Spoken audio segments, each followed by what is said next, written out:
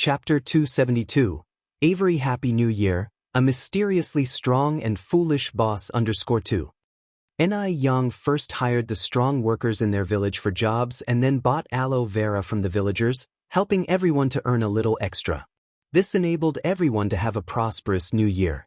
Otherwise, this winter would have been another tough year. Ni Yang is considered the lucky charm of Jinghua village, and this statement is not an exaggeration. 2 gene of braised pork head meat satisfied everyone's appetite. Today is New Year's Eve. At around 7 in the early morning, Ni Yang was woken up by the crackling sound of firecrackers. Upon waking up, Ni Yang didn't immediately get out of bed but lazed around for a while until a little past 8 when she finally got dressed. After freshening up and having her meal, Ni Yang went out to clear the accumulated snow in the yard. As soon as she had finished sweeping the snow, she saw Gooden leading a group of kids their way. Everyone carried something in their hands. Sister Ni Yang, Andy Flower, my mom asked me to bring you these steamed buns, some fried cake, and eggs. Steamed buns are also known as momo. The fried cake is made from grinding yellow rice into flour, wrapping red bean stuffing inside, and frying until crispy. It is soft inside, and ooze filling when bitten, offering a delightful taste. It's a custom in Beijing to eat steamed buns and fried cakes for the new year. Steamed buns are made into various pleasing shapes to offer to relatives and friends when visiting their homes during the season.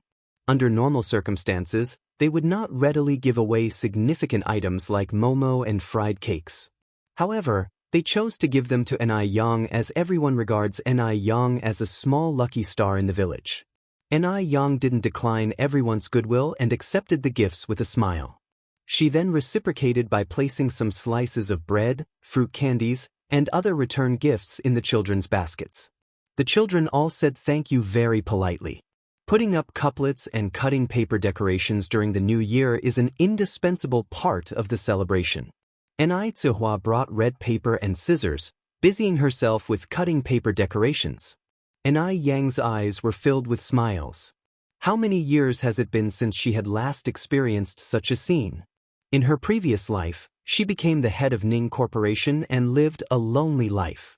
The festivals were the loneliest moments for her, where she could only view others celebrating their family reunions from a distance. Such warm moments like now were not something she dared yearn for. The present moment is so wonderful. Ni Yang gazed at everything, her eyes slightly red, but the corners of her mouth lifted into a faint smile, showing a pair of shallow dimples. Mom, let me help you. Ni Yang picked up the scissors and red paper. In no time, a vivid animal figure materialized in her hands. Yang Xiaomo is here. Ni Chenggui's voice rang from outside the door. Ni Yang lifted her head to see Mo Qishan carrying several big and small packages. Mo Qishan politely greeted Ni Zihua. Auntie, today is New Year's Day. These gifts are from my mother for you, wishing you safety, happiness, and abundance in the new year. Ni Zihua put down her scissors and stood up. Xiaoma, you and your mother are being too polite. How can we accept such extravagant gifts? Yang, quickly make some tea for Xiaoma. Ni Yang stood up to prepare the tea. Mo Qishan said with a smile, Yang is a big benefactor to our family. My mother and our family are all very grateful to her. These gifts are nothing compared to that, Auntie. Don't be so polite. Ni Zihua replied, Xiaoma, make yourself comfortable at our place, just like it is your own home. Mo Qishan is a likable and well-mannered young man. Ni Zihua really liked this potential son-in-law, to the point where she already considered him part of the family. Ni Yang was beautiful, and Mo Qishan was likewise very handsome. They seemed to be a more perfect match the more she observed them. Brother Mo, have some tea. Ni Yang brought over a cup of clear tea. Mo Qishan stood up and received with both hands. Thank you, Yang. Ni Yang said with a smile, why are you being so formal with me, Brother Mo? Just then, the crying of little Ni Yun came from inside the house. Ni Zihua stood up. I'll go check on Yun. Yang, you stay here and chat with Xiaoma. In an instant, only Mo Qishan and Ni Yang remained in the room. Mo Qishan said, Yang, I saw you were cutting paper decorations earlier. Can I help you? Sure. Na Yang nodded. Mo Chishan moved a small stool next to Na Yang, trying to calm the excitement in his heart. While pretending to be helping, he was stealing glances at Na Yang's profile. His wife's face was beautiful enough. Even her hands were lovely. Long, slender fingers, pale and delicate, moving through the red paper, they looked as exquisite as a plum blossom trodden in the snow. Chapter 273. A Very Happy New Year, a Mysteriously Powerful and Foolish Boss _3. In no time, Na Yin cut out a pair of beautiful paper cuttings for window decoration, more exquisite than those purchased on the street. Mo Chishan exclaimed in surprise, Yang, you're really amazing. Wanna learn? I can teach you. Na Yin looked up at him. Okay. Mo Chishan nodded, his obedience akin to a big, dumbfounded dog, a far cry from his usual demeanor. Na Yin handed him a pair of scissors. First, fold the red paper like I did, and then cut it like this. Her voice was clear and melodious, carrying a comforting softness. Mo Chishan, however, couldn't focus on the paper cutting task at all. He wished he could fold her up and hide her away in his pocket, away from anyone else's gaze. So, when all the steps were completed, Na Yan's paper cutting formed a lively-looking little rabbit, while Mo Chishan's was just a messy piece of red paper. Yang, am I too stupid? Mo Chishan looked at Na Yan, somewhat embarrassed. Na Yan nodded confirmingly, you are a bit slow. But don't worry, I won't hold it against you. With that, she leaned over to take the red paper from his hand, guiding him through the motions. Brother Mo, you need to do it this way. There's a trick here. If you fold over from this side, it will work. Don't be too nervous, just relax. Mo Chishan's heartbeat sped up, feeling so nervous that even his ears flushed red. If Na Yan moved any closer, he might forget how to breathe. Seeing Mo Chishan so, Na Yan chuckled, Brother Mo, I want bite. What are you nervous about? Their actions weren't overly intimate, they were just a bit close. After all, Na Yan had come from the modern world. She was free from any shackles. But Mo Chishan was different. He had never been this close to a girl before. I'm not nervous, not at all, Mo Chishan insisted, though his hand holding the scissors was shaking. Seeing this, Na Yan laughed even harder. Brother Mo, just keep working on your paper cutting. Take your time, don't rush. I'll go check outside. As he watched Na Yan's receding figure, Mo Chishan silently raised his left hand and smacked his right hand hard. Stop shaking. Stop shaking. Stop shaking. What a coward. After a moment, footsteps sounded outside the door. Mo Chishan immediately straightened up and got seriously back to cutting the window paper, like a primary school student who was caught doing something wrong by the teacher. Na Yan walked in with a plate of warm bread. Brother Mo wants some bread? Mo Chishan replied without lifting his head, I'll eat after I finish this. After about 10 minutes, Mo Chishan lifted up his head and held up the finished paper cutting. Yang, is this paper cutting I made nice? Na Yan burst out laughing. Brother you're so clumsy. Mo Chishan, Na Yan handed Mo Chishan a piece of bread. Brother Mo, eat some bread first. Mo Chishan took the bread and, feeling depressed, took a couple of bites. How could he be so clumsy? He can't even make good paper cuttings. Na Yan continued, Brother Mo, I was just joking with you. You're not stupid. Paper cutting is handiwork, and it's normal for a man like you not to be good at it. Mo Chishan looked up at Na Yan. Really? Na Yan nodded. After finishing the paper cuttings, Na Yan brought out a brush and red paper and began writing couplets. Because buying couplets was too expensive, most of the couplets at this time were handwritten. Na Yan handed the brush to Mo Chishan. Brother Mo, do you want to try this? Having failed at paper cutting, Mo Chishan certainly wanted to redeem himself on the couplets. Mo Chishan took the brush and started to write swiftly and confidently. Graceful and powerful, his calligraphy was naturally impressive. It was much more elaborate than the couplets bought on the street. Ai Chingui came in from outside and remarked in surprise, Xiaoma, your writing is really nice, no less impressive than that of Yang. Those who are good-looking all write well. Indeed, a person's character can be seen from their handwriting. Thank you for the compliment, Auntie Anai, Mo Chishan responded modestly, I'm embarrassed. Ni Yen laughed. We have 5 doors in total here, plus 10 at Auntie Ennis and 1 in the courtyard, making 16. Sister and I are going to put up the couplets. Brother Mo, the 16 doors are all yours. Mo Chishan replied, It would be my honor. Then, Ni Yen and Ni Chingui went out together to put up the couplets.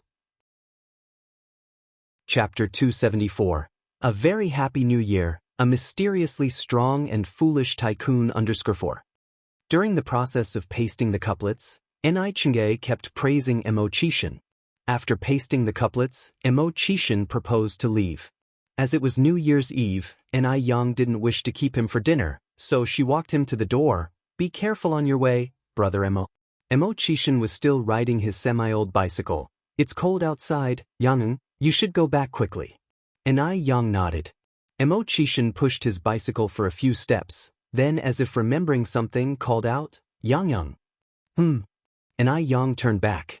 Mo Chishan continued, Yang, do you want to go to the temple to burn incense with me tomorrow morning? It's common to go to the temple to burn incense on the morning of the first day of the Lunar New Year, pleading for peace in the coming year. Ni Yang didn't used to believe in such things, but now, she'd rather believe they have some effect than not. Ni Yang nodded. Okay, brother Mo, we'll see each other tomorrow morning. Mo Chishan smiled and said, Then I'll come pick you up tomorrow morning. Mo Chishan waved at Ni Yang excitedly, Goodbye, Yang.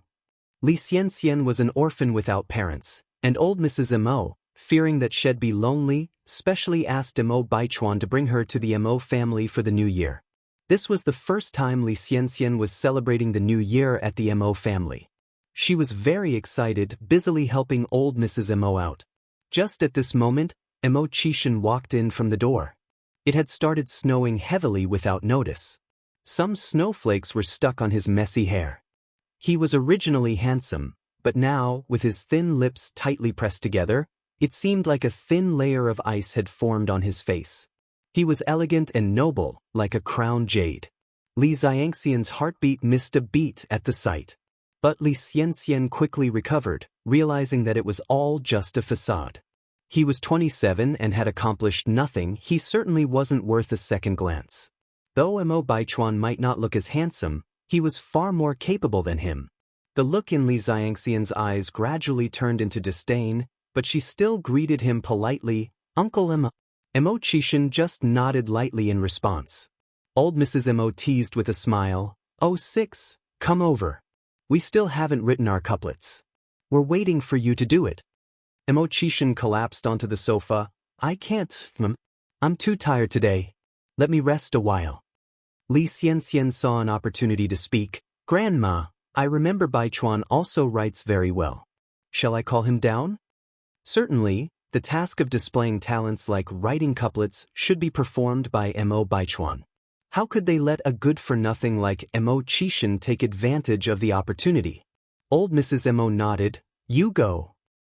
Li Xianxian turned around and went upstairs. Old Mrs. Mo turned to Mo Chishan and asked, Old 6, did you deliver the gift I asked you to give Yang?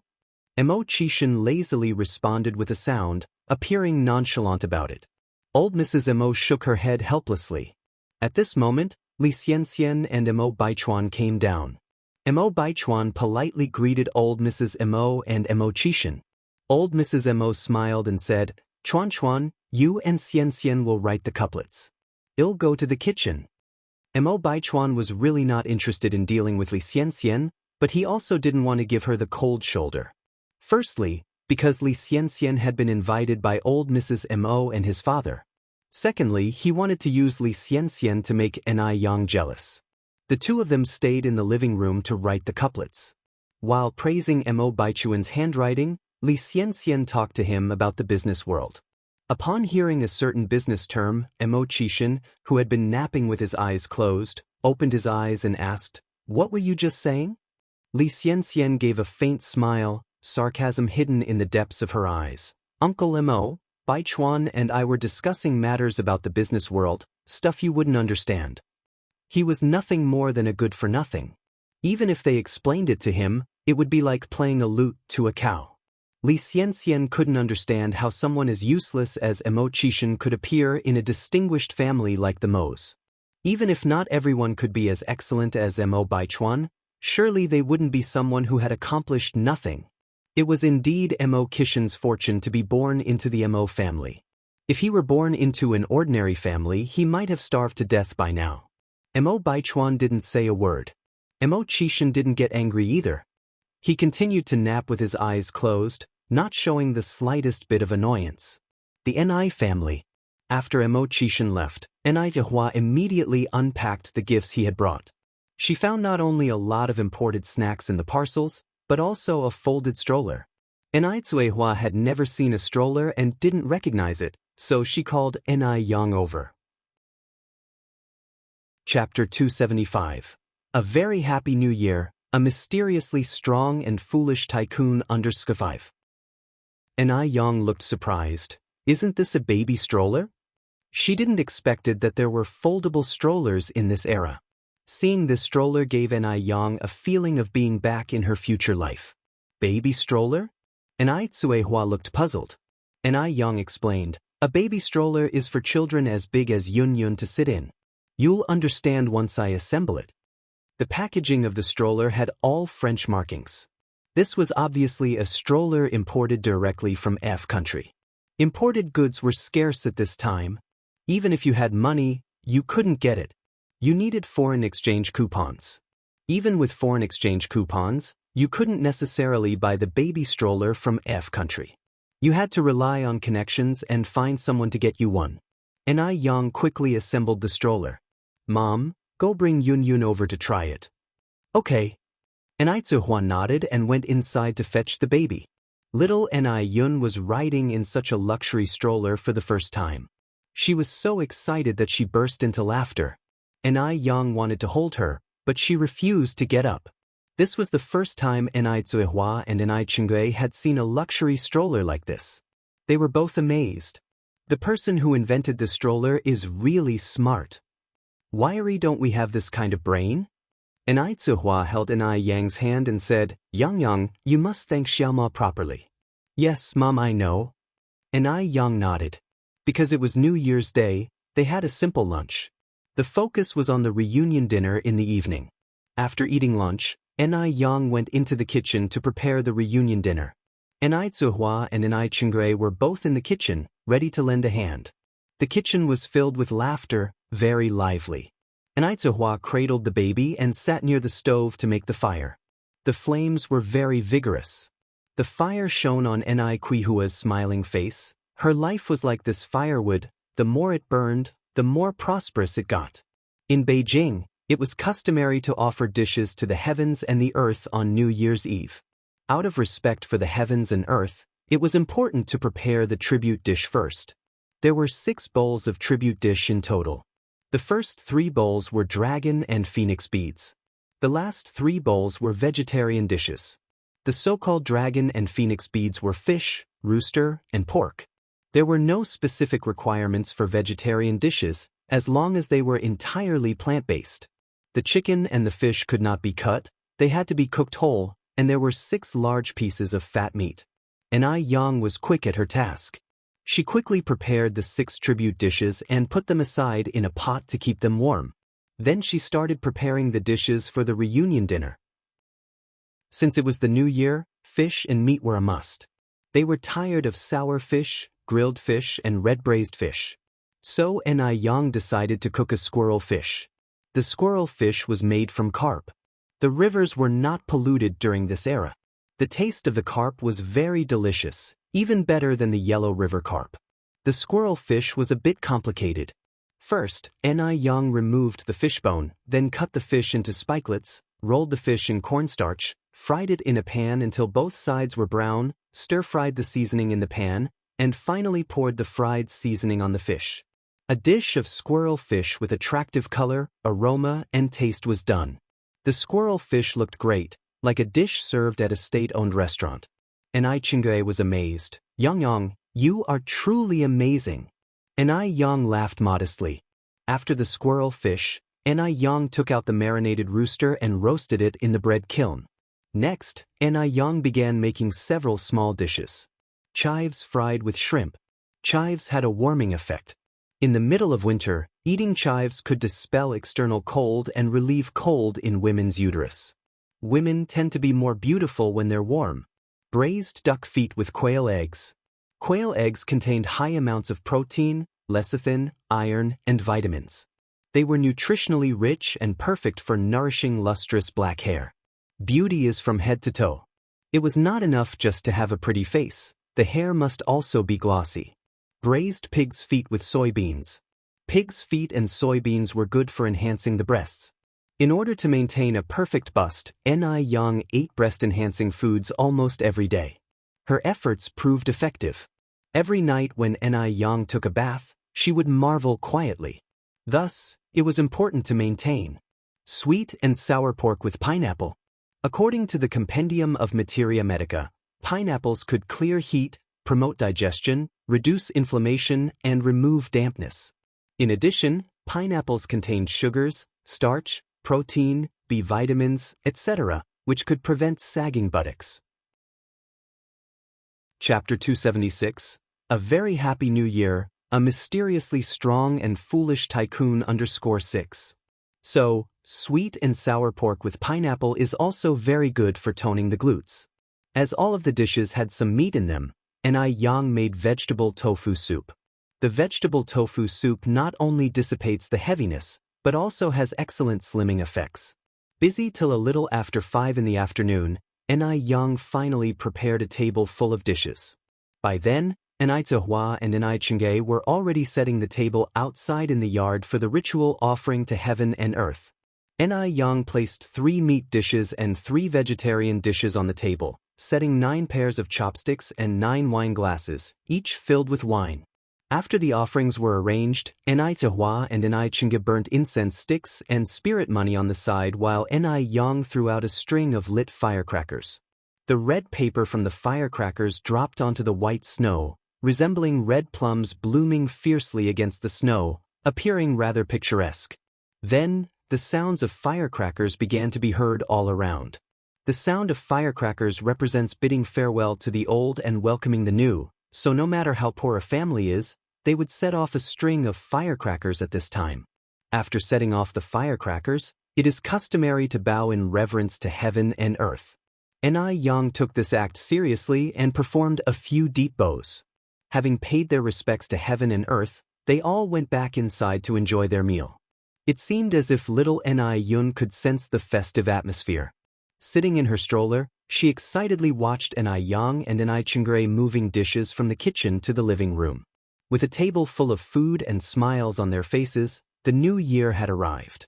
Mom and Enai, I raise my glass to you both.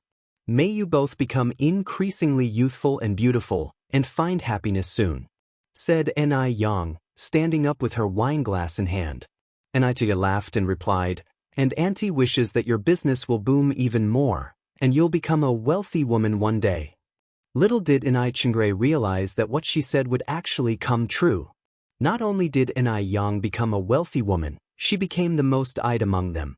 Halfway through the meal, Enai Chingay took out a thick red envelope and gave it to Enai Yang. Yang, this is Auntie's New Year gift money for you, you better not think it's too little. Enai Yang took it with a grin. Thank you, Aunt Enai. Enai Chingay took out another envelope and stuffed it into little Enai Yun's arms. May our Yun Yun become increasingly beautiful and intelligent as she grows, just like her elder sister.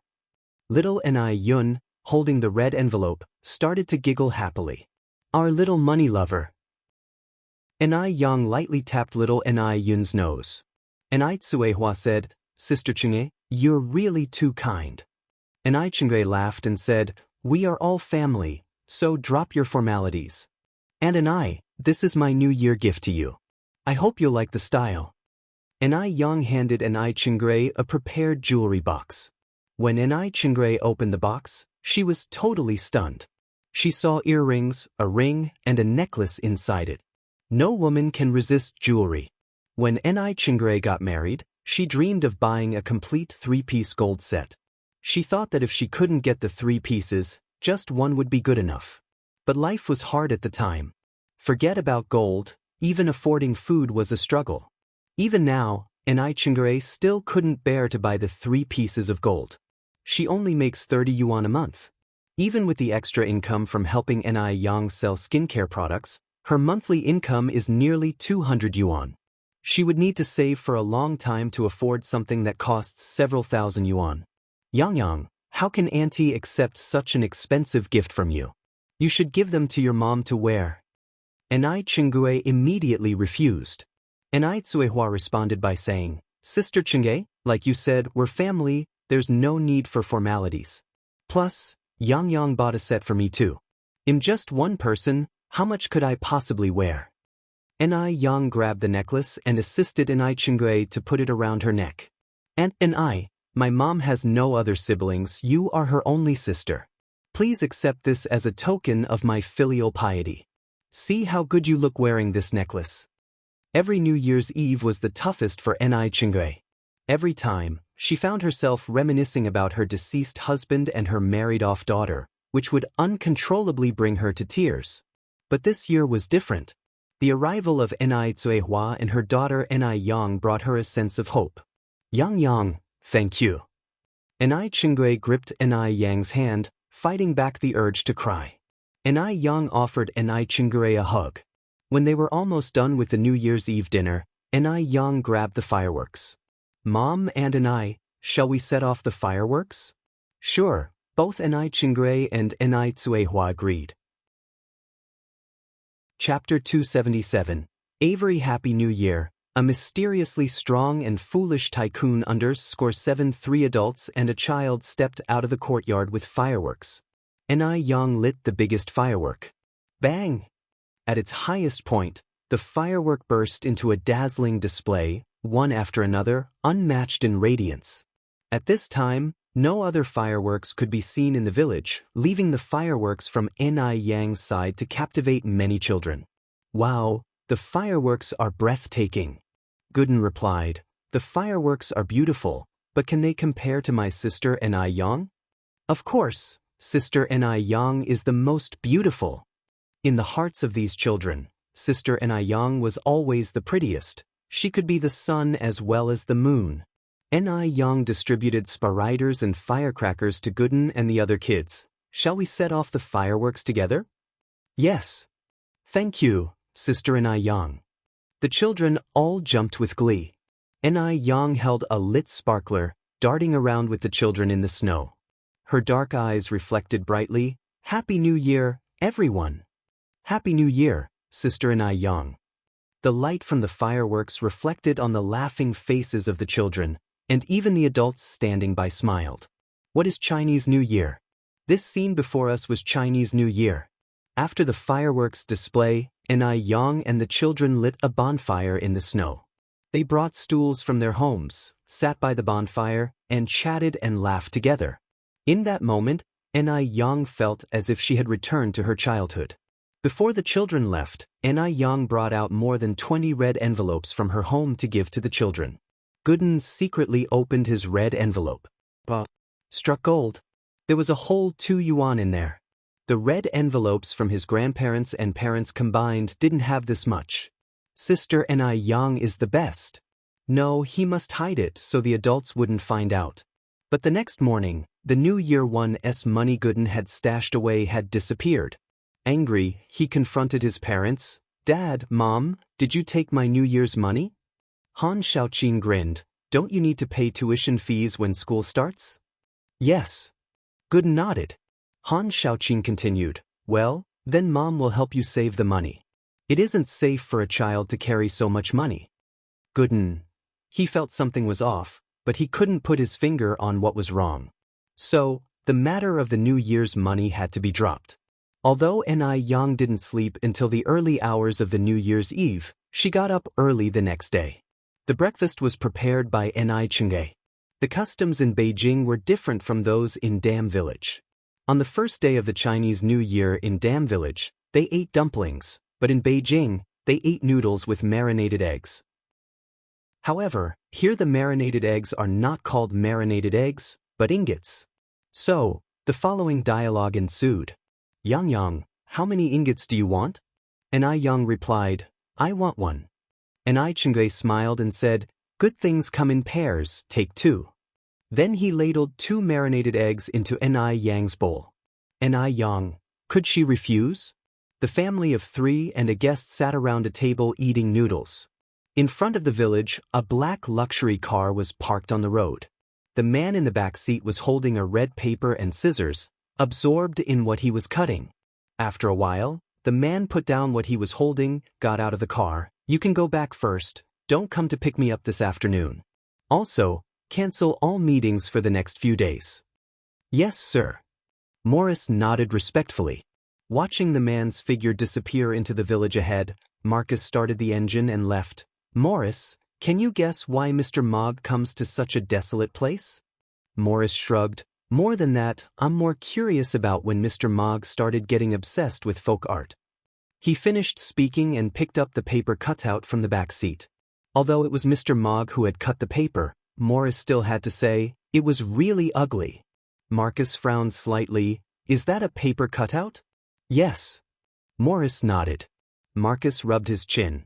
Could it be that Mr. Mogg underpins local Chinese folk art, hence specially visiting the countryside for research? Morris squinted. Very likely. Everyone is curious about Mr. Mogg's recent whereabouts, right? I think it might be good to let this news out. I agree. Mo Chishan didn't anticipate that his simple intention of making paper cuttings to amuse Enai Yang would unintentionally become a trend in high society. Numerous wealthy heiresses and business magnates, upon hearing that Mr. Mogg was fond of paper cutting, in order to find a common topic with Mr. Mogg, started practicing the art of paper cutting at home. Just after having lunch, Mo Chishan arrived. Enai Yang had a good reputation in Jinghua village, and Mo Chishan was very good at connecting with people, so when the villagers saw Mo Chishan going to Ni's family, they had no objections, nor were there any rumors. It's just normal interaction. What, aren't they allowed to have friends? Mo Chishan entered the house, first paying his New Year greetings to Enai Chingay and Enai Zuehua, and then turned to Enai Yang. Yang, are you ready? Shall we leave? Before Enai Yang could respond, Enai Zuehua said with a smile, she is ready, she is ready. You young people should go out and play. Mom and I will leave then.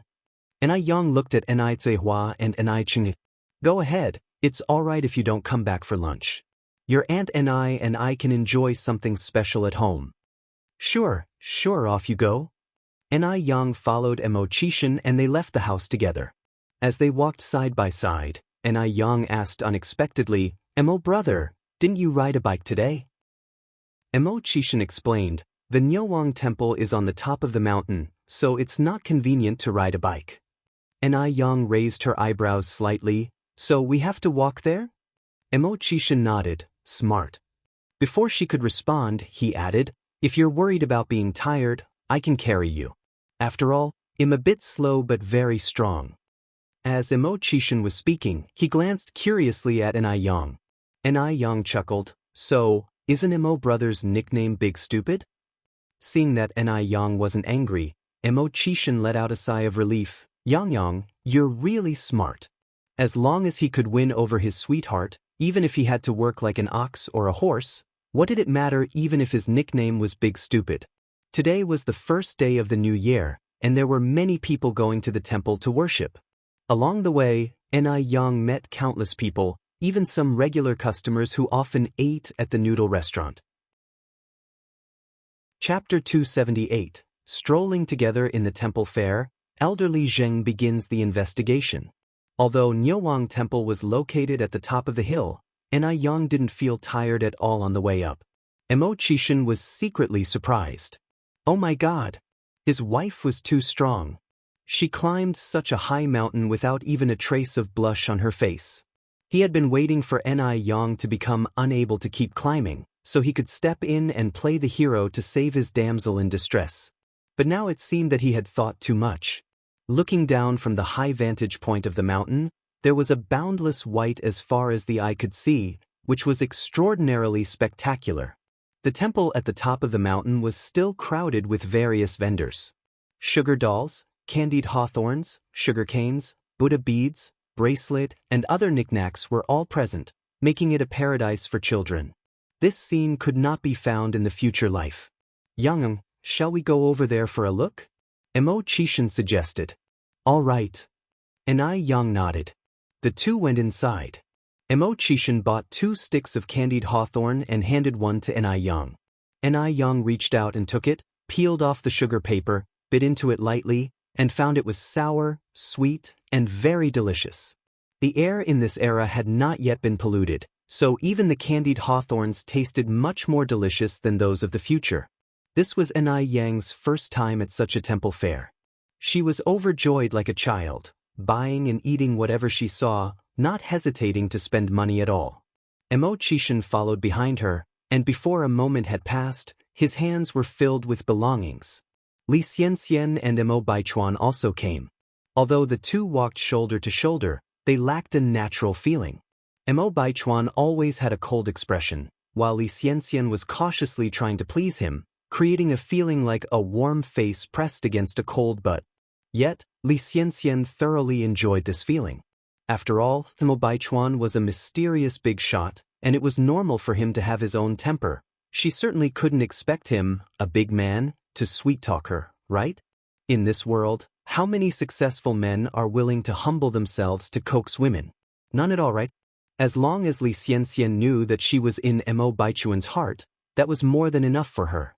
Baichuan, I've heard that the incense in this place is very efficacious. Let's go burn some incense sticks, shall we?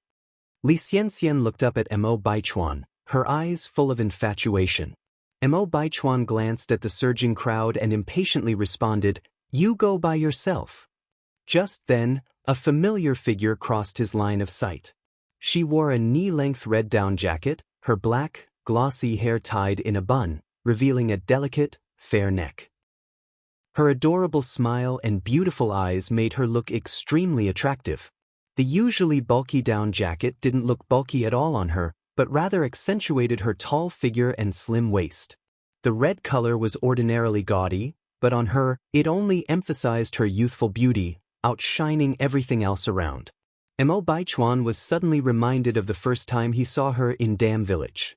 The first time he saw her, he thought she was no different from rural girls in the mountains. Yet, when she spoke, she dazzled him. Although Mo Baichuan was reluctant to admit it, on that occasion, Yang did truly save him. If Yang hadn't displayed such courage in the face of danger, convincingly faking being a local to fool those people, he might be dead by now. Beside Yang, Mo Baichuan also spotted a person he found very annoying. It was Mo Chishan. In Mo Baichuan's view, Mo Chishan was useless apart from his good looks. Even if Yang wanted to attract his attention, she should not have chosen Mo Chishan. Because Mo Chishan was absolutely no match for him. Li Xianxian also noticed Mo Chishan and Yang. She carefully gripped Mo Baichuan's hand. "Baichuan, shall we go greet Yang and Uncle Six?" Mo Baichuan didn't respond, but his body faithfully followed Li Xianxian. Seeing him like this, Li Xianxian was filled with joy.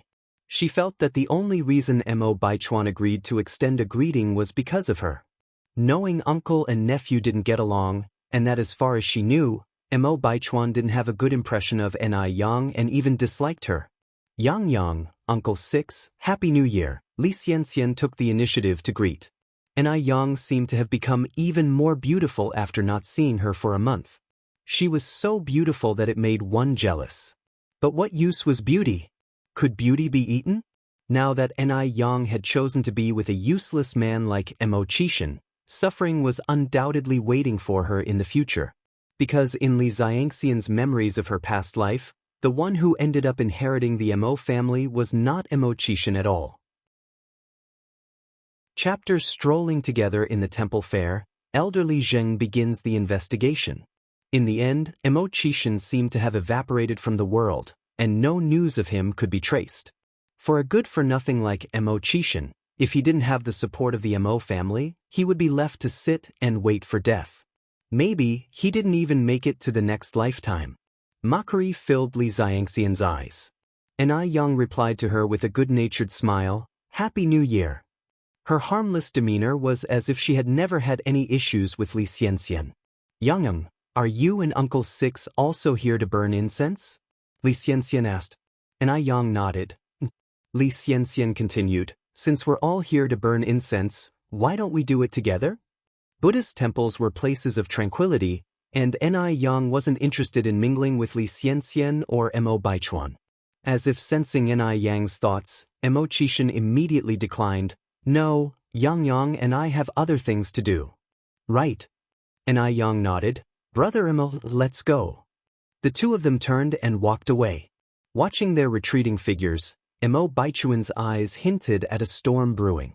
What other things could they possibly be doing together, a man and a woman? What on earth was Yang doing behind his back with Mo Qishan? Baichuan. Li Xianxian tugged Mo Baichuan's sleeve. At that, Mo Baichuan came back to his senses and held Li Xianxian's hand. Let's go. He didn't believe that Yang would be able to keep her cool after all this. Feeling the rugged hand, full of calluses, holding hers, Li Xianxian's face reddened, and her heart pounded wildly. There were many people burning incense in the temple, packed like sardines. Men and women were all crowded together. One careless step could knock people over. Mo Qishan stood by Yang's side to prevent her from getting tripped or taken advantage of. The two squeezed into the temple, donated incense money, and seriously bowed and burned incense. Seeing Yang so focused, Mo Qishan also began to take it seriously. When they were descending the mountain, the crowd had thinned. But the sun had come out, melting the snow on the mountain, making the path slippery and hard to walk. Yang's shoes weren't slip-resistant. She almost slipped, but Mo Qishan caught her arm in time. Yang, be careful. Thank you, brother. Yang gripped his arm and cautiously stepped forward. Mo Qishan, who had long strides due to his height, walked steadily. No need to be afraid, I won't let you fall. Interestingly, on the way down the mountain, they again bumped into Mo Baichuan and Li Xianxian. As the four of them passed each other, Mo Baichuan, clutching Li Xianxian's hand, initiated the greeting, Uncle Six. Mo Qishan nodded in acknowledgement. Mo Baichuan thought that seeing him and Li Xianxian being so affectionate would stir Yang's emotions. But to his surprise, Yang didn't react at all. Instead, she greeted Li Xianxian with a bright smile. Mo Baichuan was irritated but maintained his poise. He put his arm around Li Xianxian's shoulder and walked ahead briskly, leaving Yang and Mo Qishan behind. Why should he always watch Yang and Mo Qishan's backs? It was time Yang tasted this herself. Watching the handsome profile of the man walking beside her, Li Xianxian's face flushed with shyness. Yang and Mo Qishan continued to stroll at a slow pace. Yang deliberately slowed down because she really didn't want to confront Li Xianxian and Mo Baichuan, two annoying people, on this auspicious day of the year. For his part, Mo Qishan wished Yang would walk even slower, as he genuinely enjoyed her company. The two walked leisurely, not speaking much, but with his heart filled with warmth and sweetness. Mo Qishan felt blissful as if he had tasted honey. At noon, Mo Qishan stayed for a meal at the residence. At the dining table, Cuihua enthusiastically served Mo Qishan while piling up dishes on his plate. Xiaoma, we don't have much to offer you. Please feel free to eat anything you want. As a result, Mo Qishan, who usually had the appetite of one bowl of rice, ended up eating 3 whole bowls due to Cuihua's warm hospitality. Afterwards, Yang passed a cup of tea to Mo Qishan. As soon as Mo Qishan opened the lid, he could smell the sour and sweet aroma. It was hawthorn tea. The hawthorn had the effect of aiding digestion. Oh my, his wife was so thoughtful. Mo Qishan sipped his tea calmly, feeling extremely gratified. After drinking a few sips of the tea, Mo Qishan rolled up his sleeves and went to the kitchen to help Yang. Chapter 280, Strolling Together in the Temple Fair, elderly Zheng begins the investigation as Yang turned her eyes to Mo Qishan. Brother Mo, please go out. The kitchen is not a place for men like you. Mo Qishan chuckled. A real man should be able to entertain in the living room and cook in the kitchen. Yang chuckled lightly. Then, I will wash the dishes, and you can dry them. Mo Qishan took the dish from Yang. Or I should wash the dishes, and you can dry them. He thought, how could he let his wife do the dirty and exhausting work of washing dishes? In her previous life, Ni Yang had never dated a man, so she didn't know what her feelings towards Mo Chishan were. But she knew, if it were any other man, she'd refuse without hesitation, and she certainly wouldn't let him get this close. Could it be love? Ni Yang suddenly wondered in her heart. She glanced at Mo Chishan, seeing him concentrating on washing the dishes. The dim light in the room cast a halo on him, making him look noble and mysterious. Even washing dishes didn't affect his aura. Ni Yang felt her ears turn slightly red. She suppressed those strange thoughts in her heart and continued drying the dishes. As it was approaching evening, Mo Chishan suggested saying goodbye. He had been at the Ni family's home all day long. If he stayed longer, the elders would think he was too thoughtless. Ni Yang held little Ni Yun and walked him to the door. Yun, say goodbye to brother Emma. Little Ni Yun obediently waved at Mo Chishan. On the second day of the Chinese New Year, Ni Yang took Ni Tsuehua to the city, planning to buy some houses in the city center. The mother-daughter duo looked neat and pretty, and were warmly welcomed as soon as they arrived at the sales office. Ni Yang chose a high-end community. The price of each square meter was 122 yuan. The saleswoman introduced from behind. The light in this house is excellent. It's north-south oriented, warm in winter and cool in summer. You can feel it now. The temperature inside is at least 10 degrees higher than outside. Ni Yang was looking at a house on the first floor. When opening the balcony door, she could see that a small garden of about 10 square meters was included outside the balcony. Seeing the small garden, Ni Quihua's eyes lit up, and she said with a smile, "This small garden is nice. You can even grow vegetables here." Grow vegetables?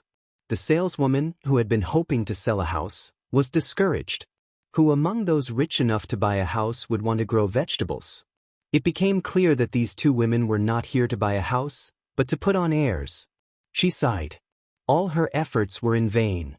As she thought so, the enthusiasm of the saleswoman was doused. She treated the mother and daughter with indifference, and her face expressed disgust. At that moment, a new colleague was passing by. The saleswoman took her by the hand, lowered her voice and said, Xiaofang, I have 2 customers here for you to practice." Lu Xiaofang was puzzled. "Sister Yuan Man, why don't you handle them yourself?" Li Yuan Man was straightforward.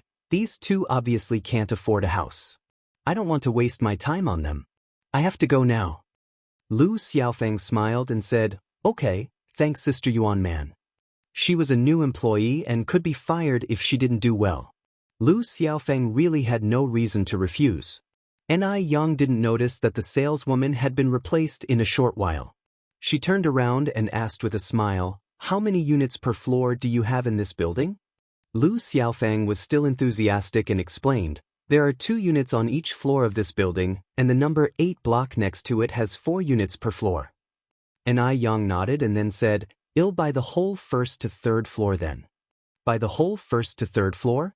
Lu Xiaofang almost thought she was hallucinating. You're not joking with me, are you? There are 6 units on the 1st to 3rd floor. The total of these 6 units is over 600 square meters, which is nearly 70,000 yuan. Could this little girl really pay 70,000 yuan? Ni Yang smiled and said, "Don't worry, I'm not joking. Let's go and sign the contract." When they got to the lobby, Lu Xiaofang found out Ni Yang was not joking. Because inside the backpack Ni Yang was carrying, it was filled with cash. Lu Xiaofang covered her mouth in astonishment. Ni Yang paid the full amount for 6 houses at once, receiving 6 house deeds and 6 keys in return. Chapter 281. Strolling together in the temple fair, elderly Zheng begins the investigation. Even after she left the sales office, Ni Quihua's steps still felt shaky. Yang, do you really think the price of all those houses we bought will go up in the future? A good 75,000 yuan we are talking about. If I said it didn't hurt a bit, it would be a lie. Ni Yang smiled and assured, "Don't worry, Mom. The prices will definitely increase. When have I ever made a loss-making deal?" Based on the price of tens of thousands per square meter in the later years, the 6 houses she bought today could be sold for over 90 million in the future. Isn't that a significant profit? Seeing Ni Yang's confidence, Ni Tsuehua felt noticeably relieved. The sales office. The news of Lu Xiaofeng selling 6 houses all at once spread through the entire sales office in no time. Li Yuanman exclaimed in envy and surprise, "Xiaofeng, have you walked into a streak of darn luck? You actually bumped into such a big client." At this point, selling a house comes with no commission but a rather rewarding bonus. Selling one house gets a reward of 30 yuan. Calculating that, Lu Xiaofeng made 180 yuan in just one day. 180 yuan. This pretty much compares to half a year's salary earned slaving away. How could Li Yuanman not be envious? Lu Xiaofeng laughed and said, "Sister Yuanman, I have to thank you for this. If it weren't for you letting me handle those 2 customers, how could I possibly have sold 6 houses in one go?" Li Yuanman seemed to be petrified and her face became pale white. After a long moment, she responded, "You mean, those 6 houses were bought by that mother and daughter duo? Those 2 seemed so poor, how could they have possibly afforded a house?" Lu Xiaofeng nodded, "Yes. Sister Yuanman, I am really grateful to you. My father is going to have a surgery soon, at least now I won't have to worry about the money. Sister Yuanman, you're practically a savior to our family." Lu Xiaofeng was clever. She didn't want Li Yuanman to come to her later asking to borrow money, so she deliberately shut her up in advance. Hearing that, Li Yuanman wanted to slap herself to death. 180 yuan. Half a year's salary. It's a whole half a year's salary. She just handed over her half a year's wage. Li Yuanman felt as if all the strength drained out of her body. It took her a while to recover, like she had just suffered a small death. After leaving the sales office, Ni Yang and Ni Zuihua didn't head straight home. They wandered around the department store and then went to a state-owned restaurant for lunch. Of course, Ni Yang's purpose of this trip was not just to eat, but also to broaden Ni Kuihua's horizons and elevate her taste. Ni Zuihua could not always stay cloistered in Jinghua village. The world was huge and Ni Zuihua was still young.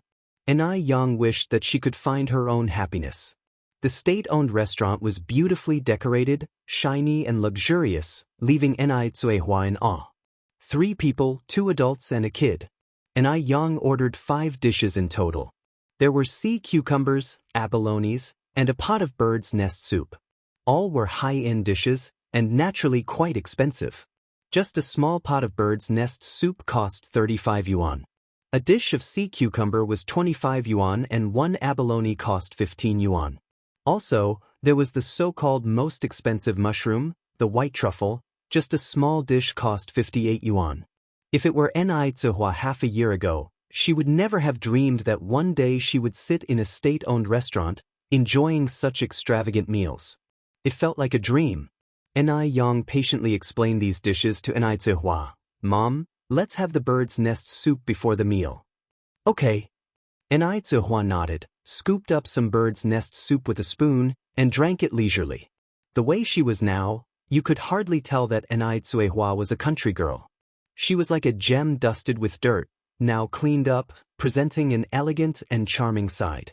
Ni Yang inherited a lot of good qualities from Ni Zuihua. The 3 of them, the mother and 2 daughters, sat by the window in the large dining hall, attracting the attention of other customers. This included the old lady Zheng, who came down from upstairs. She not only looked over, but walked straight up to them, almost unconsciously. Yang, old lady Zheng said in surprise. In the beginning, she had only been focused on Ni Zuihua and hadn't noticed Ni Yang. "Mrs. Zheng?" Ni Yang was slightly surprised as well. Old lady Zheng smiled and asked, "Yang, is this your mother?"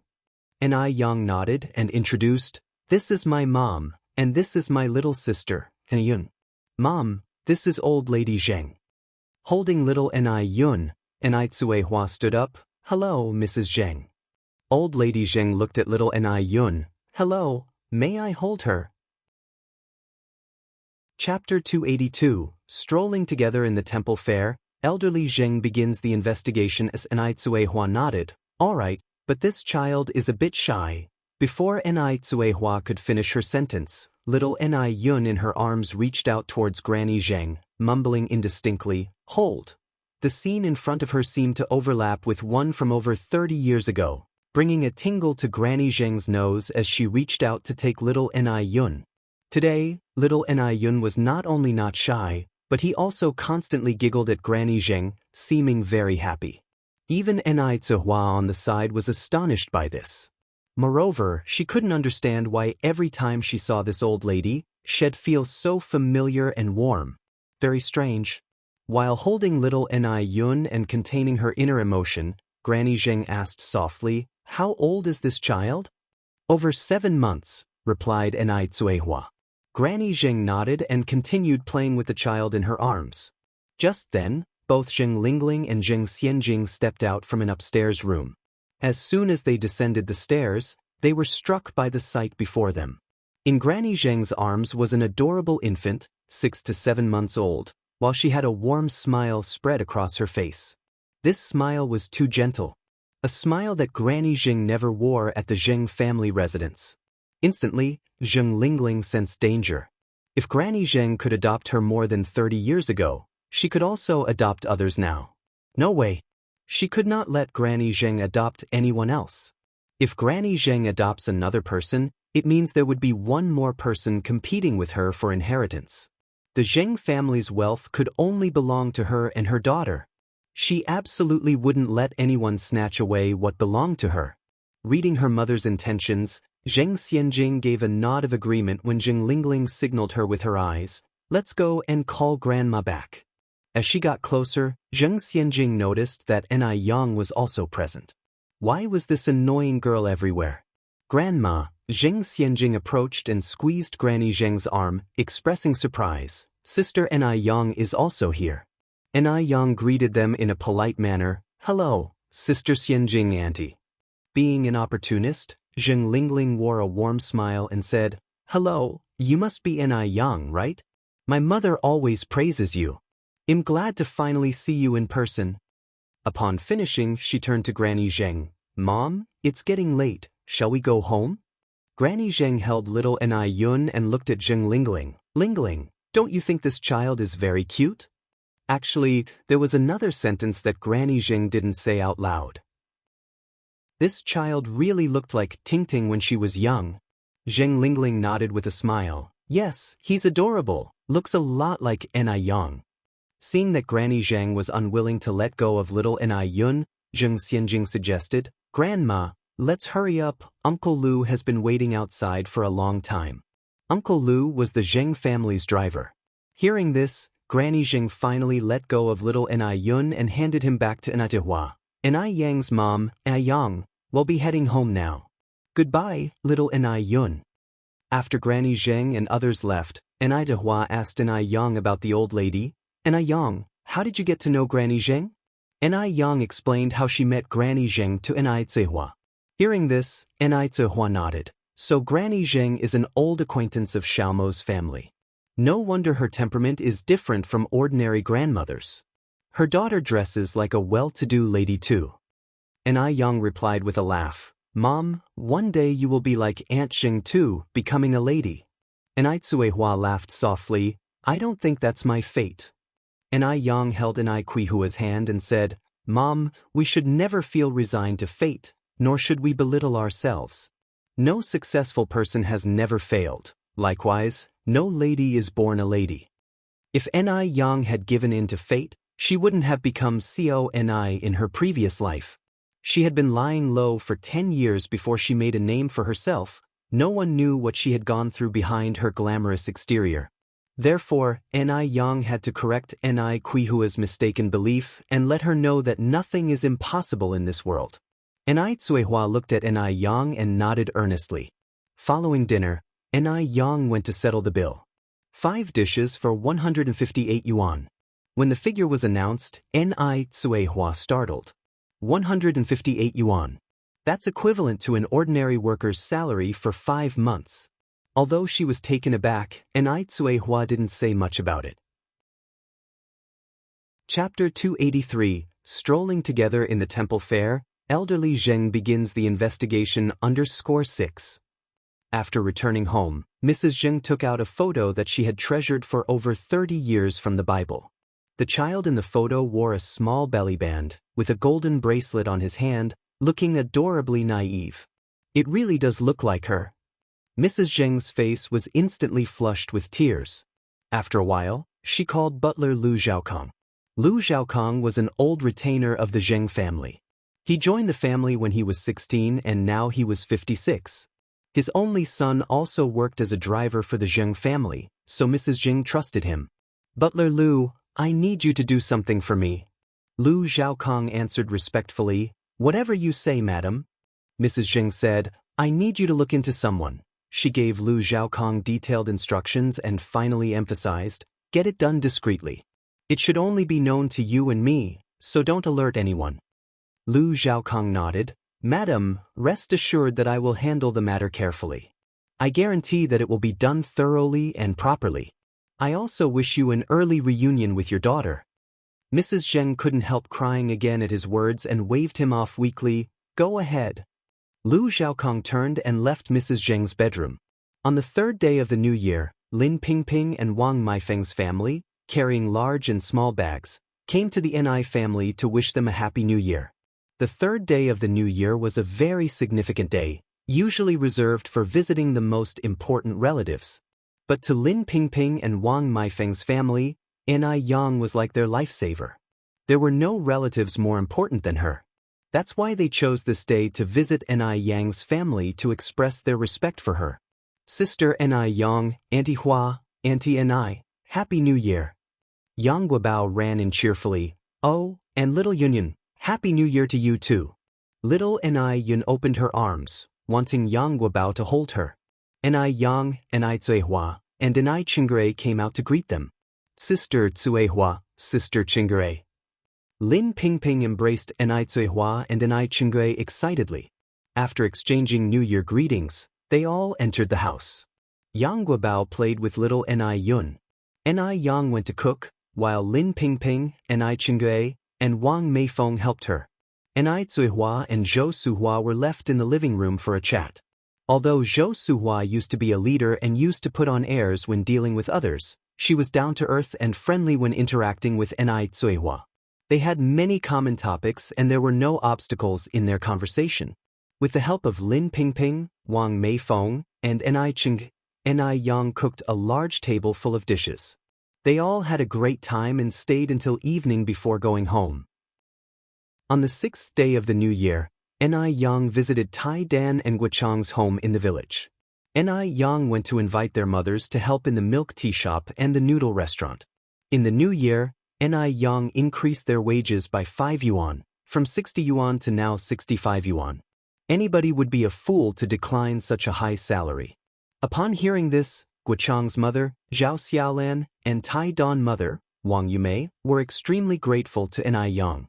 And just like that, it was already the 8th day of the new year. The arrival of the 8th day also marks the end of the New Year celebration, and work resumes ordinarily. Today is the first day of business for the milk tea shop and the noodle restaurant after the new year. In the morning, when Ni Yang arrived at her shop, she set off 2 strings of firecrackers to signify prosperity and wish for a successful year from start to end. The business on the first day of the new year was booming. Everyone had been feasting for 8 days straight, and they now just wanted to eat to their heart's content. There were cheerful laughter inside and outside the shop. Since coming to work in the morning, Zhou Hua has been staring blankly outside the door, as if eagerly looking forward to something. In fact, she had been looking forward to it since the first day of the Lunar New Year. Because that young lady promised to come over after the New Year. She had waited 8 days a year, but that young lady had never shown up. Damn it! Was it really a result of her previous attitude that had disappointed the young lady? Zhou Hua felt mixed emotions, extremely distressed. If only time could be turned back, she would definitely kill her stupid past self. Just as Zhou Hua was on the verge of despair, a familiar figure suddenly appeared at the door. It was that young lady. Zhou Hua was overjoyed. Though she had only seen her once, but that young lady was just so beautiful that Zhou Hua remembered her at a glance. Zhou Hua immediately greeted her, young lady, you're finally here. I've been waiting for you for so many days." To tell the truth, Zhou Hua's reaction was within Ni Yan's expectation as she had enough confidence in her products. Otherwise, she wouldn't have chosen to rent a store in this big mall. Yen looked apologetic. I'm sorry to have kept you waiting. I left in a hurry last time and didn't tell you the exact time. Zhou Hua was surprised. Initially she thought Yen would use this incident to tease her because she was at fault in the first place. With how effective the skincare product was, if Yen was to make things difficult for her, she would have no other option but to endure it. Zhou Hua was even prepared for Yen to give her a hard time. However, Yen not only didn't make things difficult for her, she even took all the blame onto herself. This young lady was astonishing and seemed to have something extraordinary about her. Admiration began to show in Zhou Hua's eyes. It's okay, as long as you have come. I was afraid that you would not come. After all, I was a bit abrupt last time. I apologize for what happened last time, little miss, you must not take it to heart. Since Yen was so broad-minded, she couldn't be petty and had to avoid making a bad impression on Yen. After all, she still wanted to buy the skincare product from Yen in the future. Yen laughed. Auntie, you're being too serious. By the way, can I rent a new store now? Yes. Zhou Hua nodded eagerly. You see, I completely forgot about this when I got excited. I will take you to the store to have a look now. Yen smiled slightly. Auntie, please lead the way. While walking, Zhou Hua introduced the store to Yen, and in no time, they arrived at the store's location. As Zhou Hua said, this store was in the best position in the skincare product area on the entire second floor. During the conversation, Zhou Hua had already learned Yen's name. Yaneng, this store is 138 yuan a month. The contract period is 3 years, 5 years, and up to 10 years. Of course, if you want to sign a shorter contract, there is also a 1-year option. Yen responded without hesitation, I want to sign for 10 years. If she signed for 10 years, it meant that the store's rent would not increase for 10 years. As far as Yen knew, the male's rent would continuously rise a year later, and would keep increasing until it reached 6 figures. Yen was no fool, of course she would choose to sign a longer lease. Zhou Hua was taken aback, then stated, if you sign a 10-year contract, you need to first pay a deposit of 10,000 yuan. 10,000 yuan was not a small number. Zhou Hua was a bit worried that Yen might not be able to afford it. Although Yen had just bought a house recently, she still had the money to pay the deposit. Yen nodded her head with a smile. Yes, no problem. Zhou Hua did not expect Yen to be able to afford even 10,000 yuan, but considering how popular her skincare product was, being able to afford 10,000 yuan didn't seem strange. They successfully signed the contract, paid the deposit, and Yen received the keys to the store. Zhou Hua laughed and said, Lang, congratulations. I wish you prosperous business, abundant wealth, and continuous fortune. Thank you, Auntie. Yen handed the skincare gift box in her hand to Zhou Hua. Auntie, thank you for your hard work on this matter, wishing you a happy new year and everlasting youth. Chapter 284. Beat up the drowning dog, protect Yang. _1 Yang just gave Zhou Hua a box of tender skin radiance last time, and this time, Zhou Hua adamantly refused to accept it once again. Tender skin radiance was such a popular product. The anti-wrinkle cream and whitening moisturizer in the box alone were worth over 200 yuan. If she were to accept it again, it would be a bit unreasonable. Yang, I haven't even finished using the tender skin radiance you gave me last time. Please take this back. Yang smiled and replied, Auntie, you've done me such great favor. This skincare set is the least I can offer. If you don't need it now, you can give it to relatives or friends. Seeing Yang's insistence, Zhou Hua had no choice but to accept, her admiration for Yang deepening even more. This young woman was not only beautiful but also knew how to handle interpersonal relationships well. If it were someone else, who would be willing to give out boxes of such sought-after beauty product like tender skin radiance? A box costs nearly 400 yuan. Zhou Hua then asked, Oh, Yang, when are you planning to open your store? My colleagues are all looking forward to buying your tender skin radiance. Yang replied, I'm having people come to refurbish it tomorrow. I'm planning to open it on the 2nd day of the next month. The second day of the second month is considered as the dragon raising its head according to Chinese mythology. The Chinese place great importance on this day. Choosing to open a business on this day was also to obtain a good omen. Zhou Huan nodded in approval. The second day of the second month, when the dragon lifts its head, the barns will be full, a good day indeed. Yang, your business will surely prosper after it opens. Yang smiled subtly. Thank you for your kind words, Auntie. As she had to deal with the matters of the noodle restaurant and the milk tea shop in the afternoon, Yang didn't stay long. After saying goodbye, she left. Zhou Hua courteously escorted Yang to the mall entrance. Now that there were 2 more people at the noodle restaurant and the milk tea shop, it wasn't as tiring when it got busy.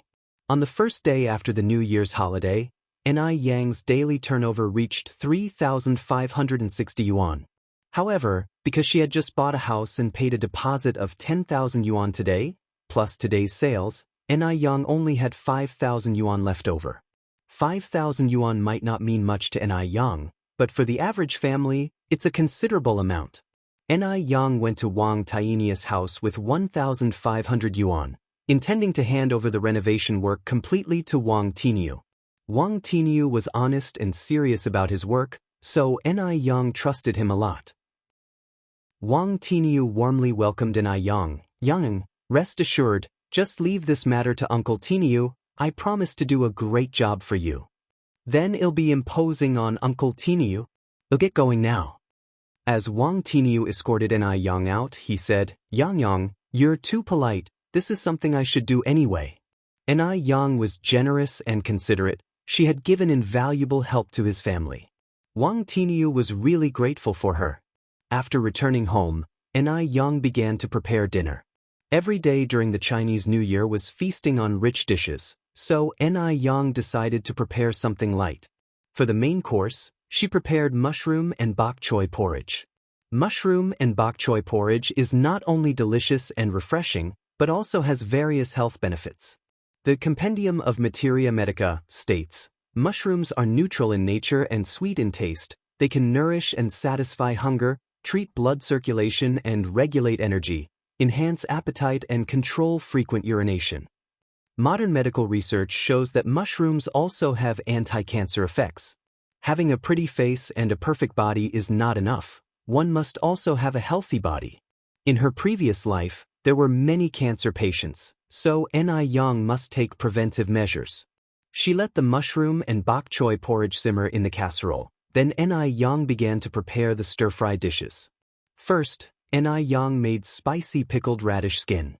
The radish skin had been pickled by Zuihua before the winter.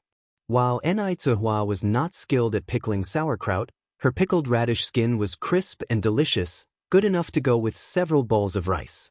Moreover, there is a popular saying, eat radish in winter and ginger in summer, and you won't need a doctor's prescription. This shows how useful radish can be.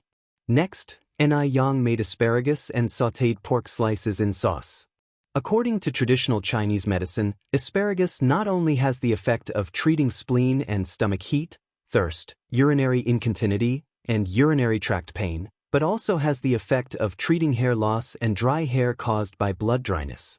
With rising stress, hair loss becomes more severe, and asparagus can prevent hair loss. After cooking the asparagus, Yang immediately made stir-fried shrimp. Shrimp doesn't need much explanation. It's good for the breasts. It not only helps to enlarge the breasts, but also effectively prevents sagging. After preparing these dishes, Yang saw that there were some extra dumplings left over from the previous few days in the cabinet, so she fried a few dumplings as well. Chapter 285. Beat up the drowning dog, protect Yang. _2. Including the pan-fried dumplings, there were altogether 4 dishes. They were light and delicate, effectively eliminating the greasiness that had been accumulating in Chengge and Kuihua's stomachs for the past few days, making them feel pleasantly relaxed. Auntie I have something to discuss with you. Putting down her chopsticks, Yang looked up at Cheng. Chengge smiled and said, "What is it, Yang?" Yang continued, "I've recently rented a shop in our city's Olay Mall, planning to open a physical store for crystal clear beauty. That's great news, exclaims Ni Chingay. Your crystal clear beauty products are so popular now, I'm sure the physical store will do very well too. Seeing Ni Yang's business growing bigger and bigger, Ni Chingay was genuinely happy for her. Ni Yang said, Auntie, I want to hire you as the store manager. She had been considering this for a long time. Ni Chingay was skillful and business-minded, that's why she was able to sell Ni Yang's crystal clear beauty products so well. What's more, Ni Yang completely trusted Ni Chingay. If she had to leave the shop to someone else, she wouldn't be at ease. Store manager? Ni Chingay was initially taken aback before laughing. Yang, I appreciate your trust in me, but I might not be suited for the job. She couldn't possibly be a store manager. In her current job, she was just a clerk. Her everyday tasks were filing forms and answering phone calls, not exactly high-skilled work. Ni Chingay genuinely feared she wouldn't be suitable. Annie, you can do it, Ni Yang said earnestly. You know crystal clear beauty better than anyone aside from me. Moreover, I don't have anyone else I can trust. Auntie, if you don't help me, then no one will. Originally, Ni Chingay was going to continue rejecting the offer, but Ni Yang's last sentence made her hesitate. Since Ni Yang trusted her so much, she couldn't let her down. Alright Yang, if you insist, I'll give it a go.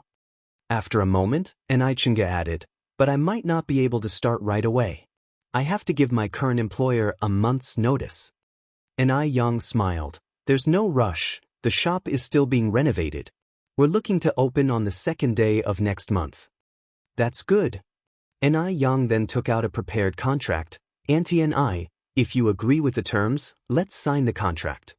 Ni Chingay took the contract and was taken aback by its contents. Yang, why is my salary so high?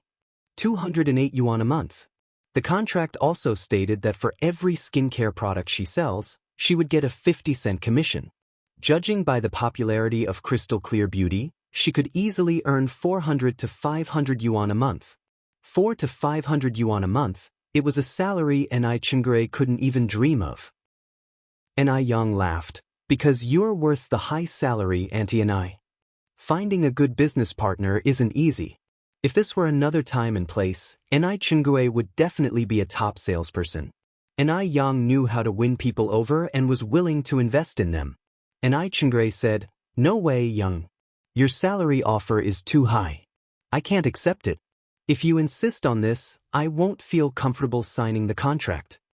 Even though Ni Chingay liked money, she felt undeserving of such a high salary. Ni Yang's money didn't come easy. Instead of answering Ni Chengw's statement directly, Ni Yang laughed and asked, Auntie Ni, do you think I'm a fool? Ni Chingay paused before saying, No way. Yang, how could you be a fool? If you were, there wouldn't be any smart people left in the world. Ni Yang faintly smiled. Exactly because I'm not a fool, I wouldn't make a loss. That's why I'm offering you this salary. It's because you are truly worth it. Auntie Ni, if you refuse again, you're just being unnecessarily distant. Auntie Ni, surely you would prefer to not let me hire a stranger? Ni Yang had made her point so strongly, it would be pointless to refuse any longer. Ni Chingay laughed and said, All right, I'll sign. With that, Ni Chingay signed her name on the contract. After the contract was signed, Ni Yang said, Auntie Ni, having only you as the store manager won't be enough for the skincare shop. We need to hire 3 more salespeople. If you know anyone suitable, you can sign the contract directly with them. The salary will be 60 yuan a month. Chapter 286. Beat up the drowning dog, protect Yang. _3. Ni Chingay nodded. Sure, Aunt can be responsible for it. Considering the high salary Ni Yang paid her monthly, she ought to take responsibility. On the 9th day of the year, Ni Yang's skincare shop began its formal renovations. A 60-square-meter shop, with a renovation period of 21 days. Since a physical store was being opened, the production of whitening, moisturizing creams, and wrinkle creams would naturally have to increase. Therefore, Ni Yang planned on adding 100 more boxes to the initially planned 30. This means that whitening moisturizing creams and anti-wrinkle creams will each be limited to 130 boxes per month, totaling 260 boxes when combined. Whereas facial cleansers, aloe vera gel, and acne and spot removing creams are supplied without any limit. Before the physical store was opened, facial cleansers and aloe vera gel were consistently selling out. With a physical store now, these skincare products will surely sell even better, so NI Young must prepare in advance to avoid running out of stock. The ingredients NI Young uses in her skincare products are all natural plants. The most commonly used are milk, aloe vera, and portulaca. Since NI Young had previously started buying aloe in the village, most villagers started planting a fair amount of aloe at home. However, for portulaca, NI Young still had to go to the vegetable market. Instead of buying outside, it'd be better to buy everything in the village. This not only ensures that benefits don't go to outsiders, but it also boosts Jinghua Village's economic development. While having dinner, NI Young was eating and thinking about this matter. Mom, tell everyone tomorrow that our family will not only buy aloe, but also roses and portulaca. Fresh roses are 60 cents per jean and portulaca is 30 cents per jean. Hearing this, NI asked in confusion, Yang, what do you need roses for? NI Young replied with a smile, for making rose hydrosol.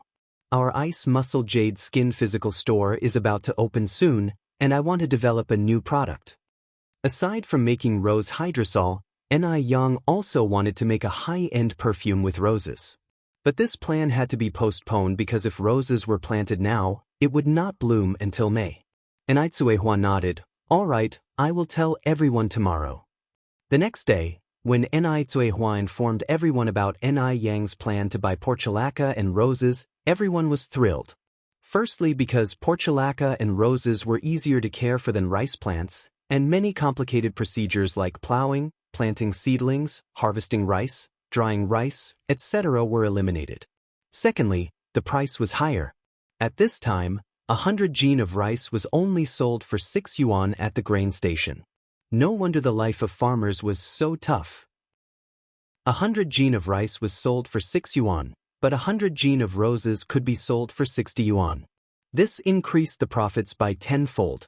In addition, portulaca is a weed, so not only can roses be planted on a piece of land, the ground underneath the roses can also be planted with portulaca. Killing 2 birds with 1 stone. This way, 1 mu of land could earn at least 200 to 300 yuan. Previously, each mu of land could only make 20 to 30 yuan. This way, everyone's annual income could be at least 2,000 to 3,000 yuan. In the past, this was unimaginable. After all, in the past, everyone's annual income was only 100 to 200 yuan. Those who could actually spend wisely would have dozens of yuan saved as a best-case scenario. After NI Tsuehua left, everyone exclaimed that NI Tsuehua must have accumulated good karma in her past life to have such an excellent daughter as NI Yang in this life. Who wouldn't envy NI Tsuehua in the village now? In fact, not only villagers envied NI Tsuehua, people from other villages also envied the people of Jinghua village. Who wouldn't want such a lucky star that could boost the entire village economy? The second day NI Chingre went to work, he handed in his resignation to his manager. At this time, being a clerk at the tram company was equivalent to being a public servant in the future, indeed a stable job. There was even a retired pension. Therefore, his colleagues could not understand why NI Chingre wanted to resign. Jialan, a colleague who got along well with NI Chingre, said, Chingre, if you regret it now, it's not too late. How could you give up such a stable job so easily? NI Chingre laughed. Xiaolan, I don't regret it. Jialan sighed. NI Chingre continued. Xiaolan, why don't you quit too? Then come to work with me. The salary is double what you're making here. Jialan widened her eyes incredulously. Chi, have you gone mad? You're actually asking me to work for an individual business operator. Working for an individual business operator was already considered the lowest level job. One can only imagine how humble it must have been to work for one. Chapter 287. Beat up the drowning dog, protect Yang Yang. _4. Jia Lan had a great sense of self-respect. She could not afford to lose face in this way. To each his own, NI Chingre wasn't upset. He laughed and said, What's wrong with being a sole proprietor? The skin whitening and moisturizing cream you love to use was invented by a sole proprietor. Without them, would you have access to such great products? Jialan continued, that's different. I would never work for a sole proprietor. And I Chingray said, the opportunity won't come again once it's gone. Are you sure you want reconsider? Jialan said, no need to reconsider, even if I don't care about face, our family's old Zhang does. Hearing this, I Chingray seemed to recall something and then asked, oh right, Xiaolan, did you ask your husband about that thing I asked you to check? Jialan replied, I did. Old Zhang said he'll check with his supervisor after school starts. The policies change every year. He can't confirm right now whether they will accept transfer students in senior year. Jia Lan was a responsible person.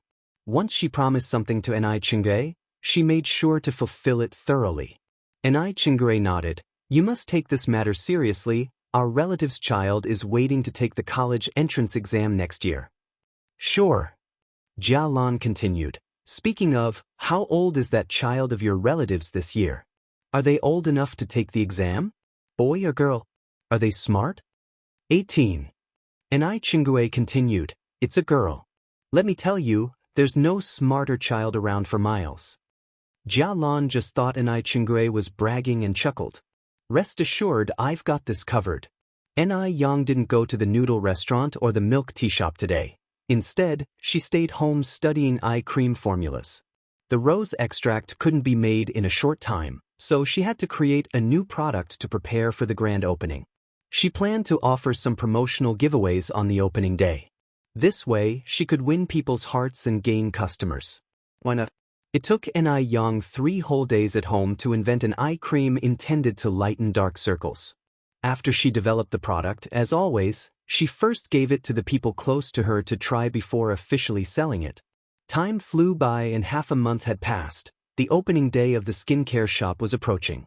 On February 2nd, the day of the dragon's head, erected. On the day when her skincare shop, Flawless Fair Skin, opened, Ni Yang did not show up as the boss. She left everything to Ni Chingray. Knowing that Flawless Fair Skin was opening on February 2nd, Zhou Hua came early in the morning. She didn't come empty-handed, she brought a gift. Ni Yang had been so kind to her, she couldn't afford to be stingy in return. Is Yang Yang here? The 3 young girls in the store looked at each other, all puzzled. They had never met Ni Yang, so they naturally didn't know who Yang Yang was. Just then, Ni Chingray came out from inside. Hello, are you the Miss Zhou that Yang Yang has mentioned? Ni Yang had told Ni Chingray about Zhou Hua. Being smart, Ni Chingray knew that Zhou Hua had a unique position and could help Ni Yang in the future. She was not to be offended. Zhou Hua nodded. Yes, I am. And you are? Ni Chingray said with a smile, I am the store manager here, and also Yang Yang's aunt. Yang Yang told me all about you this morning, how you've helped her out a lot. She said I have to thank you properly when I see you. Zhou Hua shyly replied, Yang Yang is too polite. I didn't help her much at all. On the contrary, she helped me a lot. You have no idea how bad my skin used to be. Ever since I started using Yang Yang's skincare products, it's like I'm back to being 18. With that, Zhou Hua handed the gift box in her hands to Ni Chingray. This is a business opening gift for Yang Yang. I hope you'll accept it. Miss Zhou, you're too kind. I will accept this on behalf of Yang Yang. Thank you. As it was a business opening gift, she had no reason to refuse. Zhou Hua's intention was to deliver the gift. Now that her mission was accomplished, she excused herself, intending to go back to work. She said goodbye to Ni Chingray and started to leave. Ni Chingray caught up with Zhou Hua and handed her a beautiful glass jar. Miss Zhou, this is the eye cream that Yang Yang newly developed. Please take it and give it a try. What Ni Chingray gave her was not a trial size but the fully packaged regular size. Chapter 288, Beat Up the Drowning Dog, Protect Yang Yang. _5. Although Zhou Hua was quite tempted, he still refused. Miss, you are too polite. I really can't accept any more. Ni Chingray said with a smile, just accept it. This is a new product, limited in availability. In the future, We will have many things that need your help. Hearing this, Zhou Hua had no choice but to reluctantly accept it. At 10 in the morning, the mall officially opened for business, and so did Ice Skin Jade Skin. Thanks to the previous promotional efforts by Lin Pingping and Wang Meifeng, and the excellent reputation of Ice Skin Jade Skin, half of the wrinkle cream and whitening moisturizer were sold on the opening day. The day's turnover reached almost 20,000 yuan. The turnover from just the whitening moisturizer and the wrinkle cream was more than 14,000 yuan. The rest came from the sales of facial cleanser and other skincare products. The second day was not as strong as the first day with a turnover of over 5,000 yuan. The third day was over 8,000 yuan. As more and more people found out about the physical store of Ice Skin Jade Skin, within a week, the 260 boxes of whitening moisturizer and wrinkle cream were sold out. The business at the physical store was getting better and better. However, Ni Yang did not increase the production of wrinkle cream and whitening cream. After all, things are precious when scarce. Although the whitening cream and wrinkle cream were sold out, other products like facial cleanser and aloe vera gel sold well, maintaining a daily turnover of around 3,000 yuan. As a large amount of skincare products were needed every day, and Ni Zihua alone couldn't handle it, so Ni Yang hired 2 young women from Jinghua village to help, paying them 2.5 yuan per day. In mid-February, Ni Yang completed the house design drawings and started to hire people to build the house. Ni Yang took the drawings to Wang Tinyu. Although Wang Tinyu didn't know many characters, he was an excellent bricklayer. He understood the design drawings at a glance and exclaimed, "Yang, not only is your design beautiful, it's also very scientific. The house you're going to build will definitely be beautiful." Wang Tinyu had built many houses, but this was the first time he knew that a house could be built so beautifully.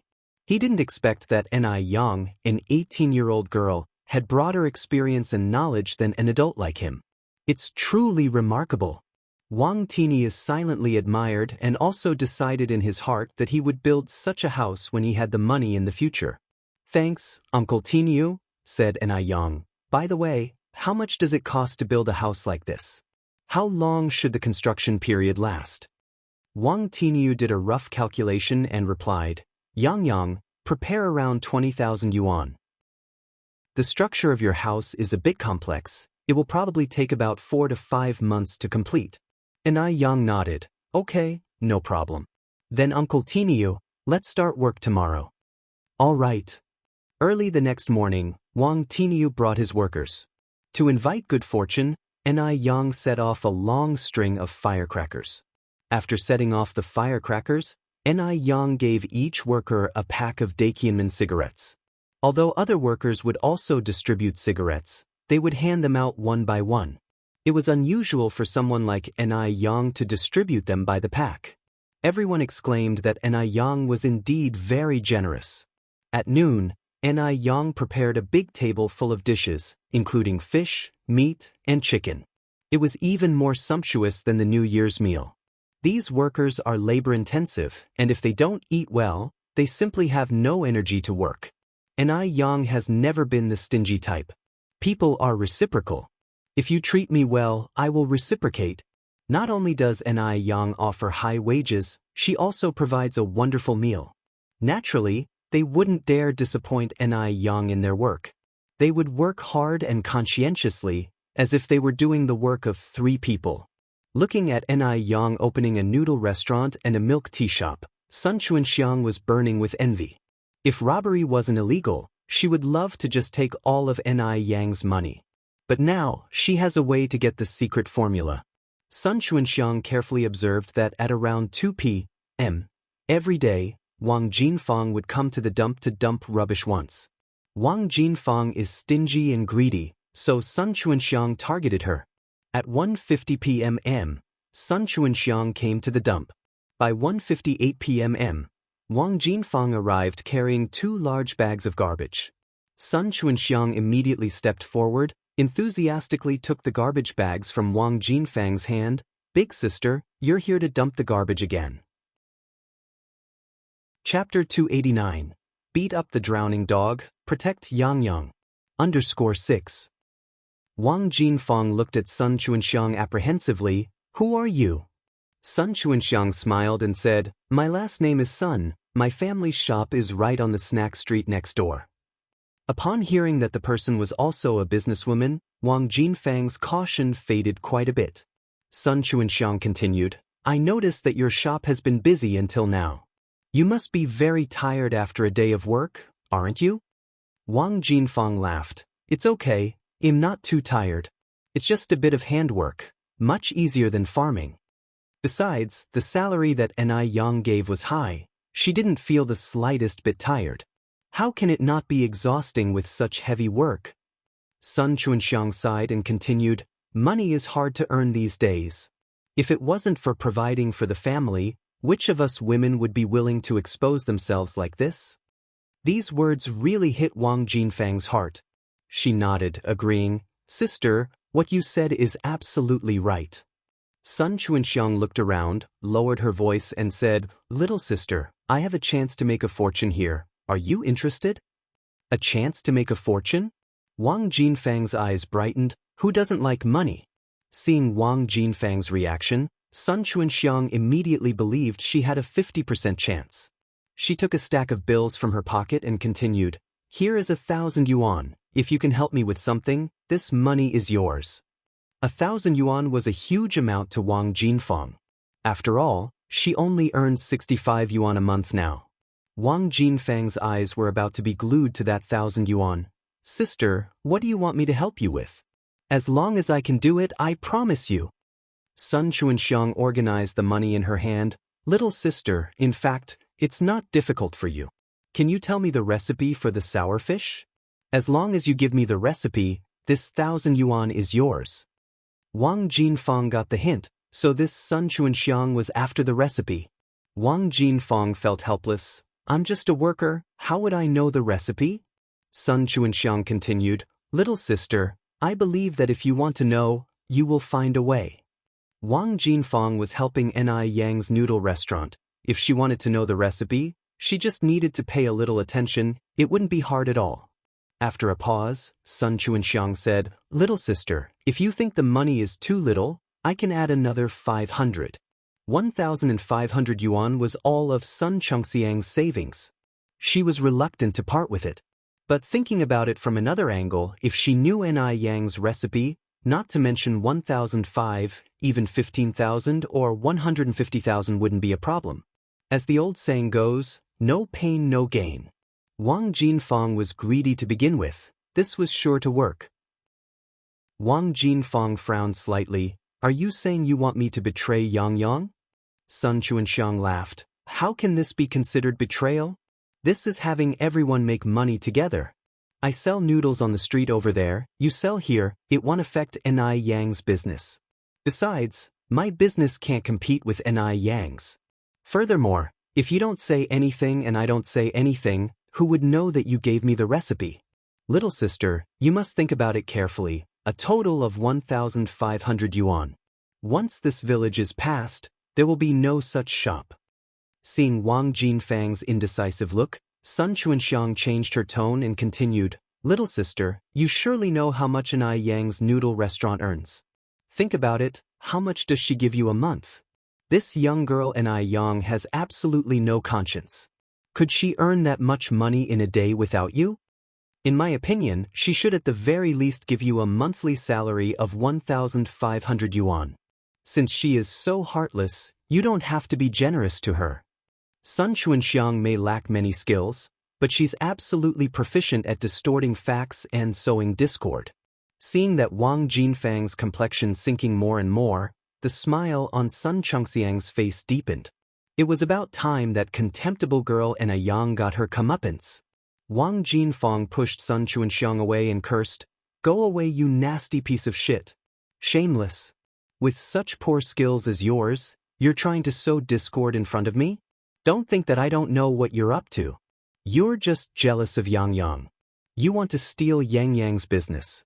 1,500 yuan? Even if you give me 15,000 yuan, I wouldn't do such a filthy act as betraying someone. Chapter 290. Beat up the drowning dog, protect Yang Yang. Underscore 7 Sun Chuanxiang didn't see it coming and was pushed straight to the ground by Wang Jinfeng, her joints aching from the fall. And that wasn't all. Before leaving, Wang Jinfeng spat on Sun Chuanxiang and sneered, "Ha, cheap tramp."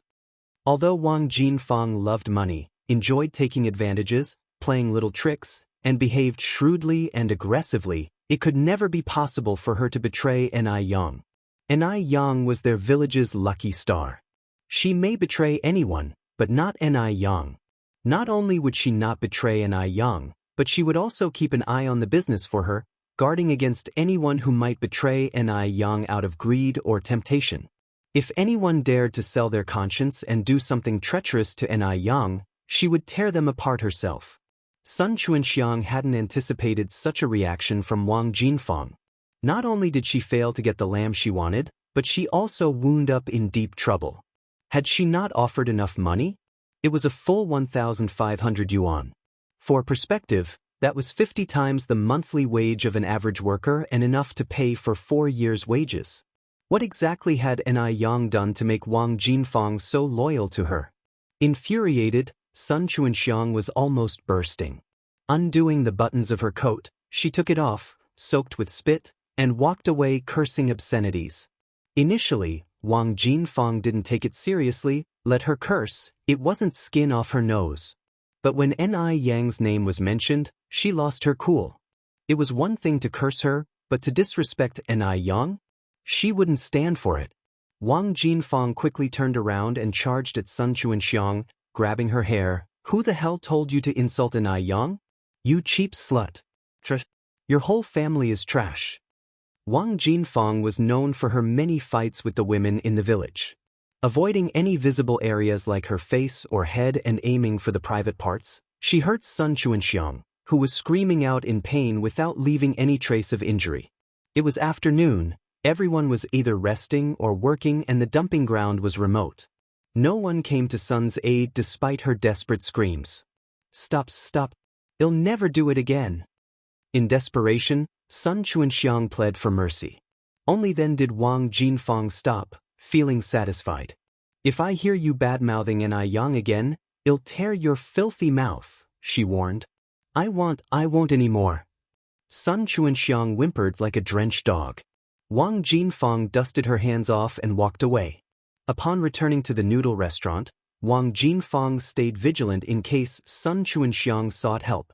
Today had been truly infuriating for Sun Chuanxiang. Not only did she fail to achieve her goal, but she was also beaten. She couldn't bear the embarrassment if this got out. In the mall. Although the shop Ice Skin Jade Face wasn't always busy, they rarely failed to make a sale when a customer came in. And each transaction was above 120 yuan. As skincare products often sold as sets. Ai Ching'e was applying lipstick when a familiar voice filled the air. "Ching'e." Looking up, she saw her old colleague, Jialan. "Xiaolan," exclaimed Ai Ching'e, "aren't you supposed to be at work today?" Jialan chuckled. "I swapped shifts with someone to come to see how you're doing here. How's your job?" "Not bad." Ai Ching'e nodded. Actually, you could tell that Ai Ching'e was far better off working here than at the tram company. Embellished with golden necklaces, earrings, rings, you couldn't even guess her actual age. She exuded luxury and class. And her skin condition was extraordinarily good. Looking around the store, Jia Lan regretted not accepting Ai Chenggui's invitation before. However, prestigious as this place was, in the end, it was a job at a private business. Saying she worked at the tram company still carried more prestige. With her mind racing, Jia Lan spoke up. "Cheng'e, I'm here to talk about the transfer student issue. My husband said there will be an entrance exam for the city high school in June. If the grades are up to par, you could be admitted as a transfer student and sit the National University entrance exam next year." Given her husband's position, it was possible for Ni Yang to get directly into his class without an exam. However, if her marks were poor, they might affect the class overall results and his reputation as an excellent teacher. Therefore, he had given up on the inside track and suggested that Ni Yang take the entrance exam. "Really?" asked Ai Ching'e, visibly excited. Jia Lan laughed. "Do I have any reason to lie?" The entrance exam is 3 more months down the line. Encourage your relative's kid to hit the books. I have already reserved a spot for her. Her admission as a transfer student depends on her. Xiaolan, I can't thank you enough, said Enai Chingui, hugging Jialan in excitement. Even though Jialan had only helped her with a reservation, it alleviated a lot of unavoidable trouble. For an outsider, registering for the local school's transfer student entrance exam was not easy. It would necessitate calling on contacts. Jialan laughed and said, Come on, Shi, we've been colleagues for many years. Why the formality? Oh, I heard that Ice Skin Jade Face has a new product out. Is that right? Jialan was no charity worker. She wouldn't help Enai Yang sign up for nothing. Enai Chingui was no fool and she understood Jialan's implications immediately. She quickly handed over a box of eye cream to Jialan. Yes, this limited edition eye cream. It's the last one this month. It'll give you a 50% discount. Jialan glanced at the price tag. 108 yuan. This meant she just saved a whopping 54 yuan. Chapter 291. Popular Eye Skin Jade Skin, Sun Dalian's unknown past _1. The most important thing is, this eye cream is so popular. Other wealthy people can't buy it, but not only did she manage to buy it, she even got it 54 yuan cheaper. Jialan happily handed over the money. Thank you so much. Whenever Bing Jiu Fu releases a new product, you must let me know. Jialan is now a huge fan of Bing Jiu Fu. As soon as a new product comes out, no matter how expensive it may be, she will buy it. Enai Chingui laughed. Sure thing, just relax. As soon as a new product is available, they'll set it aside for you. Jialan put the eye cream in her bag and then said, Right, Chingui, I told our old Zhang about this. He said the examination for transfer students this year is particularly difficult, especially for English and mathematics. At this time, English had just been incorporated into the college entrance examination for a short period, therefore the English foundation of the people was generally not good, and the awareness of studying English was not very high. Many people with excellent academic performance had tripped over it before they knew it. This English thing has to start from a young age. Cramming won't work. That's why Jialan's husband was reluctant to accept Enai Yen, who was from the countryside. One of the reasons was that he doesn't think a little girl from the countryside will be able to do English examination papers. Therefore, he preferred to give up a student rather than risk lowering the college admission rate. Enai Chingui nodded. Okay, I'll tell Yang Yang as soon as I get home. That night, after Enai Chingui returned home, she told Enai Yen about this. Enai Yen exclaimed in surprise, Really, Auntie Enai? Can I really take the exam in June? Enai Yen had also consulted about transfer students in school before the new year. However, at that time before the new year, the relevant policy had not yet been issued, and it was particularly difficult for foreigners to register. Enai Yen had many documents she didn't have ready, so it was delayed for a while. She didn't expect Enai Chingui to bring her good news. Enai Chingui nodded. Really, my colleague has already registered for you. Auntie Enai Yen exclaimed happily, Thank you so much. Enai Chingui chuckled. Child, why are you being so formal with your aunt? After her words, Enai Chingui continued, Right, Yang, my colleague said this year's English and mathematics are both very difficult, so be careful. Enai Yen nodded. Okay, Auntie Enai. With Enai Yen's background from her previous life, English and mathematics weren't a big deal for her, but she did need to review some knowledge points. After all, a good memory isn't as good as a bad pen. The next day, Enai Yen went to Gooden's house. Gooden's older brother is called Li Fugui, nicknamed Gosheng. He is the same age as Enai Yen, currently in his senior year of high school, and will be taking the college entrance examination in June. When Enai Yen went, Li Fugui was sitting on the doorstep reviewing his lessons. Because the light in the house wasn't very good, and he didn't want to waste electricity by turning on the light during the day, he decided to study outside the house. Gosheng. Yang. Gosheng looked up at Enai Yen. Although Gaosheng's name sounds a bit unpleasant, he was actually quite handsome. He had thick eyebrows and big eyes, was tall as a northerner should be, a complete pretty boy. Come inside and have a seat. Gosheng stood up and led Enai Yen into the house. Once inside the house, Goshing was busy making tea for Ni Yen, but Ni Yen said with a smile, "Goshing, you don't have to be so busy, I came to borrow something from you." Goshing asked, "Yang, what do you need to borrow? Can I borrow your senior year textbooks?" Ni Yen continued to ask. "Sure." Goshing nodded, and then asked, Yang, are you thinking of taking the college entrance examination this year?" Goshing was a smart lad, and he guessed Ni Yen's intention right away. He didn't worry about Ni Yen at all. For someone as talented as Ni Yen, the college entrance examination was no big deal. After all, Ni Yen was the pride of their whole village. Ni Yen explained, "It's too late for this year, I want to take the city high school's transfer student exam, then take the college entrance exam next year." Goshing nodded, fetched a big stack of textbooks and revision materials from the house. Yang, is this okay with you?" Ni Yen flipped through the textbooks with her hand. "It is, thank you, Goshing." "It's no bother," Goshing scratched his head shyly. "These books have been sitting around at home anyway, you can use them as long as you want." It's normal for Goshing to feel shy in front of such a beauty like Ni Yen. However, other than feeling shy, he didn't have any other thoughts. Goshing was a very rational person, a person who was particularly self-aware. Chapter 292, Popular Eye-Skin Jade Beauty, The Unknown Past of Sun Dalian Undersuit. Well, in leaving then Goshing. The stack of books was quite heavy, weighing at least 10 to 20 pounds. Goshing was about to offer to help Ni Yang carry them home when he saw her easily lift the stack with one hand and stroll off as if the books weighed nothing at all. She was stronger than he expected. Goshing marveled in silence. After Ni Yang returned home, she began reviewing her lessons even though she had been out of school for quite a while. To her surprise, she didn't have any difficulties doing so. Ni Tsuehua was aware that her daughter was studying and made sure to lower her voice to not disturb her. Not until the afternoon did Ni Yang come out of her room, stretching lazily. Yang, you must be tired from reading for such a long time.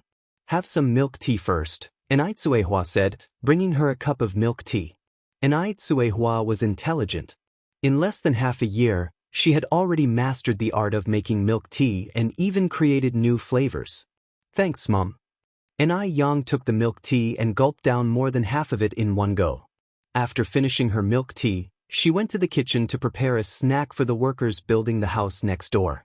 After some thought, Ni Yang decided to make lard pancakes.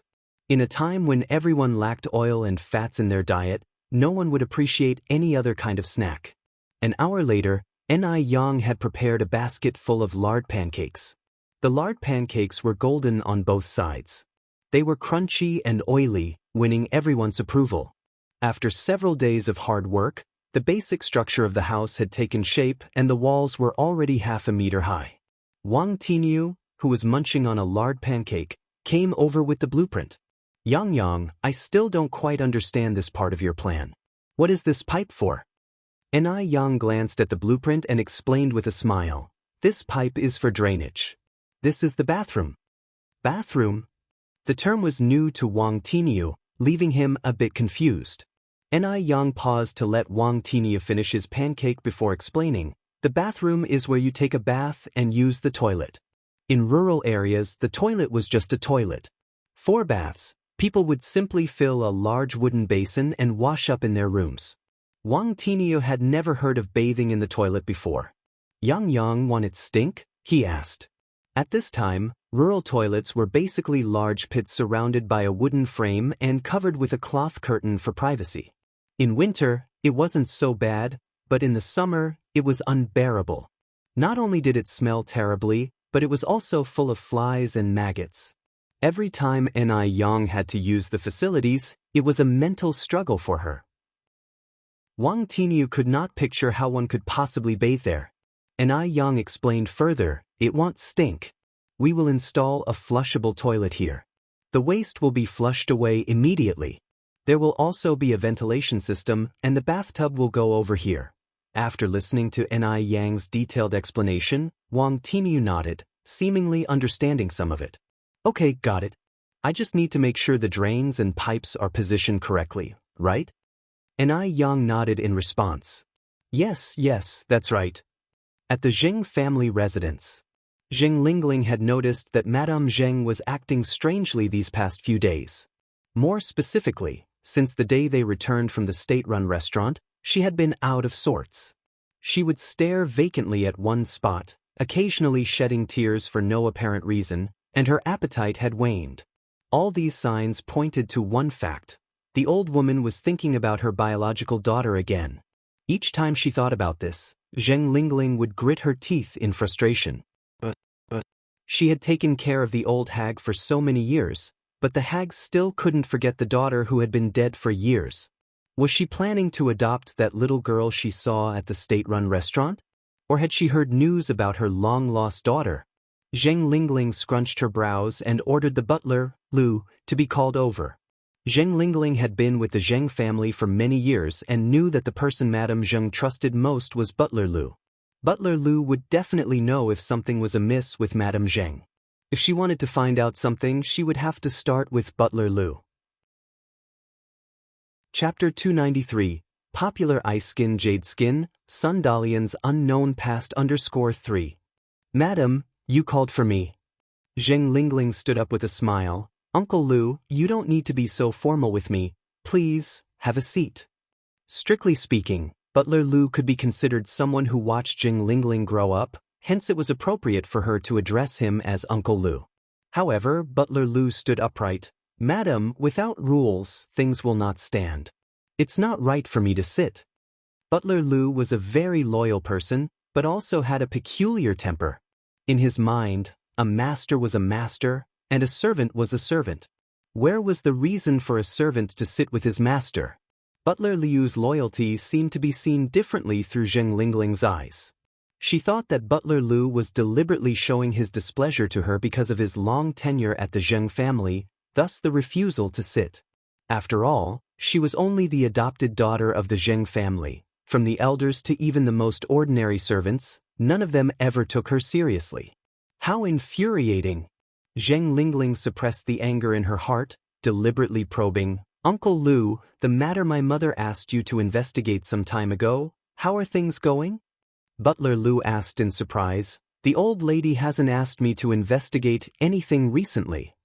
Zheng Lingling laughed. Uncle Lu, there's no need to hide it from me. We are all family members. I also very much hope to find Tingting. As I watch my mother lose weight day by day, my heart aches too. In this house, I much more than anyone else hope to find Tingting. Please tell me honestly, do you have any news about Tingting?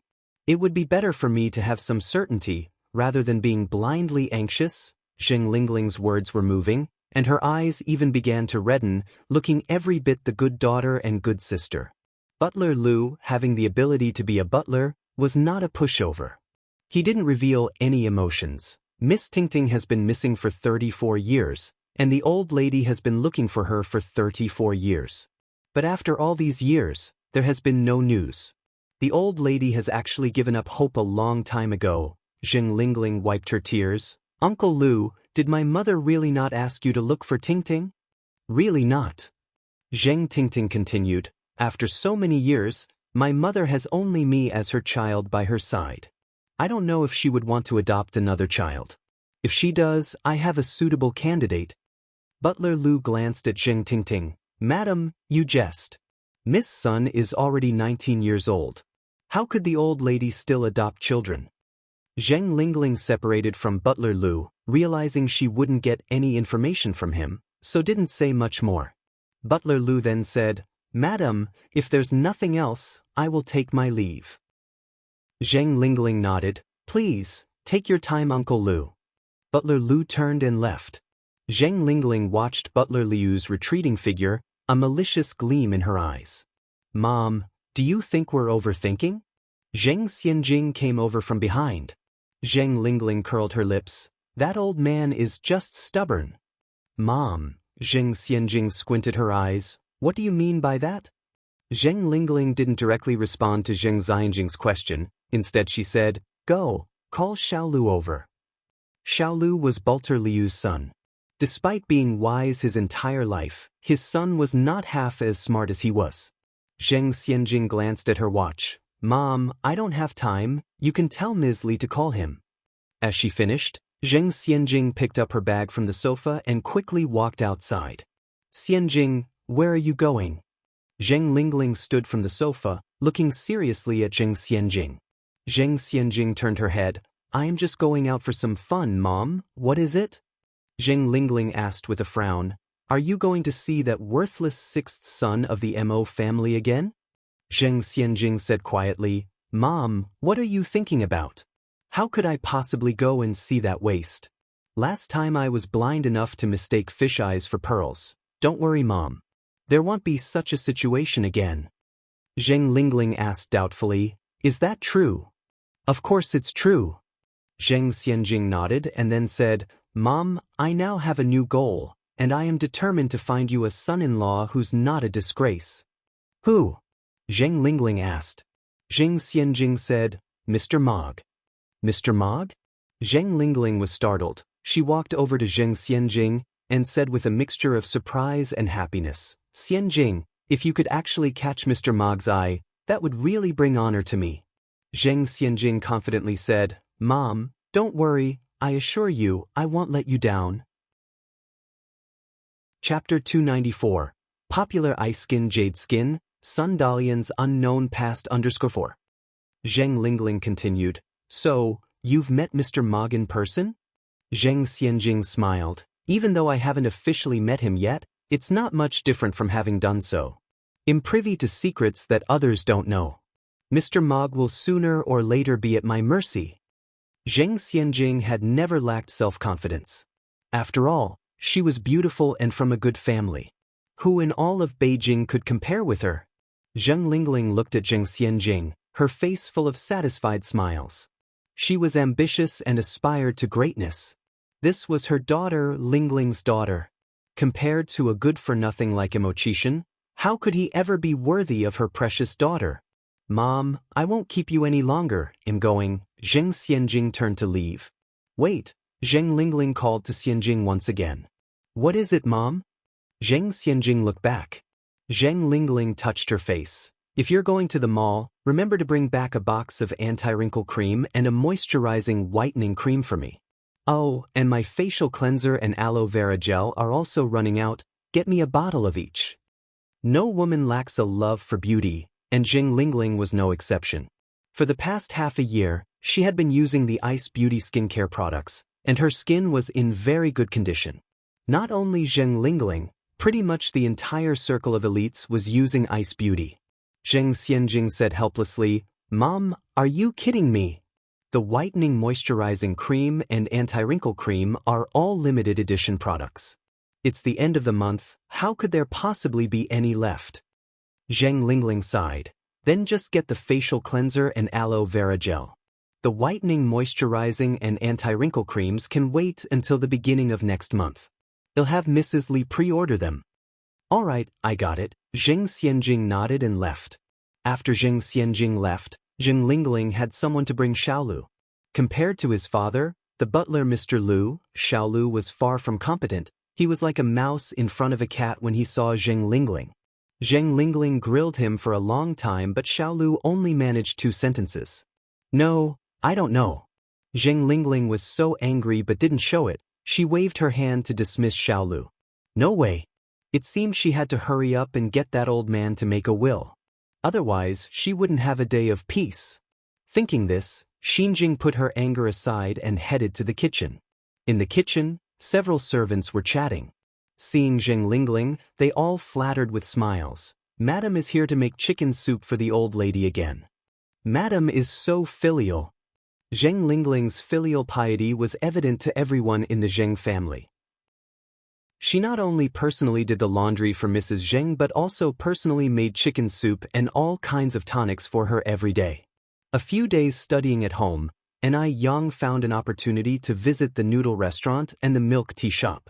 On her way there, Ni Yang saw a man riding a bicycle, dressed in a white shirt, black suit trousers, and black leather shoes. Somehow, seeing this outfit reminded Ni Yang of Emochishan all of a sudden. Speaking of which, it's been quite a few days since she last saw Emochishan. What was he busy with these days? With these thoughts, Ni Yang quickly arrived at the noodle restaurant. Both the noodle restaurant and the milk tea shop were booming. It was mealtime and there were endless customers. As soon as Ni Yang arrived, she began to help out. In a daze, she thought she heard someone outside calling Yang Yang. Ni Yang put down what she was doing and went outside to check. Outside, besides people queuing for noodles, there were only passerbys. Who was calling her? Ni Yang wiped her hands on her apron and turned to head back inside the noodle restaurant. During the lunch break, Ni Yang went to the mall. Because she had given Ni Chengre a heads up in advance, he didn't reveal to the others in the shop that she was the owner of Ice Beauty. He only said that she was his niece. The shop wasn't always full of people, but the daily turnover was even higher than the noodle restaurant. Because the skincare products were expensive, each person who came in would spend about 100 yuan. Thus, only 30 to 40 customers per day would be enough to bring in a considerable turnover. "Antonite, these milk teas are for you to drink." Ni Yang handed the bag of milk teas she was carrying to Ni Chengge. Ni Chengge accepted with a smile. "Yang Yang, you're too kind." Besides Ni Chengge, there were 3 other young girls in the shop. They were called Wu Jing, Zhou Xingxing, and Tao Wan respectively. Chapter 295. Popular Ice Skin Jade Skin, Sun Dalian's Unknown Past _5. Ni Chengge was very selective. These 3 girls were all remarkably good-looking. The skincare industry is not like other industries. If the salesperson was not attractive, the sales of the skincare products would drop. So, all the salespeople in the beauty industry were exceptional looking. Additionally, Ni Yang had quietly observed that the service attitude of these 2 girls was quite good. Compared to other sales guides in the mall, they were much better. However, this might have something to do with Ni Yang's management plan. Because it was clearly stated in the contract that they would receive a cent commission for every bottle of skincare products sold. Who doesn't like money? Ni Chengge distributed the milk tea to the 3 girls. "This is the milk tea that Yang Yang bought for you." The 3 girls thanked her in unison. "Thank you, Tang. I know this milk tea place. This is their upgraded version. It has grass jelly and tapioca pearls. It cost 50 cents a cup. Normally, there's a long queue to buy it. It tastes so good. I will buy it after work." While they were drinking the milk tea, Ni Yang looked around in the shop. Ni Yang was attractive. Even if she was behind a glass door, she still attracted many customers. Ni Yang was very professional in recommending skincare products, and in no time, she had made 800 yuan in sales. The 3 girls were stunned. "This is amazing." Although the skincare shop was profitable, Ni Yang was still not satisfied because she couldn't always sell the same skincare products. If she remained stagnant, she would be eliminated by the market. Even though she had decided to develop rose water, before rose water, Ni Yang wanted to research a new product. What should she research? She already had facial cleansers, aloe vera gel, and various creams. Right? She could research face masks. Currently, there were no face masks in the market. In Ni Yang's memory, face masks were introduced to China by the Divine Water brand in 1993, and it was loved by all. The Divine Water brand was from our country. How could our country monopolize all the good things? As far as Ni Yang knew, the material for the first-generation mask was non-woven fabric. There was no production of non-woven fabric in Beijing. The only place that could produce non-woven fabric for beauty products was Guangguan. Guangguan was hailed as a beauty paradise in later generations. It was the first stop for many foreign skincare brands when they entered China. As long as there were designs, one could find manufacturers in Guangguan that could produce non-woven fabric face masks. As Ni Yang was thinking and wandering around in the shop, she already had a detailed plan. After staying in the shop for a while, she said goodbye to Ni Chengge. The moment Ni Yang left, the 3 girls gathered around Ni Chengge, exclaiming, "Sister Chengge, your niece is so beautiful. She looks even better than the movie stars on TV." There wasn't a trace of flattery in the eyes of the 3 girls. They genuinely thought Ni Yang was beautiful. Hearing others compliment that Ni Yang was beautiful, Ni Chengge was also very happy. She said with a smile, "Of course. Could my niece be anything but beautiful?" Wu Jing's eyes wandered for a moment. Then she said, Sister Ching, does Yang Yang have a boyfriend yet? No. Enai Chingue shook her head. Wu Jing continued, Sister Ching, my aunt's son is 21 this year. Although he is not as good-looking as Yang Yang, he is a public servant. Could you help Yang Yang by mentioning him? Being a public servant was a big deal in this era. Who knows how many girls would fight to marry one? No. Enai Chingue shook her head repeatedly. Yang Yang is going to college. When would she have time for a relationship? With that said, Wu Jing had to give up this idea. It wouldn't matter if Enai Yang didn't go to university, but if she did, being as beautiful as she was, she could marry any kind of man she wanted in the future. Just as Enai Yang left Crystal Radiance on the first floor, she could hear a strange female voice behind her. Enai Yang. Enai Yang turned around and saw a young girl carrying big and small bags. Who was this? Enai Yang was stunned for a moment, then she realized, wasn't this her cousin Lu Xiangxiang?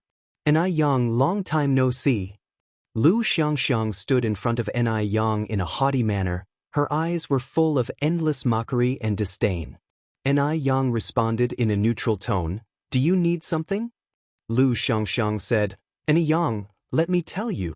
I am not the former Lu Xiangxiang anymore. I am now Gu Xiangxiang. Take a look at this and this. This is the whitening moisturizer from Crystal Radiance. This is anti-wrinkle cream. Money can't buy these. I specially had the maid in our house to reserve these for me. Enai Yang, we are no longer in the same world. I am the majestic young mistress of the Gu family, and you? What about you? You are merely a lowly individual business owner. What can you compete with me with? Chapter 296. Popular Ice Skin Jade Skin, Sun Dalian's Unknown Past _6. When she got to her last words, Lu Xiangxiang felt incredible exhilaration.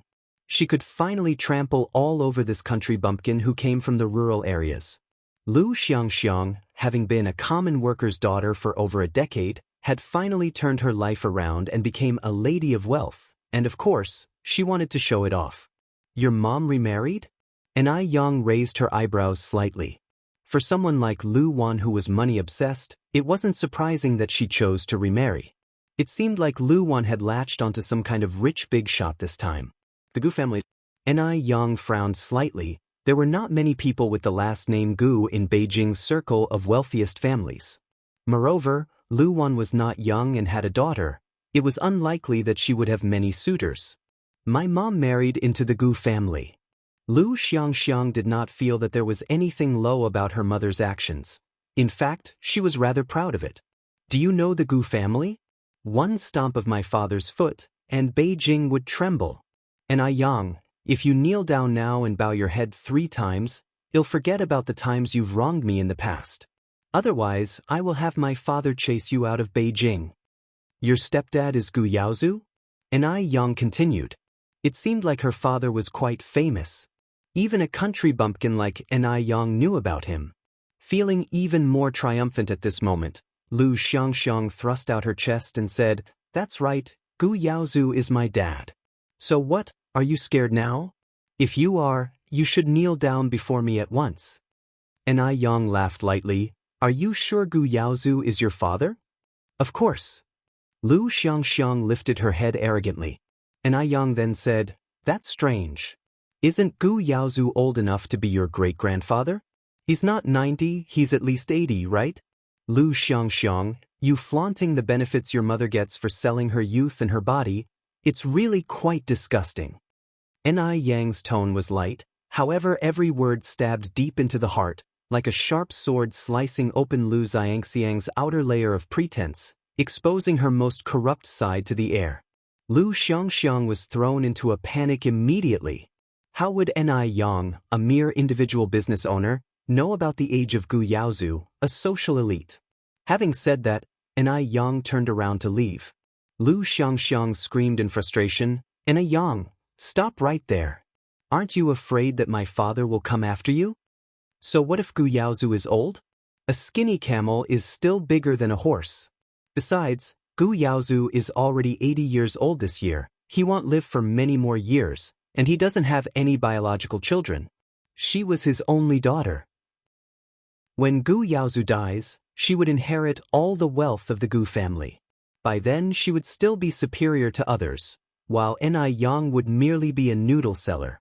Ni Yang smiled faintly, turned to look at Lu Xiangxiang, sparks in her eyes, and provocatively said, "I'll be waiting." Now, it was a society ruled by law, and she wasn't taken aback by someone like Gu Yaozu. Moreover, whether Gu Yaozu would stand up for his stepdaughter Lu Xiangxiang was still an uncertainty. In her past life, Ni Yang had had business dealings with Gu Yaozu. She knew him too well. In her previous life, Gu Yaozu had married a young and beautiful wife who was 45 years younger than him. The young wife had stayed with Gu Yaozu for 18 long years. Just as she was about to inherit his wealth after his death, she didn't get a single cent. Because Gu Yaozu had written a will long ago, donating all his assets to impoverished mountain areas. So, the young wife had wasted 18 years with him and ended up with nothing in the end. As it could be seen, Gu Yaozu was even more ruthless than a wolf. But at that time, Ni Yang had never imagined that Gu Yaozu's young wife would be Lu Wan. Lu Wan really pushed it to the extreme. She actually married Gu Yaozu, a man whose face was covered with age spots, for money.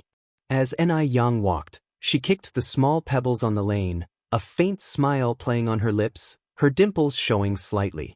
Like trying to suck you in, charming and dazzling. What Ni Yang didn't know was that Mo Baichuan had also walked out from the mall behind her. He had seen everything that just happened. He had originally thought that Ni Yang would surely be at a disadvantage when facing the overbearing Lu Xiangxiang, but unexpectedly, in the end, Ni Yang was even more imposing. This was not the demeanor that a common country girl should have. Chapter 297. Popular Ice Skin Jade Skin, Sun Dalian's unknown past under 7. His gaze was unconsciously drawn to Ni Yang. This feeling was very strange. He didn't know what kind of person Ni Yang was. She seemed a bit different from what he had imagined. Mo Baichuan squinted. Only when he could no longer see Ni Yang's figure did he finally leave. The mantis stalks the cicada, unaware of the oriole behind. At this moment, Li Xianxian emerged from behind Mo Baichuan, her face filled with a gloomy expression, her eyes filled with malice, as if she were poisoned. Mo Baichuan's attention was ultimately drawn away by Ni Yang. But she absolutely couldn't let anyone steal her stuff. Mo Baichuan could only belong to her. It seems she could no longer simply sit idly by. Li Xianxian clenched her fists. If you looked closely, you could see her entire body was trembling. Ni Yang went straight to the detective agency. "Miss Ni, you're here," Xiaozhou greeted Ni Yang with a smile. "Please, have a seat." Ni Yang leaned over to sit down on the bench. "Mr. Xiaozhou, the matter I asked you to check last time, is there any progress?" "It's been clarified," Xiaozhou continued. "Sun Dalian gave birth to a child when she was 16 with a local scoundrel. The following year, before the child had even turned 1, she ran off with her mother and there was no news of her thereafter. According to the villagers, Sun Dalian seems to have died in a car accident. After the investigation, this was the only shocking thing about Sun Dalian's past, so Xiaozhou of course brought up the most important part. Is the information reliable? Ni Yang's eyes lit up. So this was why Li Xianxian had changed her name and was so afraid of her past being known. It was because of this. An unwed mother, yet she still wanted to marry into the Mo family. TSK, her ambition was truly not small. Of course it's reliable. Xiaozhou handed Ni Yang the file bag in his hands. Here are the details of the male's family residence and some other information. Ni Yang opened the bag and read through the documents at a glance. After reading, Ni Yang lifted her gaze to ask, "Is that child still alive?" "He's still alive," Xiaozhou replied. "The child is now 5 years old and is being raised by the father, but their life is very tough, barely surviving by deceit." Ni Yang nodded. "All right, I understand. Thank you, Mr. Xiaozhou." "You're welcome," Xiaozhou smiled. "It's all part of our job." After leaving the detective agency, Ni Yang went to the vegetable market to buy groceries. Having such significant news, she of course needed to celebrate properly. When Ni Yang returned after shopping, she immediately sensed that something was amiss. Someone was following her. Moreover, there was more than one. Ni Yang slightly raised her eyebrow, maintained her pace, and turned into a dead-end alley ahead. Just then, a dark figure rushed towards Ni Yang's back, while another person tried to bag her head with a sack. Ni Yang's ear twitched, and in a flash, she lifted her right leg. A perfect backspin kick followed. With a thud, the man with the sack was kicked to the ground. The other man, seeing this, was scared and immediately turned to flee. My God, that's so terrifying. Was this really the action of an 18-year-old girl? The fleeing man wet himself in fear as he ran, filling the air with a disgusting urine odor. Ni Yang frowned slightly, deciding not to chase after him, and kicked the man on the ground. What's your name? Who sent you? Please spare my life, sister. I'll tell you everything. Chapter 298. A very important person. The man was scared out of his wits. He never imagined that a young girl could knock him down with a single kick. My name is Sun Shiwu, an old woman sent me. She's veiled, so I don't know her identity, but we agreed to meet in a small alley on the northwest side after I finish my task this late afternoon. Scared out of his wits, Sun Shiwu confessed all his past involvements. Sun Shiwu? Ni Yang raised her eyebrows slightly, a hint of cunning flashed in her eyes.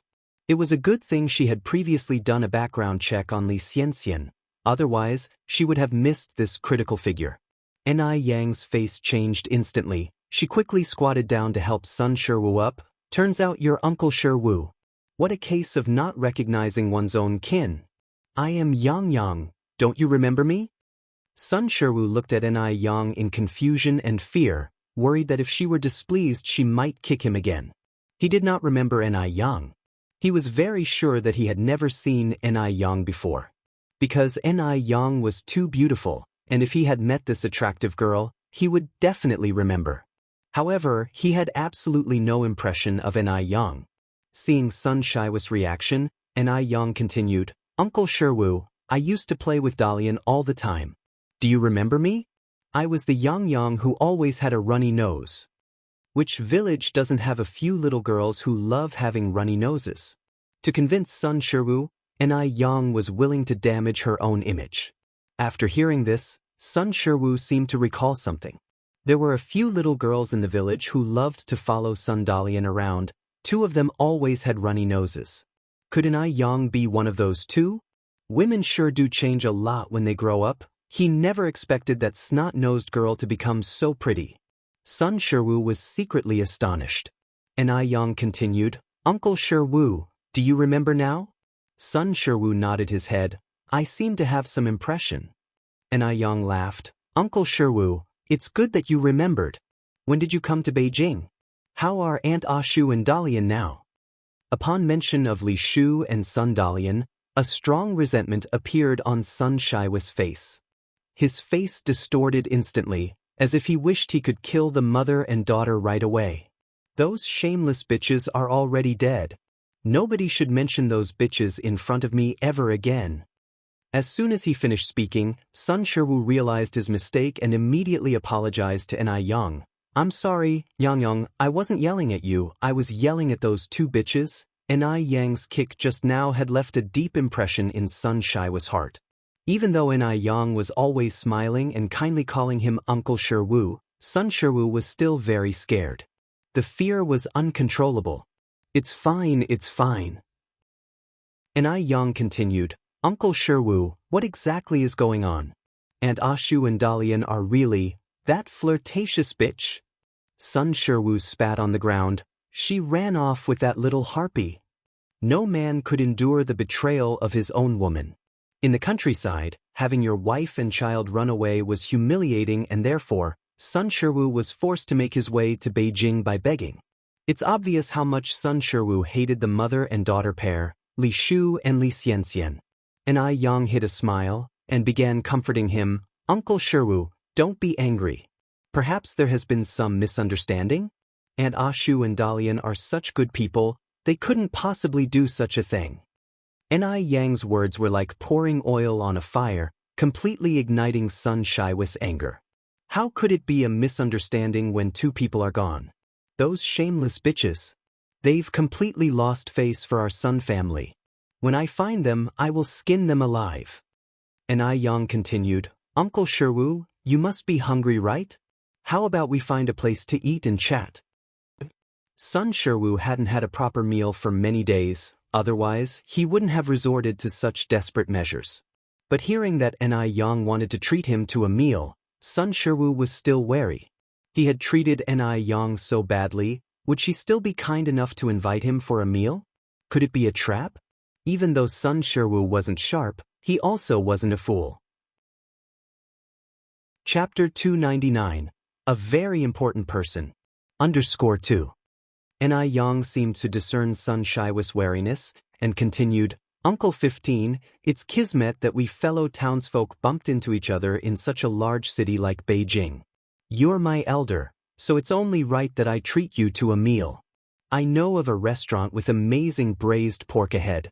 The chicken soup there is also good, and so is the lamb noodle stew. Sun Shiwa's eyes were practically gleaming, and he kept swallowing hard. Meat? He hadn't had meat for nearly half a year now. No matter what.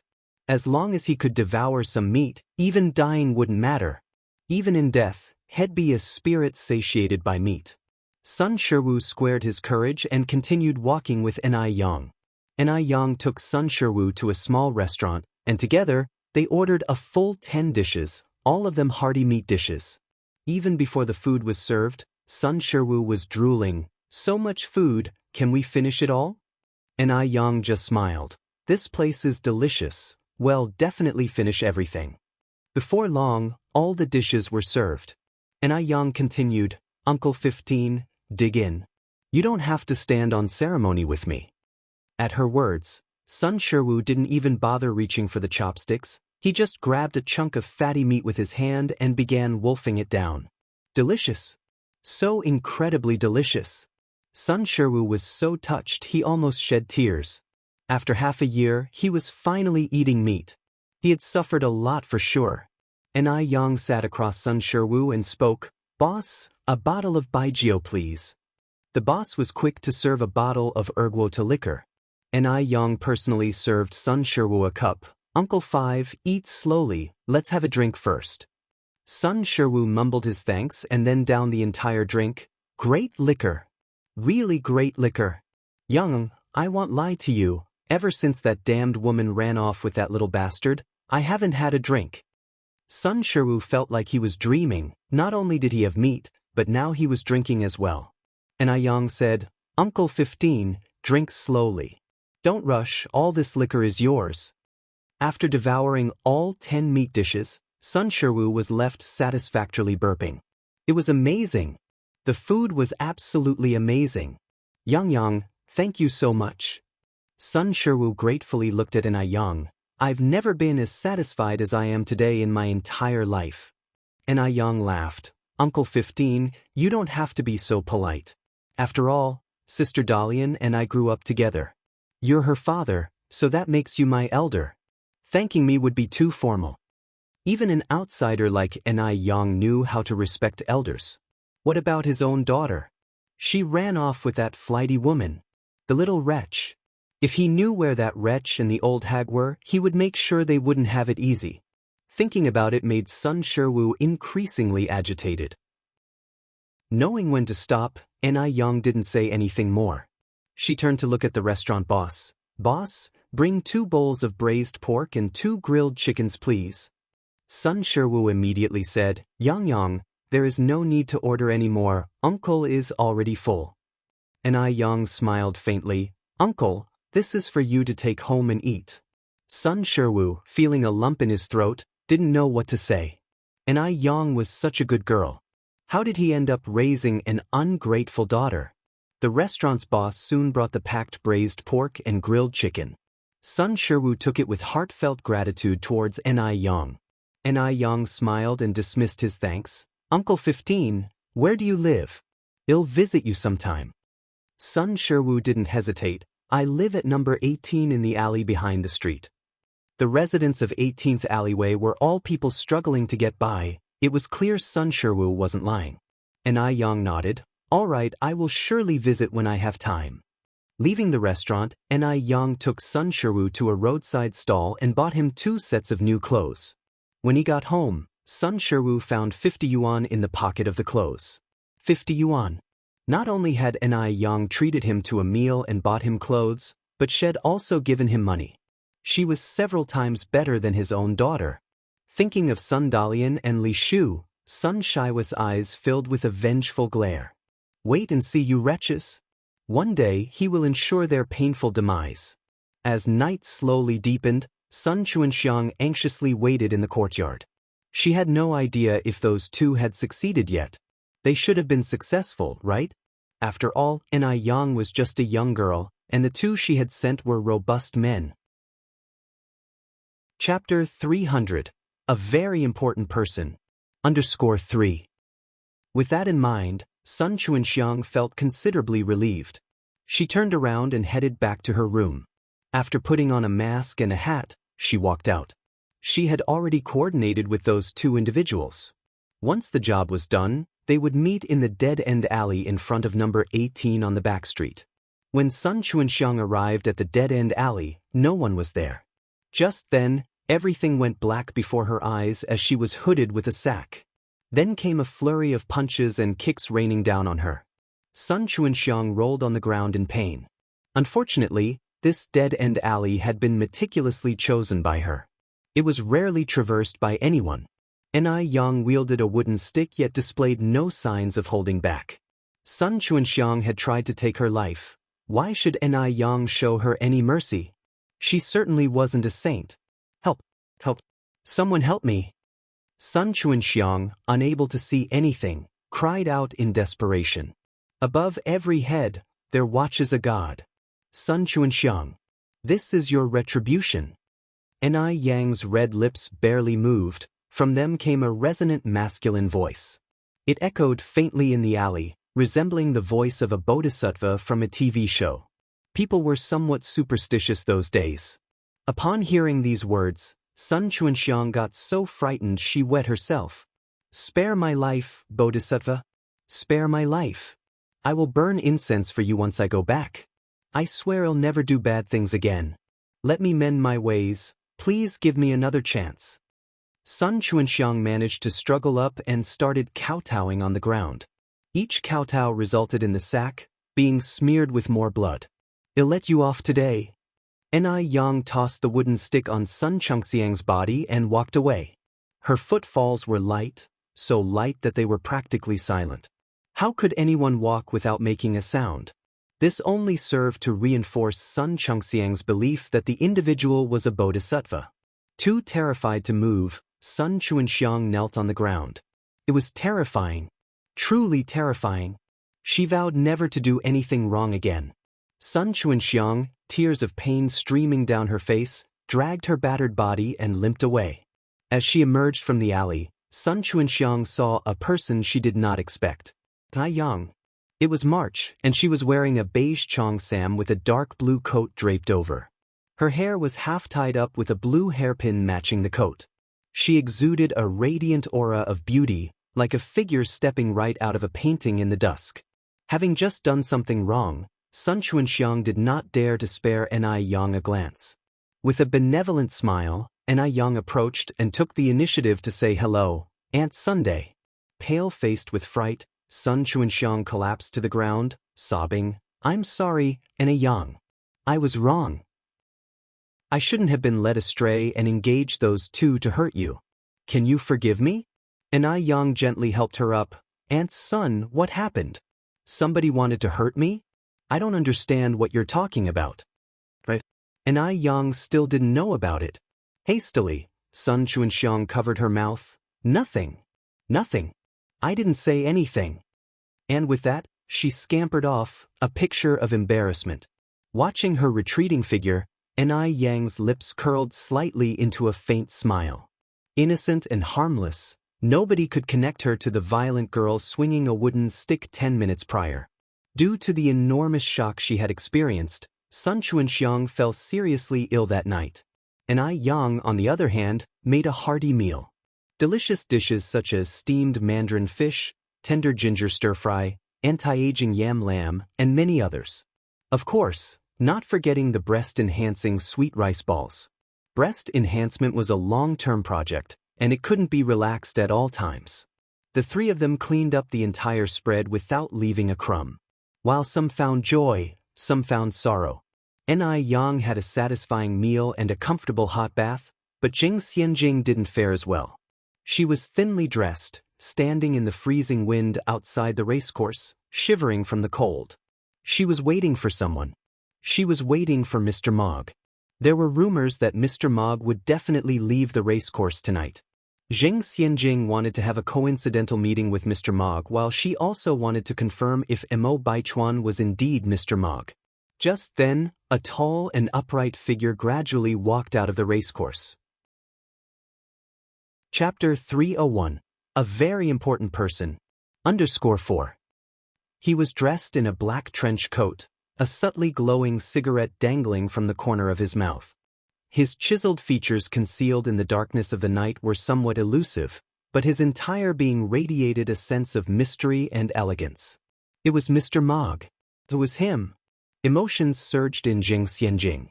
Quickly, she brushed her wind-blown hair hastily. But in the next second her smile froze on her lips. Wasn't that Mo Qishan? Could it be possible that Mo Qishan was actually Mr. Mogg? If Mo Qishan was indeed Mr. Mogg, then how could she explain what happened last time? Before Jing Xianjing could react further, two more figures slowly emerged from the darkness. That was Mo Baichuan.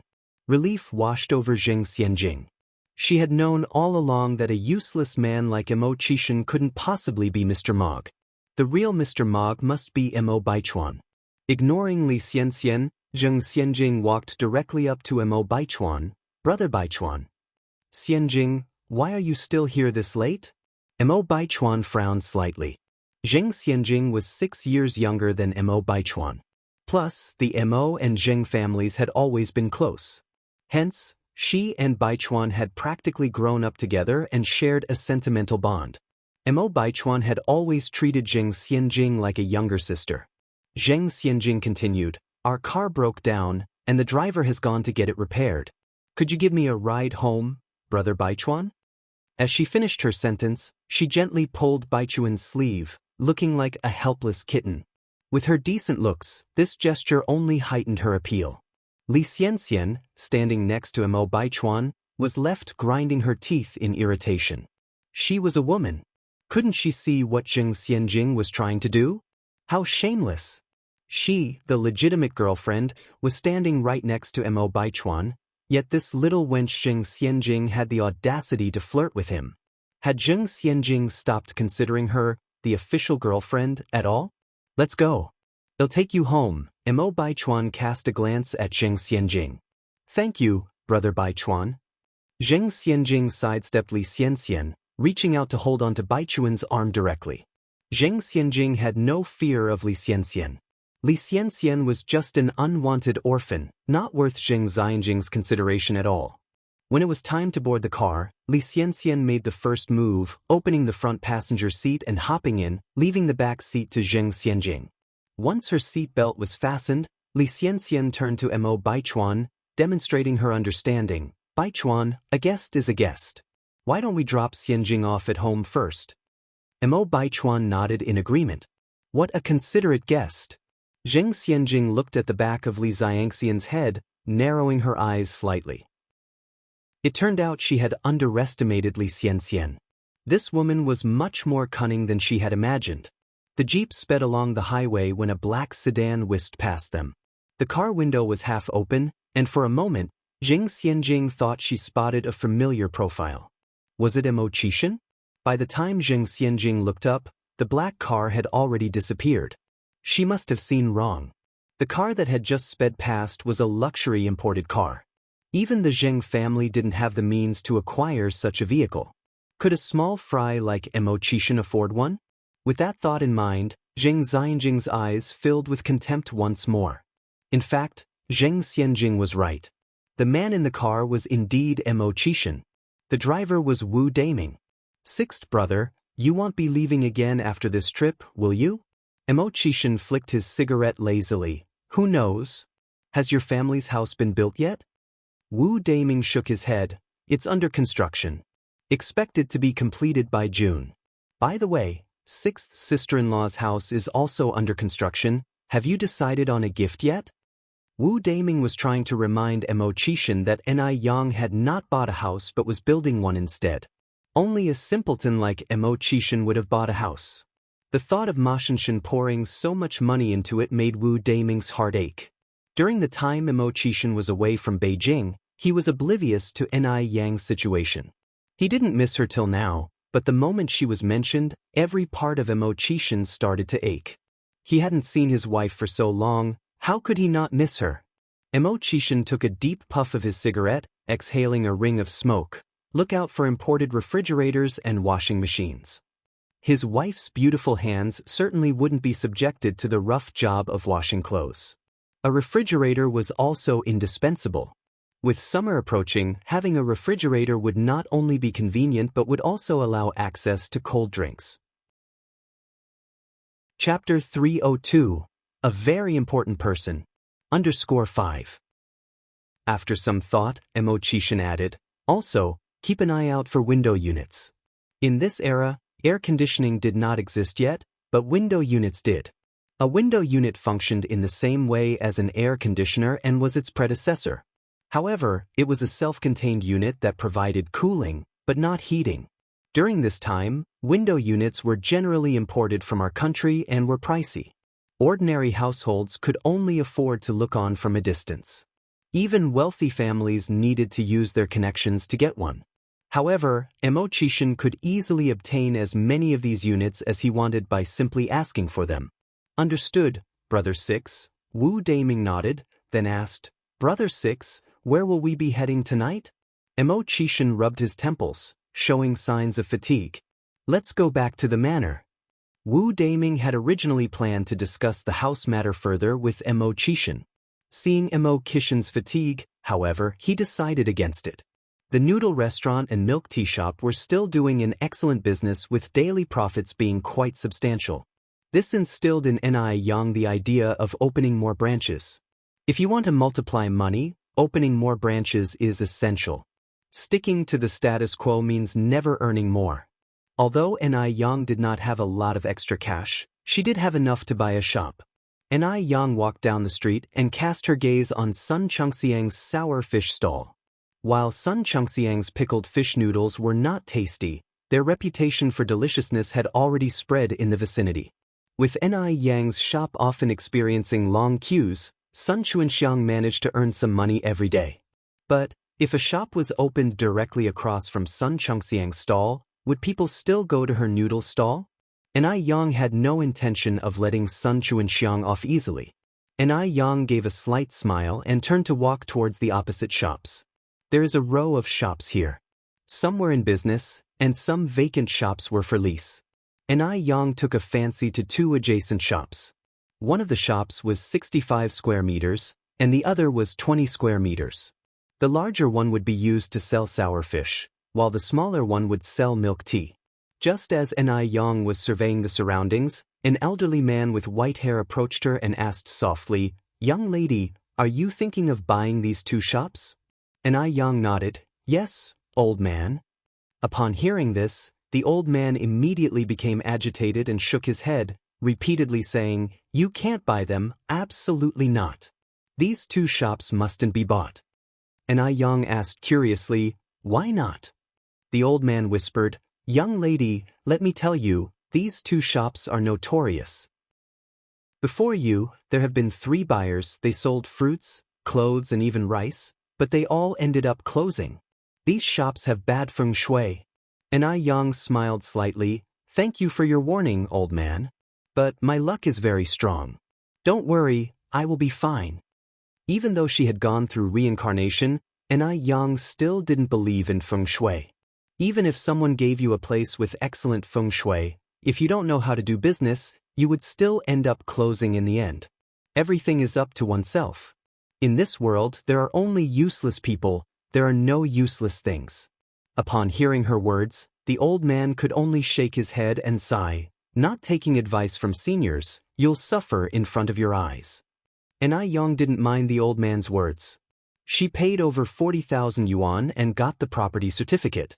The other shop owners around looked at Ni Yang coming out after paying, as if they were looking at a fool. Why does that young girl look so familiar? I think she does look familiar. Is she the boss who sells the pickled vegetable noodles? It looks like it's her. It's a pity though. She has such a good business and yet she bought 2 cursed shops. When her business dies, she won't even know why.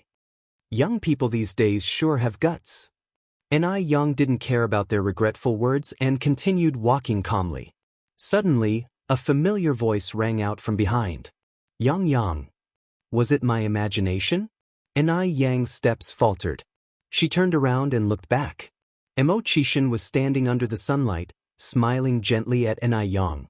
Under the sunlight, his eyes were as deep as the sea, shining like they had their own light. It wasn't an illusion.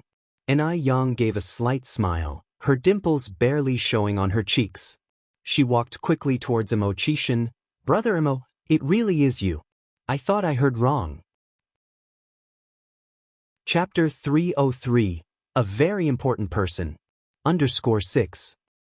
After almost 2 months apart, his wife seemed to have become more beautiful. The sight of her 2 shallow dimples made Mo Chishan feel slightly dazed. Brother Mo? Ni Yang waved her hand in front of his face. Mo Chishan snapped back to reality, instinctively revealing his whereabouts. I had to leave town on the 2nd day of the month, and just returned yesterday. The trip was so rushed, I didn't have a chance to inform you. Ni Yang nodded. I was wondering why I hadn't seen you for such a long time. The 2 walked and talked, and in no time they arrived at the noodle restaurant. It was break time, so there were no clients lining up outside the noodle restaurant. Ni Yang asked, Brother Mo, have you eaten? Shall I cook noodles for you? Sure. Mo Chishan nodded. Thank you, Taeyong. Even with a full stomach, he still felt hungry for his wife's freshly cooked noodles. In just a little while, Ni Yang brought out the noodles. Mo Chishan stood up to take the noodles, and in no time, he finished a large bowl of noodles. Seeing him eat so quickly, Ni Yang stood up and said, Brother Mo, I'll cook another bowl for you. He must have been ravenous, otherwise he wouldn't have eaten so quickly. In truth, Mo Chishan was overly stuffed. Only God knew that he had just eaten a steak. He'd rather endure short-term pain, hence why he ate so quickly. Hearing this, Mo Chishan immediately stood up and grabbed Ni Yang's hand. Yang, I'm full. Their hands touching sent a jolt through them. Mo Chishan quickly pulled back. Yang, I'm really full. Seeing Ni Yang's relaxed demeanor, he too relaxed significantly. Yang, when have I ever been reserved with you? By the way, my mother is hosting a tea party at home tomorrow. Would you like to join us? Xiaodai misses you a lot. Xiaodai truly missed her. He too missed her. Mo Chishan had never felt so weak. His beloved was right in front of him, yet he dared not confess his feelings. He was already 28 years old. Ni Yang was only 18. He feared scaring Ni Yang. What scared him even more was the thought that he might not be deserving of Ni Yang. If he ended up frightening Ni Yang, they wouldn't even be able to maintain their friendship. At least right now, even if nothing else, they could still be friends. Ni Yang happily said, sure. She should be able to see Li Xianxian, who was essentially the approved granddaughter-in-law, at the Mo family's tea party. Anytime Li Xianxian was unhappy, she was happy. With that thought, Ni Yang unconsciously curled her lips into a smile. Yang. Mo Chishan couldn't help blurting out. At this moment, thousands of voices in his heart were clamoring. Confess. If you can't even say I like you, are you even a man? Ni Yang lifted her eyes to look at Mo Chishan, her exquisite peach blossom eyes crystal clear. Seeing those crystal clear eyes, the confession Mo Chishan intended died on his lips. He said instead, Yang, I'll pick you up tomorrow morning, okay? Ni Yang said, I'll wait for you at home. Mo Chishan maintained his calm demeanor after he spoke. However, he was already feeling utterly defeated inside. He really was useless. In order to show his best self in front of Ni Yang, Mo Chishan didn't return home in the afternoon but stayed behind to help at the noodle restaurant instead. Watching that busy figure inside the restaurant, Marcus and Morris sitting in the car thought they were going blind. It was one thing to have seen Mo Chishan pouring wine and handing out cigarettes to a bunch of workers at the noodle restaurant last time, but this time, why was he even doing menial work? Regardless of pursuing his wife, he shouldn't have to demean himself like this, right? After all, with his status clear to anyone who cared to look, he only needed to shed his disguise and countless wealthy young ladies would rush to swoon over him. When Ni Young returned home in the evening, she spoke to Wang Tiniu about her intention to buy a shop. The renovation wasn't in a hurry and could wait until Wang Tiniu finished building the house. Wang Tiniu was known for his responsible work attitude, and Ni Young didn't wish to look for other construction teams. Upon hearing this, Wang Tiniu said, "Yang, thank you for trusting me so much. I have a cousin who's also a bricklayer. I can ask him if he could help you out." Wang Tiniu's cousin lived under harsh circumstances. He even borrowed 100 yuan from Wang Tiniu last December for the New Year celebrations. So, Wang Tiniu wanted to give this opportunity to his cousin and help him out. Ni Yang nodded her head. "Sure, then please, Uncle Tiniu, communicate this to him for me. You're aware of the labor cost. If he has time, he can start at any time." "Okay. I'll visit him tonight. Thank you so much, Yang." Wang Tiniu exclaimed excitedly. Ni Yang replied with a smile, "Uncle Tiniu, you've helped me so much, I should be the one thanking you." The next morning, Mo Chishan arrived timely on that bicycle to pick up Ni Yang. Ni Yang was still wearing the beige cheongsam from yesterday, with a dark blue coat over it. Dark blue was a picky color, but when worn by Ni Yang, it only highlighted her skin, fair and snowy, with lips as bright as oil rouge. Whether it was the brilliant red or the low-key beige, both colors were perfectly embodied by her, as if all the colors were created just for her. "Brother Mo, let's go." Ni Yang got on the back seat of the bicycle, naturally placing her hand on Mo Chishan's waist. Seeing the hand on his waist, Mo Chishan's lips slightly curved. His otherwise empty heart was filled in an instant, and he inadvertently sped up his pedaling. In no time at all, they arrived at the Mo family villa. Since it was a tea party, many well-known young ladies and wealthy wives who had a good relationship with the Mo family were gathered in the villa's hall. As soon as Ni Yang stepped in, she was warmly greeted by Lady Mo and Mo Hudi. "Yang is here. Sister Ni Yang." With that, Mo Chishan, the biological son and nephew, was disregarded and left aside. Hearing the commotion, Li Xianxian, who was engaged in a conversation, lifted her head and looked over, only to catch sight of Ni Yang. "Ni Yang? Why was it her again?" Li Xianxian squinted her eyes and turned to look at Mo Baichuan, only to find his gaze unconsciously drifting towards Ni Yang. This wouldn't do. She had to stop things from progressing like this. She needed to find a way to make the Mo family dislike Ni Yang. Otherwise, Mo Baichuan would eventually be snatched away by Ni Yang one day. Because at Grandmother Mo's birthday banquet last time, Ni Yang had worn a striking cheongsam, everyone was impressed by her traditional, yet fashionable, dress. Subsequently, the high society started favoring the vintage style, and among the young ladies currently standing in the hall, the majority were wearing cheongsams. Originally, Li Xianxian was the one being praised and imitated by everyone since she was always at the forefront of fashion trends. Now that suddenly someone else was in that position, Li Xianxian felt a jumble of emotions in her heart and felt uncomfortable.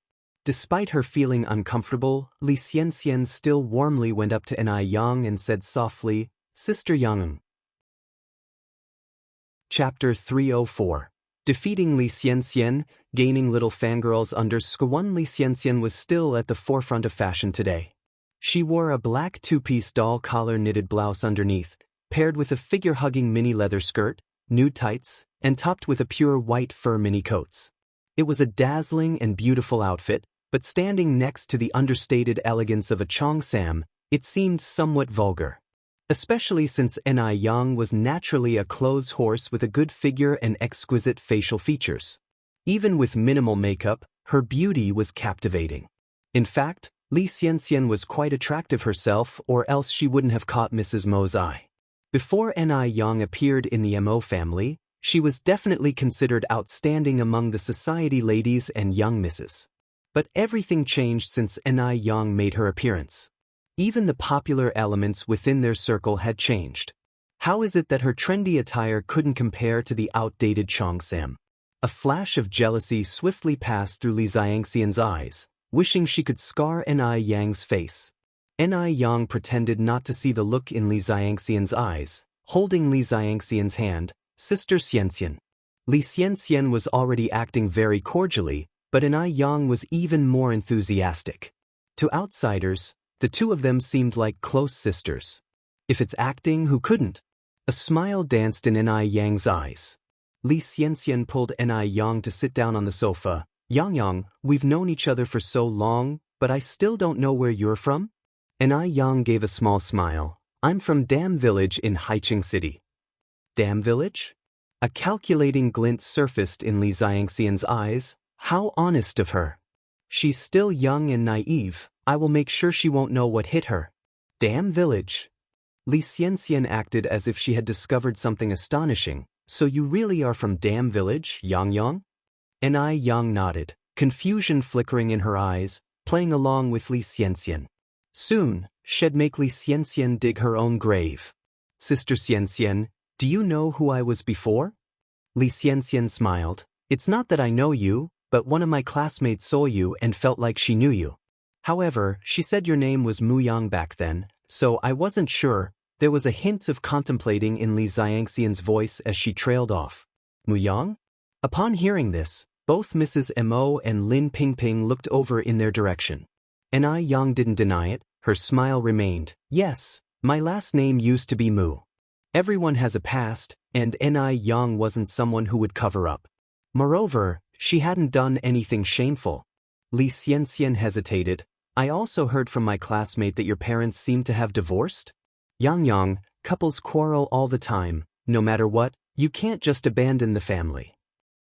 Go back and convince your mother, make her think clearly. You're still young, and so is your sister, you can't go on without a father. In this era, getting a divorce isn't a good look. Divorced women are regarded with disdain.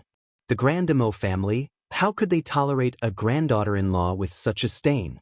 Li Xianxian wanted Ni Yang to embarrass herself. She wanted everyone in the Mo family to dislike her. Moreover, Li Xianxian was painting Ni Zihua as a sinner, a woman who abandoned her husband and family. Isn't that why Ni Zihua and Ni Yang abandoned their family in Haicheng to come to Beijing? Upon hearing this, the expressions in the other's eyes changed. Like father like son, like mother like daughter. Can a bad woman raise a good daughter? Of course not. The tea party was meant for mingling and chatting. Who would have thought there would be so much drama? Ni Yang gave a slight smile, then turned to Li Xianxian. My dad abused my mom and even had an affair. He even had an illegitimate child. Should we keep such a man and celebrate the new year with him? Li Xianxian was stunned. She didn't expect Ni Yang to counterattack like this. Shouldn't Ni Yang be feeling ashamed and discomfited?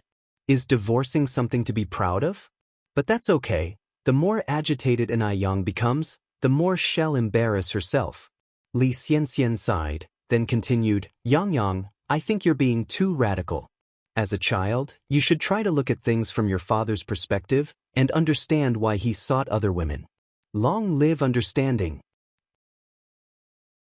Chapter 305. Defeats Li Xianxian, gains younger female fans _2.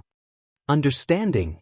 Ni Yang's expression remained unchanged. How do you think I should understand, Sister Xianxian? Li Xianxian hesitated and continued. I heard it was because my aunt couldn't have a son, so my uncle sought someone else. We can't entirely blame my uncle. After all, a male child is the lifeline of a family. My uncle did wrong out of desperation for a son. No matter what, he is your father. As children, we should acknowledge our parents, no matter what, even if they committed murder. Actually, Yang, I really envy you. Your parents are still together, unlike me. I don't even know what my parents look like. By the end of her sentence, Li Xiangxian's eyes had reddened. She made it seem like Ni Yang was oblivious to her good fortune. At the same time, her words successfully painted Ni Yang as an unfilial daughter who did not recognize her biological father. Mo Baichuan on the side took a sip of tea, the corner of his mouth twitching into a slight smile. He was interested in seeing how Ni Yang would resolve this crisis. Li Xianxian was well educated, while Ni Yang was merely a country girl. No matter how skillful Ni Yang was in arguing, she couldn't beat Li Xianxian. Sister Xianxian, you're really noble, tolerating even something like this. Ni Yang's expression was mild, and her lips held a faint smile, seemingly unperturbed by Li Xianxian's words. Li Xianxian continued, actually, this is not a big deal. Besides, we girls should obey our fathers when we're home and our husbands when we're married. At that time, China had only recently been freed. Many people still held this outdated submit to the father at home and husband when married mentality. Gender equality was a thing of the future. Which married woman does not wish to have a son? Without a son, a woman lacked status in her husband's family. Of course, Li Xianxian, who came from the past, did not have these old-fashioned thoughts. The only reason she said these words was to please Grandma Mo. She was trying to show her virtuous and well-behaved side to Grandma Mo. In families like the Mo family that had a long legacy, these outdated ideas were more prevalent than in ordinary people. Ni Yang smiled lightly, lifting her eyes to Li Xianxian. Then, I wish Sister Xianxian to marry a husband who is abusive, cheats in marriage, and seeks other women to bear sons. Upon hearing this, Li Xianxian's face changed. Yang, what do you mean by that? Was Ni Yang jealous of her and therefore cursing her? Having experienced a rebirth, Li Xianxian attached great importance to these matters. She was afraid that Ni Yang's curse would come true. Ni Yang smiled faintly. There's no special meaning. I just want you to understand the saying, do not do unto others what you would not have them do unto you. Li Xianxian was stunned for a moment, then her eyes reddened with grievance. Sorry, Yang, I didn't mean that. I just think that divorce carries a bad reputation. Grandma Mo frowned slightly. She felt that Li Xianxian was a bit petty. Ni Yang was just returning the favor, yet Li Xianxian acted as if she had been wronged. It was quite unbecoming. Ni Yang asked with a smile, divorce has a bad reputation? What's wrong with divorce? Where there's oppression there are protests. Are we women naturally destined to be bullied? Those who don't fight back after being bullied aren't people, they're like doormats. Sister Xianxian, it's a new era now. We women must not stand still. We must respect ourselves, be independent and resilient, and not let anyone look down on us. On hearing this, the others also nodded in agreement. Why should women always be the ones being bullied? If they can't have a son, it's the woman's fault. If they are divorced, it's the woman who gets the blame? It's too unfair for women in this world. Especially Lin Pingping, who had experienced divorce. She knew the bitterness of it. Li Xianxian was just trying to show her virtuous and well-behaved side to Grandma Mo and Mo Baichuan. She didn't expect to cause public outrage. Her face took on an awkward color right then. Looking at Lin Pingping's face, Li Xianxian's heart skipped a beat. She had forgotten about Lin Pingping. Lin Pingping was Grandma Mo's only niece. By saying divorce carries a bad reputation, wasn't she indirectly offending Grandma Mo? Li Xianxian hurriedly tried to rectify the situation, her eyes becoming even redder. Yang, you misunderstood me. I simply meant a family should have descendants, and uncle only wanted a son. As his children, we cannot deny our own father. Chapter 306, Dominating Li Xianxian, Gaining Little Fangirls _3. Li Xianxian was a very timely person. She knew she had just spoken inappropriately, so she had now redirected the issue to Ni Yang. Filial piety is a virtue, but Ni Yang disowned her biological father. Could she be a good girl? In this era, where males are valued over females, all she had to do was insist that Ni Zuihua was unable to bear a son. So, if you can't bear a son yourself, won't you allow your husband to seek another woman to bear one? Li Xianxian never gossiped about others, but she was adept at speaking ambiguously, changing the subject and letting others fill in the blanks. She was a clever woman, so most of the time, things would go the way she envisioned, But today, the person standing before her was Ni Yang. Could Ni Yang make things go smoothly for Li Xianxian? Ni Yang replied with a faint smile. Sister Xianxian, your enlightenment isn't high enough. The chairman has said that men and women are equal now. Why do you see only boys as the successors in your eyes? Aren't girls human too? According to your logic, if a woman can't have a son, the man should go and find other women. Wouldn't that mean that 80% of women have to endure their husband's infidelity? Moreover, Sister Xianxian, you're a college student. You should know that giving birth to boys or girls isn't something a girl can determine, right? The last sentence could be said to be every woman's sentiment, because the gender of a child fundamentally doesn't depend on the woman. Similarly, this erroneous thought has harmed many people. Women are like fields, while men are the seeds. The field only provides nutrients and moisture, and ultimately what crop grows depends on the seed. At these words, others around started to agree. Yes, Yang Yang is right. Yang Yang has spoken very well. Li Xianxian, being a woman yourself, how can you look down on women so much? Ni Yang's eyes were filled with laughter, and shallow dimples appeared at the corners of her mouth. Sister Xianxian, in palatable terms, your thinking is praiseworthy while in reality, it's being ignorant. Hearing the accusing voices around her, the color gradually drained from Li Xianxian's face. She hadn't expected things to turn out this way. Ni Yang was merely an unsophisticated village lass. Where did she get all this profound reason? Li Xianxian also came from the country. She knew too well the conditions there. Due to lack of transportation and inadequate education, there the men were prioritized, and ignorance prevailed. Even Li Xianxian, before reincarnation, was just an ignorant country girl. How could Ni Yang know such profound principles? She's behaving completely uncharacteristic of a village girl, rather like an educated intellectual. Could Ni Yang have been this impressive when she was 18? Li Xianxian clenched her lips, beads of cold sweat trailed down her spine. What should she do? What should she do now? Lin Pingping, supporting Madame Mo's arm, had a pleased smile on her face. She knew that Ni Yang wasn't someone to be trifled with. Calm and composed, articulate and clear, this child could tackle big situations. Madame Mo looked at Ni Yang with satisfaction in her eyes. Turning her eyes to Li Xianxian, the layer of liking in Madame Mo's eyes had been replaced by disappointment. Mo Kishin's eyes were practically sparkling. How amazing was his wife! He liked his wife more and more. Yang Yang, have some water. Mo Chishin passed a cup of tea to Ni Yang. Thank you, brother. Ni Yang took the cup. This unexpected twist in front of him had completely overturned Mo Baichuan's opinion of Ni Yang. Could it be that Ni Yang wasn't purposely placed by someone near him to get closer to him? He wouldn't believe it. A little farmer girl who only graduated from junior high school, having such high enlightenment? Even knowing about gender equality? In order to get close to him, these people really had racked their brains. Mo Baichuan's eyes glinted dangerously as he drank his tea. Looking at Li Xianxian's distressed and sweaty appearance, Ni Yang felt incredibly relaxed. She took a sip of tea and then grabbed Li Xianxian's hand. Sister Xianxian, the words I just said were only directed at the topic itself, not at you. Please don't be angry. Don't be angry? What was Ni Yang implying? A slap and then a sweet date? But at this moment, Li Xianxian could only balk, swallowing her protest. Listening to you is better than studying for 10 years. Yang Yang, you're absolutely right. How could I possibly be angry?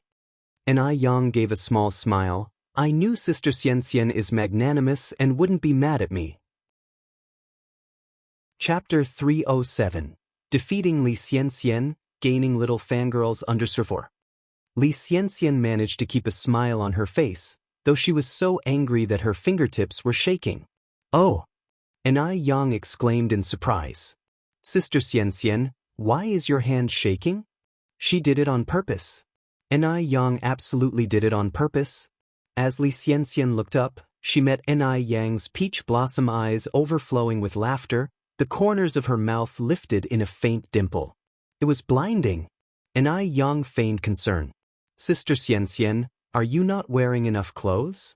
Killing Li Xianxian would be easy. But Enai Yang didn't want her to die so easily. Because boiling a frog in warm water was more fun. At that moment, old lady Mo spoke up. I think Xianxian is feeling unwell. Baichuan, you should take Xianxian to rest first. Old lady Mo was no fool. Could she not see through Li Xianxian's thoughts? Li Xianxian should take this opportunity to reflect on herself. Hearing this, Li Xianxian's face turned from slightly pale to ashen.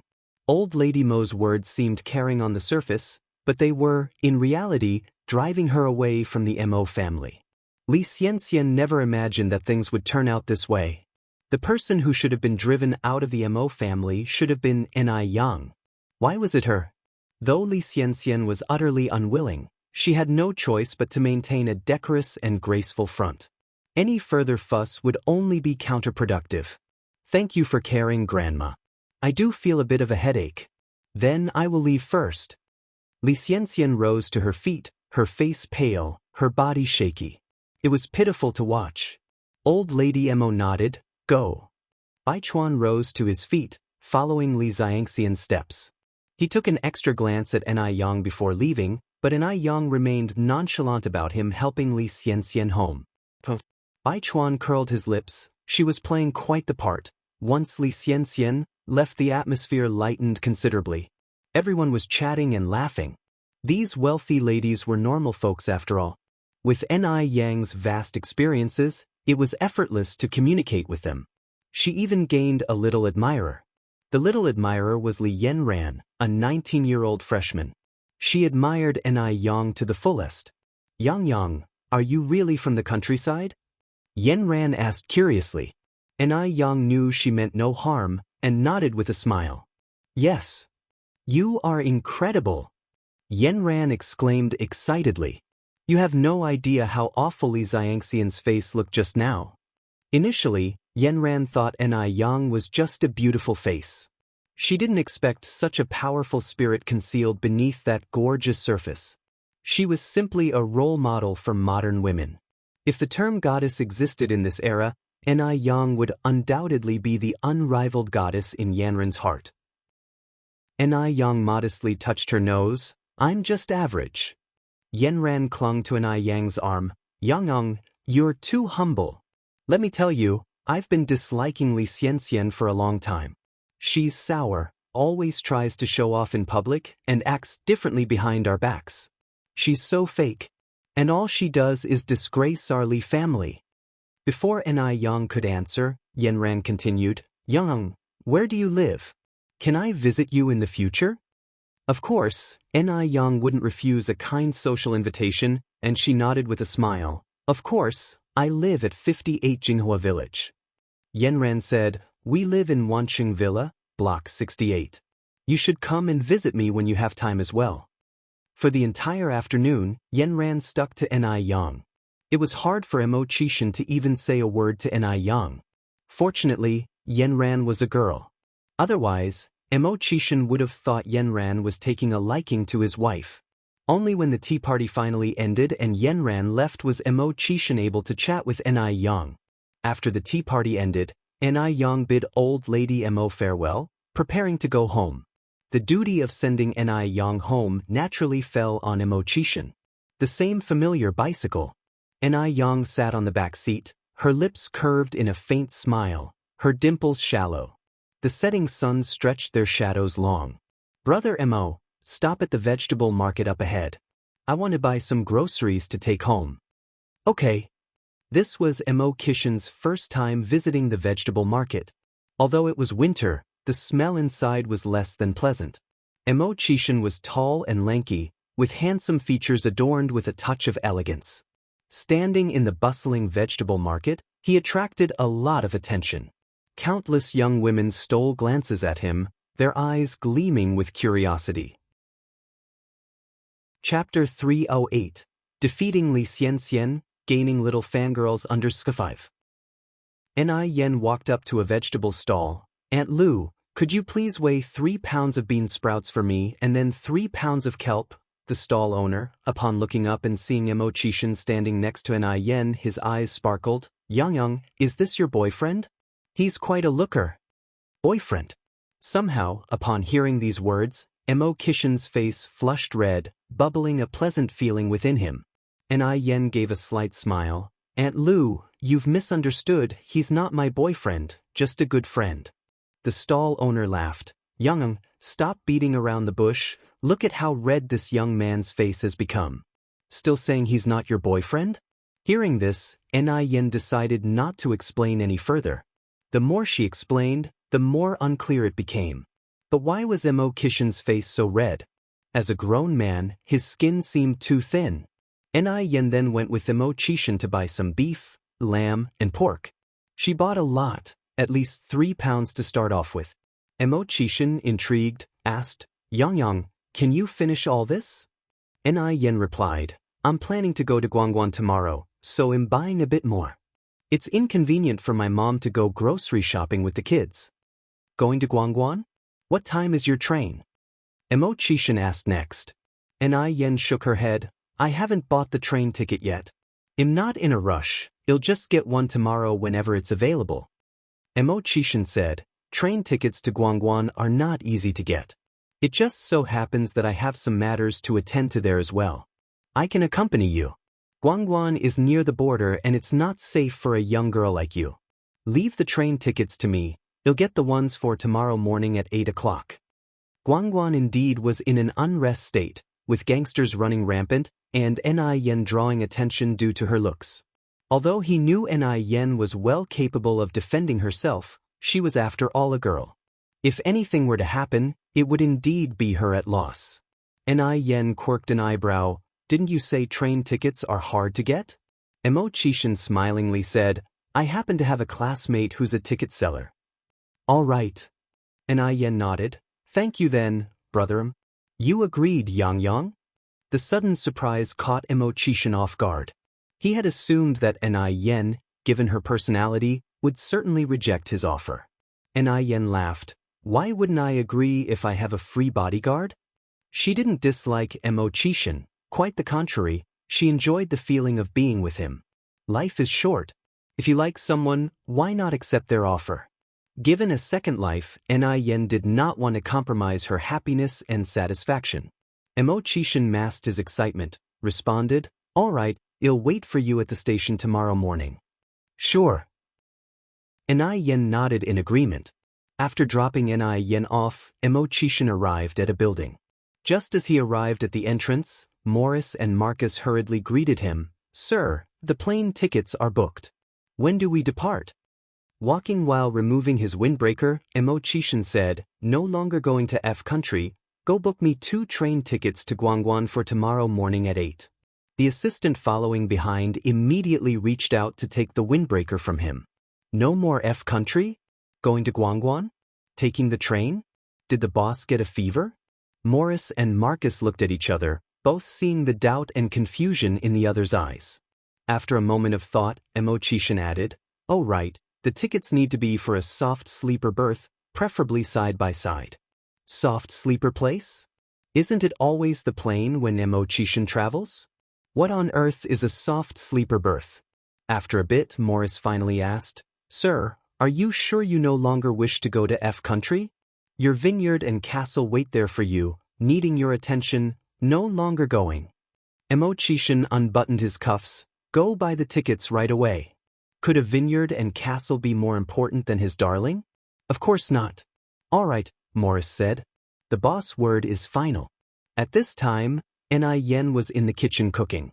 In addition to the regular nourishing and beauty foods for the night, she also wanted to make a dish of boiled pork slices.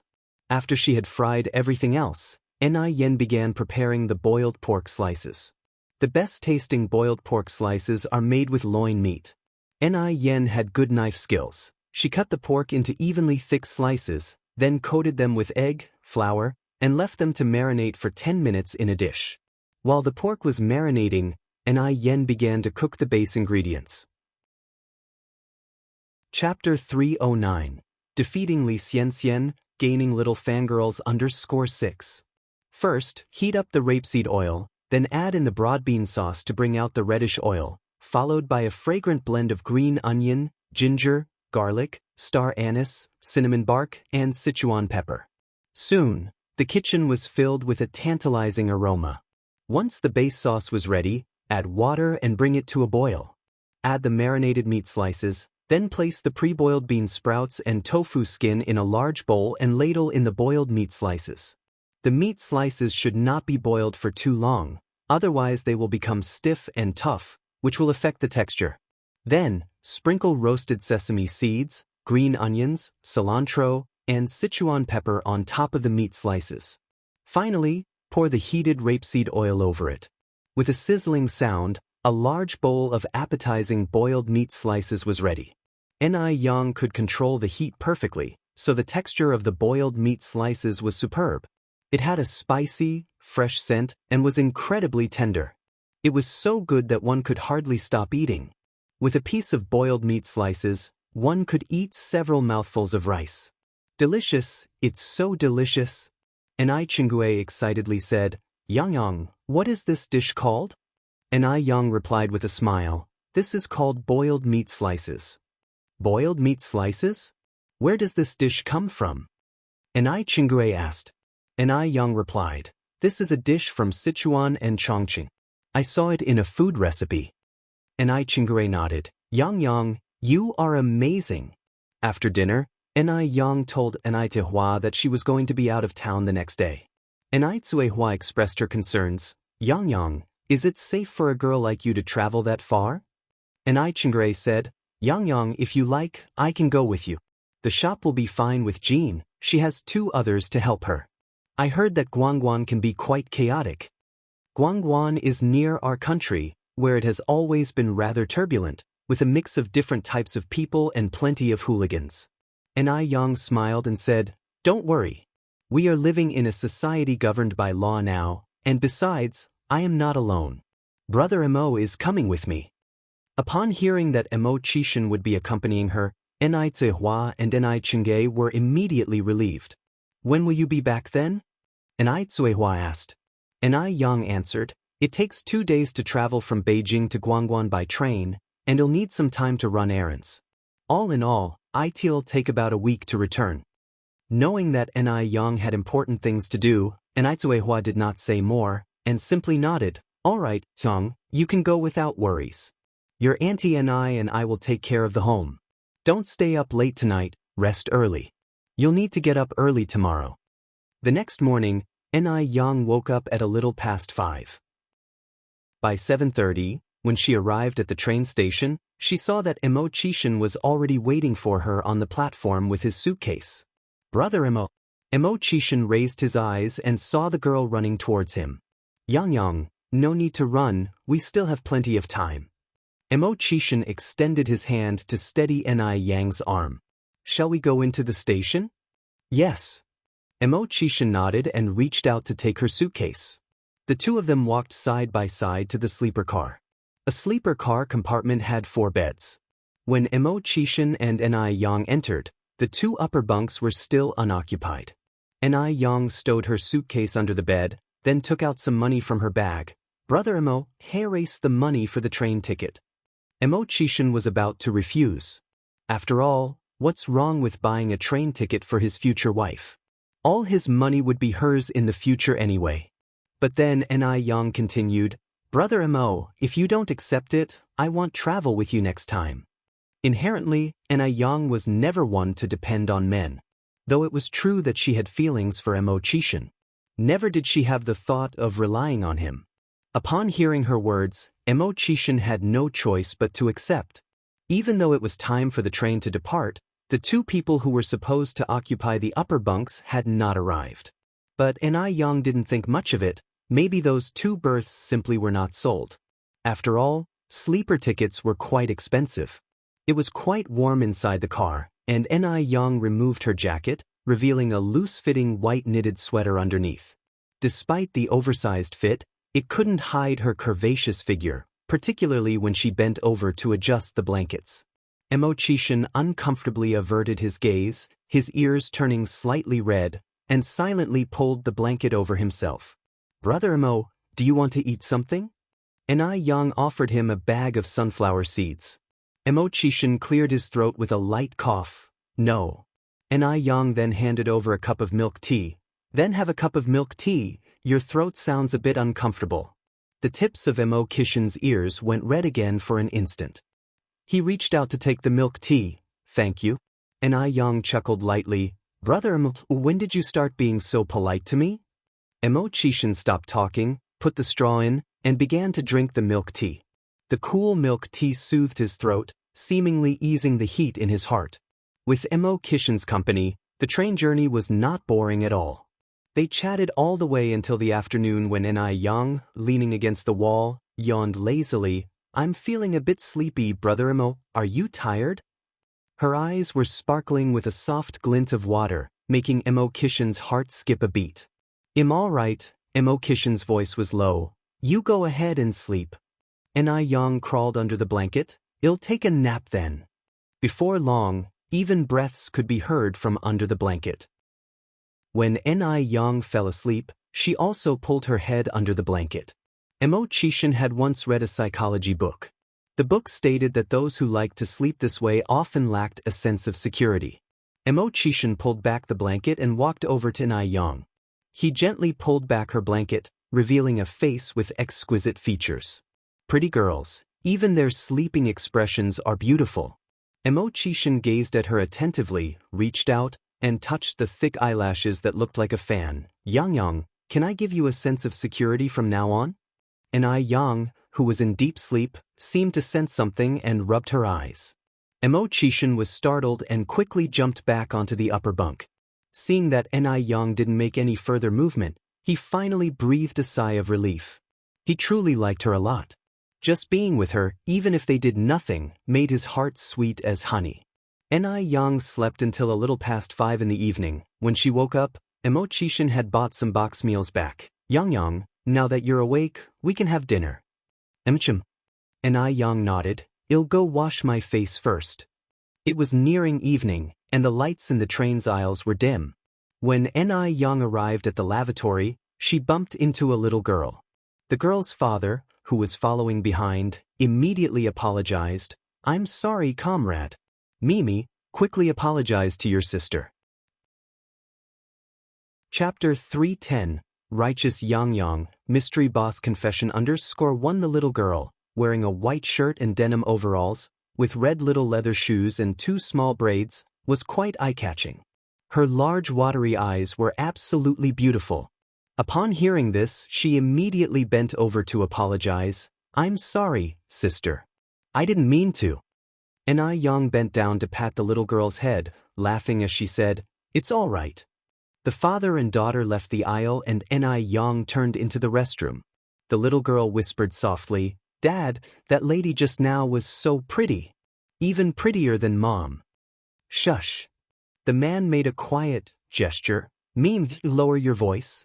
Be careful not to let your mother hear. The little girl quickly covered her mouth in response.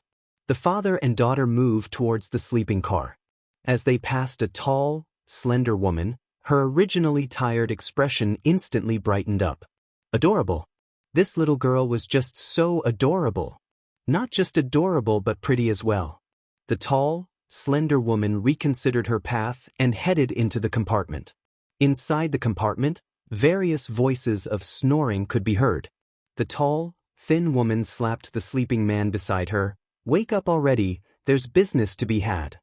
At her words, the man immediately woke up. Where? How old? The tall, thin woman lowered her voice. She seems to be around 4 or 5 years old. We should keep a close eye. There were 3 types of boxed meals on the train. One was 3 cents per serving. Another was 8 cents. The last one was 2 yuan. The one that Mo Kishin bought was 2 yuan, containing fried eggs, braised pork, and braised fish cubes. Even though the meal was rich, perhaps because it was cooked in a large pot, the taste was not very good. Mo Kishin could not eat more than a few bites, but Yang on the opposite side was eating very seriously. Every single bite, not a grain of rice was left. Yang had walked out of hard times. She knew the difficulty of obtaining food, so she held a sublime respect for the food. No matter when, she would not waste it. This feeling might only be understood by those who have experienced hunger. Seeing her like this, Mo Kishin felt a twinge of guilt. He picked up his chopsticks again, finishing the rest of his boxed meal. After undergoing nearly 40 hours on the train, they finally arrived in Guangguan on the noontime of the third day.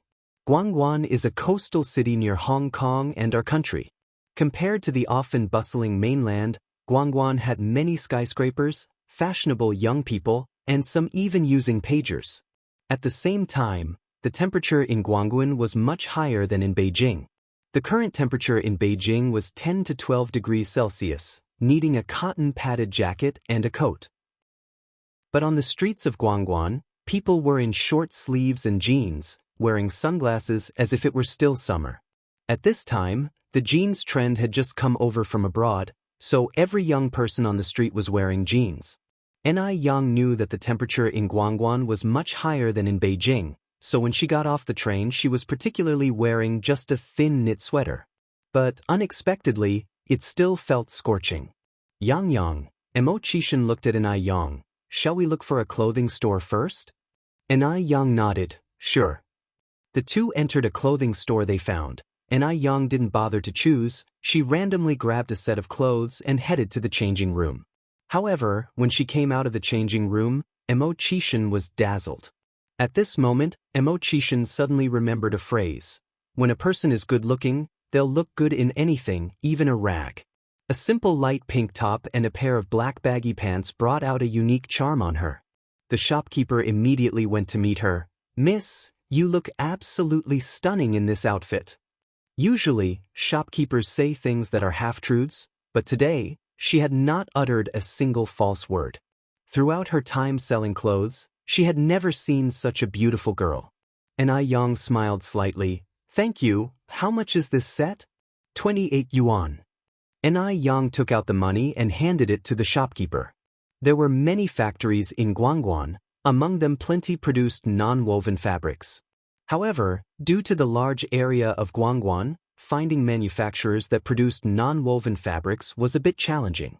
Although Yang had memories from her previous life, those memories were of her future experiences and it was the 1980s now after all. Emo Chishan took out 2 pieces of paper. "Yang, these 2 factories can produce non-woven fabric. Which one do you want to visit first?" Yang took the paper. "Let's go to the nearest one first then." "Sure." Emo Chishan nodded. Chapter 311. Yang's Heroic Act, Confession from the Mysterious Boss _2. The two arrived at the factory, where they were greeted by a very enthusiastic middle-aged uncle. "The minimum order from our factory is 300 yuan. Then there's the separate cost of the train transport." At this time, parcels could be sent via post, but it was slow, typically taking about a month. Therefore, anyone with urgent items usually relied on the train or freight trucks for transportation. The price wasn't expensive. Yang took a facial mask cut from a sheet of white paper out of her bag and asked, "Can you make a non-woven fabric in this shape?" The middle-aged uncle took the paper curiously. "What is this thing? Comrade, what is this used for?" Yang smiled lightly. "It's for your face." "For your face?" The middle-aged uncle looked enlightened. "Oh, I see. These are the eyes, this is the nose, and this is the mouth, right?" "Yes." Yang nodded slightly. The middle-aged uncle was a very curious person. He put the paper on his face. "Comrade, what effect does this have when it's placed on the face?" Just as Yang was about to answer, a person entered the room, and upon seeing the middle-aged uncle looking that way, let out a frightful yell. "The ghost!" Guangguan people were rather superstitious. As soon as the middle-aged uncle heard the word ghost, his reaction was immediate. Where's the ghost?"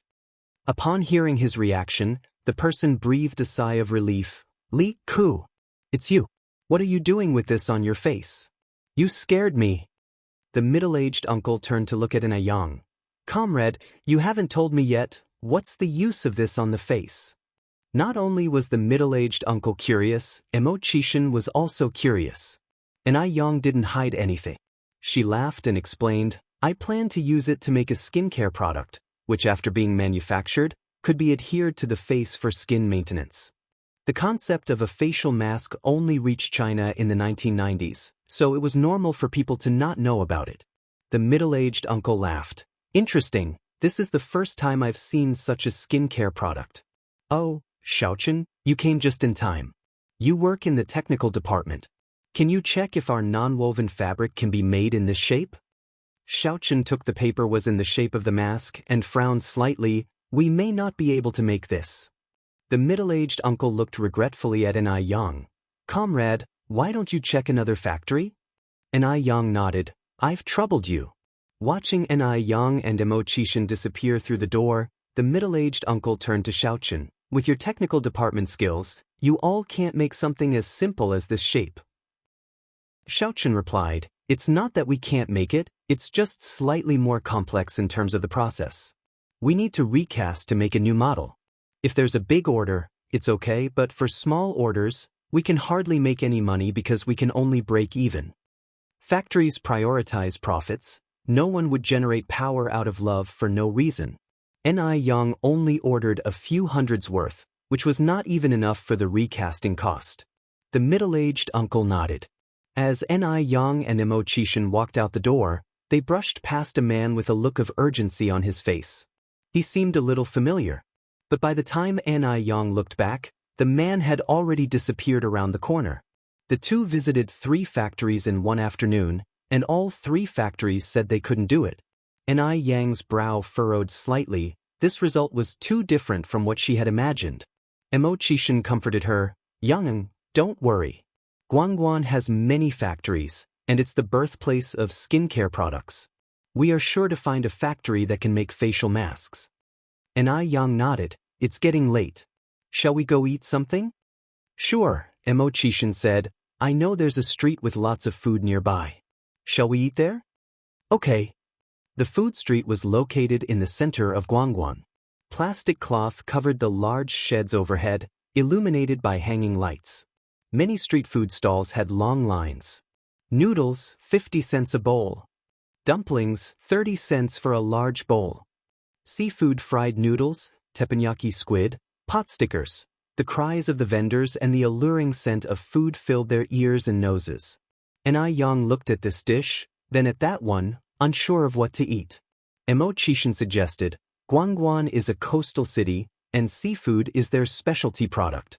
Why don't we eat seafood?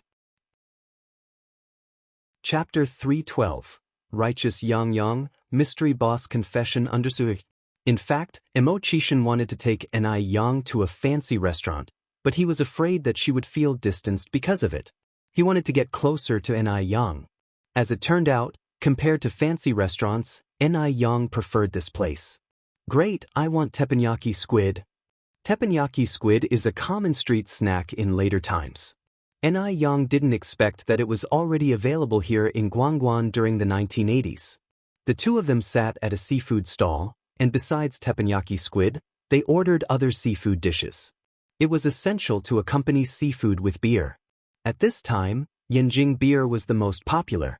Actually, beer was already available as early as 1914. By the 1980s, it was everywhere, not just in thriving cities like Guangguan, but also in rural areas. Enai Yang turned to look at Emo Chishan. Brother Emo, do you want some beer? Emo Chishan raised his eyebrows in surprise. You drink? He had assumed that a beautiful girl like Enai Yang would abstain from alcohol. Enai Yang smiled. What, do I look like someone who doesn't drink? Not only did she drink, but she could also hold her liquor very well. No one achieves success easily. In her previous life, Enai Yang, as NIS director, honed her drinking skills through banquets and social events, once setting a record of downing 2 pounds of liquor at once. However, that was in her past life. In this life, for her health, Enai Yang hadn't touched alcohol since she was reborn. Emo Chishan spoke with a smile. Shall we get 2 bottles then? Soon, the boss brought over 2 bottles of beer. Just as Emo Chishan was about to open the beer, he realized he didn't see any opener. Boss, could I get a bottle opener please? Before he could finish speaking, a hissing sound of opened beer came from across him, followed by Enai Yang spitting out the beer cap from her mouth. In that instant, Emo Chishan saw his future standing in the household. Good heavens! That was a bit too bold. This slightly audacious action, when done by Enai Yang, had an inexplicable charm about it. From biting the bottle cap to spitting it out, everything was done swiftly and fluidly. Chishin had seen countless refined ladies from prestigious families, but he had never seen a girl as casual as Ni Yang. She was clear-headed and genuine in her way of living. It seemed like nothing could hold her down. She was like a mysterious and tranquil orchid blooming in a valley. "Brother Emo here." Ni Yang handed Chishin the beer she had just opened. At this moment, the boss brought the bottle opener, and upon seeing the scene he joked, "This young girl is really something." Ni Yang modestly responded, "It's nothing much." Both of them were drinking beer and eating seafood, and in a while, they had almost finished their meal. Ni Yang had her arms crossed and was leaning against the back of the chair. She didn't feel like moving at all. It had been such a tiring day. Just then, she felt something lightly poke into the middle of her hand. Ni Yang looked back and saw what seemed like a family of 3 sitting at the next table. The man was big and tall, the woman was skinny and dark, and both of them dressed humbly. The 3 of them had only one dish and a soup on their table, and the man and woman were speaking in a dialect others couldn't understand. The little girl was wearing a semi-worn blue ant-colored coat and a pair of ragged pants. Even though she had a dirty little face, her features were beautiful, with a pair of big teary eyes that looked familiar. The little girl was sitting to Ni Yang's right, so it must have been her who teased Ni Yang earlier. Ni Yang nonchalantly steadied her vision again and pulled out the paper from her hand. Upon seeing it, she realized it was a small note. The note barely had anything written on it. All it had were 3 Arabic numbers, 995. Ni Yang furrowed her brows slightly. Given the way 995 sounds, it might signify "help me." Was the little girl asking for help? At this moment, Ni Yang suddenly recalled that the little girl was none other than Mimi, the one she had accidentally bumped into on the train earlier. Even though her clothing differed, Ni Yang hadn't forgotten her unique pair of eyes. Could Mimi have encountered human traffickers? Actually, human trafficking wasn't uncommon in the 1980s. The traffickers would lure women, kidnap children, sell them off, or even mutilate them to force them into begging. With no surveillance at that time and people being less security conscious, the victims targeted by the traffickers were easy to nab. Chapter 313. Righteous Yang Yang, Mystery Boss Confession Underthrough. She could not help but recall her own past lives' experiences. If she were caught by human traffickers again, what awaited her would be similar to the torment of marrying a eunuch in her previous life, or even worse. This thought made Ni Yang's heart tighten brutally. "Brother Emo." Ni Yang looked up at Chishin. Chishin looked up puzzlingly. Luckily, Ni Yang always carried a pen with her. She wrote a sentence on a slip of paper and handed it to Chishin. Chishin read the note, his gaze flickering. He held Ni Yang's hand to signal her not to act rashly. Human traffickers usually worked in groups and had an organized hierarchy. They couldn't simply be 1 or 2 people acting alone, there might even be their accomplices nearby. If they acted rashly, it could backfire. At this moment, the couple sitting behind them had finished paying their bill and were about to leave with the little girl. Ni Yang suddenly stood up, took the little girl's hand, and exclaimed in surprise, "Mimi! Isn't this Mimi?" The sequence of events happened too fast, leaving the little girl bewildered. Ni Yang continued, "This silly girl, your aunt. Don't you recognize your aunt and your uncle? Who are these 2? Are they the nannies hired by your mother and father?" The tall and skinny woman yanked the girl back and retorted angrily, "Who are you? Have you mistaken us for someone else? Who's this Mimi you're talking about?" "This is my daughter, Ya." "When did my niece become your daughter?" Ni Yang's face changed. She scooped up the little girl and retorted, "Are you a human trafficker?" The little girl clung tightly to Ni Yang's neck, fearing she would be snatched away by the tall and lean woman any moment. The commotion attracted some attention. The diners put down their chopsticks and crowded around. The skinny woman shrieked hysterically, "This is my daughter Ya. From a young age, she has been mute and even has some IQ issues. You claim to be her aunt, so let her call you aunt and we'll see." Thief playing a cop. "I say you're the real human trafficker. Somebody help, she's trying to kidnap my daughter." Every human trafficker retains a poker face and excels in bluffing. As long as they can convince the crowd, things will work out for them. After all, the child isn't able to speak, and the person abducting her from them is Ni Yang. The one holding disparities will forever hold the advantage. That child really can't speak. Tisk, he, such a beautiful girl, turns out to be a human trafficker? That's terrible. She even dares to kidnap children in broad daylight. Seeing the crowd being swayed, a burly man rolled up his sleeves. Brandishing a kitchen knife, he rushed forward aggressively. Damn human traffickers, how dare you try to kidnap my daughter? Watch as I chop you into pieces. Mo Chishan shielded Ni Yang. With one hand he grabbed the burly man's arm. Simultaneously he kicked the burly man's knee. The severe pain forced the man to kneel on the ground. This is outrageous. How dare these human traffickers assault people in public? Is there no law and order left? Onlookers were extremely angry. Mo Chishan held the burly man's arm and looked at the crowd. These two are the real human traffickers. If you don't believe me, we can call the police. My wife and I will stay here until they arrive. I trust the police will give us justice. Real human traffickers would never suggest calling the police.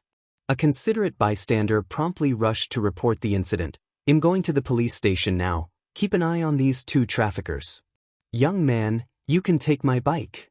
Seeing the situation turn against them, the tall and thin woman tried to sneak away.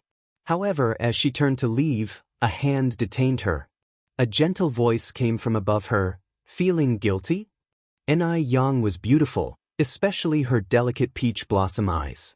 On any normal day, the tall thin woman would surely be captivated by Ni Yang's allure. Such a catch was not easy to come by. But today, all she felt was endless fear. The police arrived promptly, and as victims and suspects, the group was taken to the police station. The little girl clung to Ni Yang's neck unwillingly to let go. After a doctor's diagnosis, it was found that the human traffickers had administered a large amount of forbidden drugs to the girl, causing her to lose her speech. Chapter 314. Righteous Yang, Mystery Boss Confession under the. Besides that, the little girl had many fresh bruises on her body. The female doctor who was in charge of examining the little girl couldn't help but tear up. This is so horrible. These human traffickers are so dreadful. Little girl, does it hurt? The little girl bravely shook her head. Upon interrogation, the two human traffickers quickly confessed to their crimes. The little girl's parents also rushed over upon hearing the news. Mimi, are you all right? The couple bumbled into the room, utterly disheveled. Only those who have almost lost their child could truly understand the pain they felt. The little girl shook her head, her eyes brimming with sudden tears. Why did you take so long to come? Weren't you supposed to pick me up immediately? She had been too frightened earlier and had been forcing herself not to cry. Seeing her parents now was the only time she felt safe enough to let go of her control. The young woman took the little girl into her arms. I'm sorry, Mimi, Mommy and Daddy are so sorry. The police officer at the scene said, as parents, you have to be more careful next time, especially in crowded places like railway stations. You should always keep your child within arm's reach. Now you must sincerely thank these two people. If it wasn't for their courageous actions, you probably wouldn't be able to see your child now. Thank you both. The couple exchanged a glance and immediately knelt down in front of Ni Yang and Mo Chishan with their child. Thank you. Ni Yang and Mo Chishan quickly helped the couple up. You don't need to do this. It was Mimi who was quick on her feet and clever enough to give us a note for help. If it wasn't for that, we wouldn't have realized something was wrong. Just then, the young man suddenly said, Aren't you the young man we met on the train? Ni Yang nodded. Yes, it's me. Thank you so much for your help. The young man continued, My name is Han Shulin, this is my wife Lin Xiaoxue, and this is our daughter Han Mimi. The five of them left the police station, chatting among themselves. Lin Xiaoxue said, Young man, judging from your accents, I'm guessing you're not from Guangguan, right? Ni Yang nodded, We came from Beijing. Lin Xiaoxue continued, You came all the way from Beijing.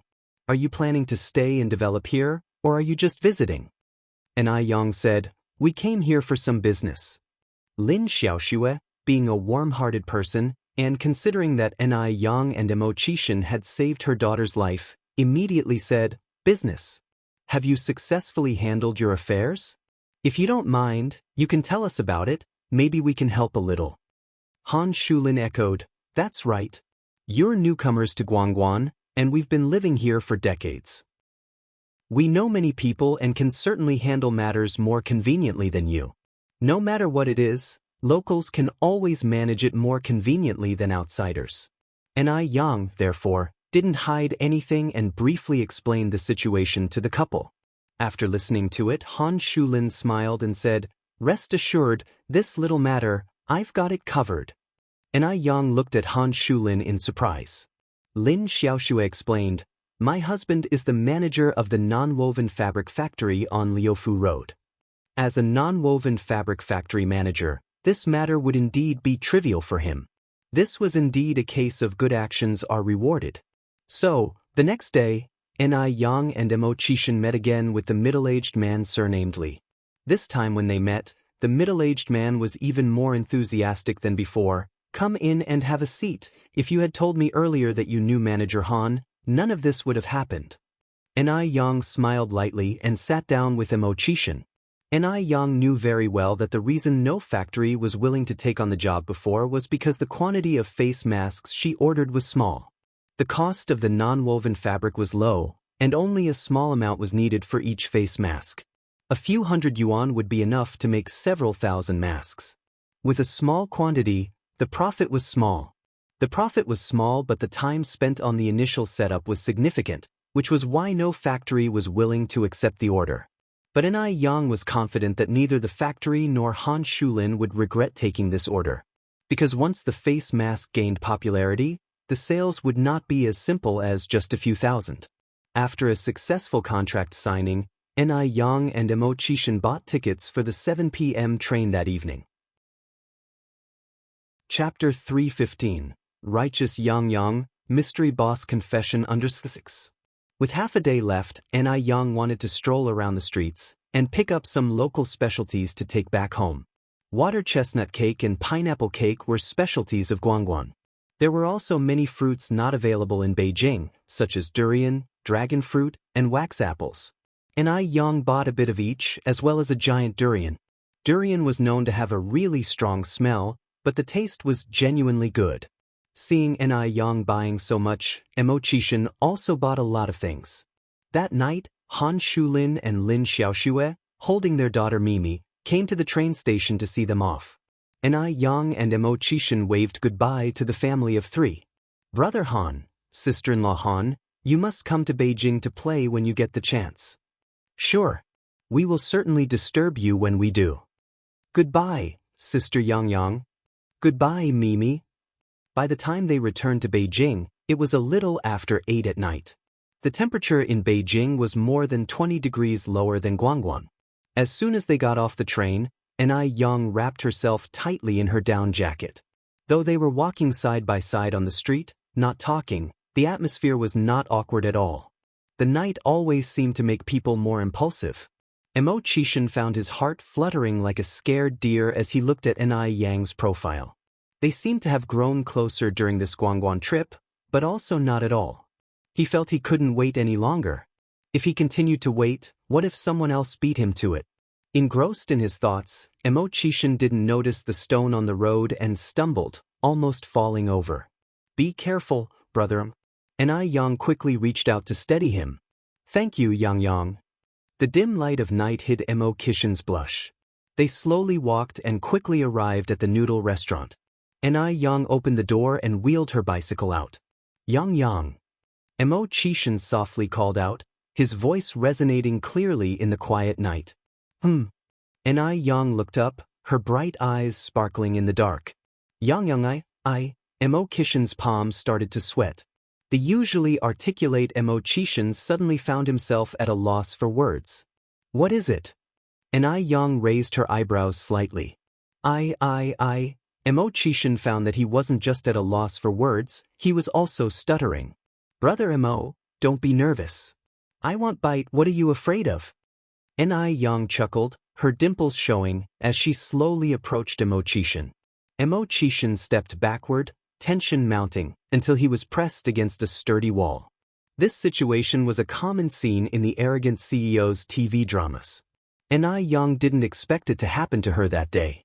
And it was her who had cornered Emo-chishin. Wasn't Emo-chishin's reaction too cute? Looking at his reaction, he wasn't like a 28-year-old man at all, but rather like an 18-year-old naive boy. Did she just get herself a treasure? Yang. Emo-chishin suddenly found it hard to meet Ni Yang's gaze. He was so nervous, what should he do? What if he couldn't breathe? At this moment, Emo-chishin's usual calm, self-composed demeanor seemed to have completely vanished. Ni Yang looked at him with a smile. Brother Emo, if you have something to say, just say it. Hesitating is not a man's style. Right? He was a man. Emo-chishin gritted his teeth, closed his eyes, and stood his ground. It was time to be brave and take a leap. Yang and I, he said, his voice lowering, like you. At that moment, even Ni Yang could hear her own heartbeat. She couldn't resist teasing him. Brother Emo, I didn't hear what you said. Emo-chishin was so nervous he didn't dare say it a second time. Ni Yang frowned slightly. Brother Emo, did you just say you hate me? No. Emo-chishin turned white with anxiety. Yang, you heard wrong. How could I hate you?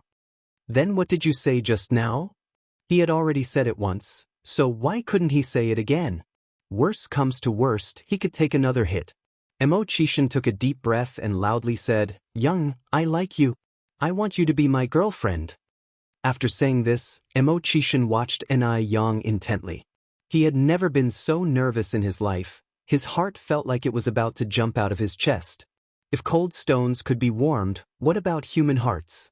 Moreover, Ni Yang's heart wasn't made of stone. She was very sure that she also liked Emo-chishin.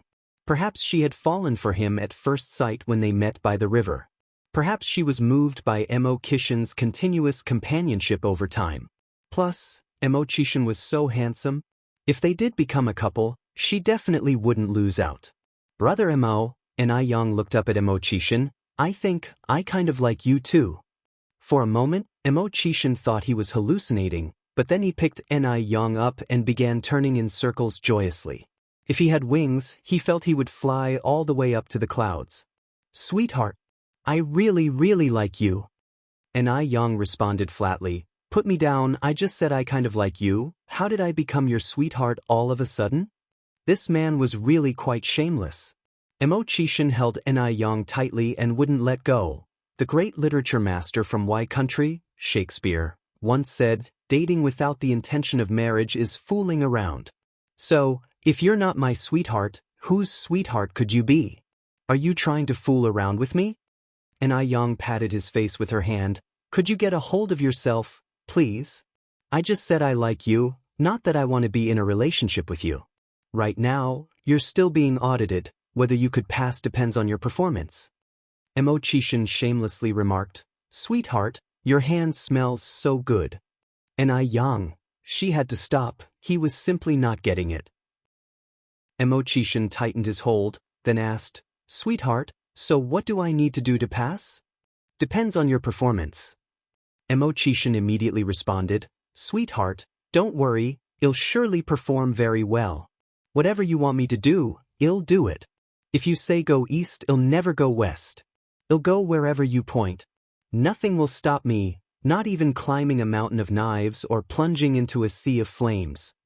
Then put me down first. Emo-chishin hesitated a bit, but then finally let go.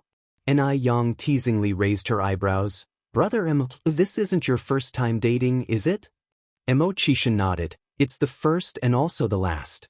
Sweetheart, from now on, all my first times will be yours. The first time he fell in love at first sight.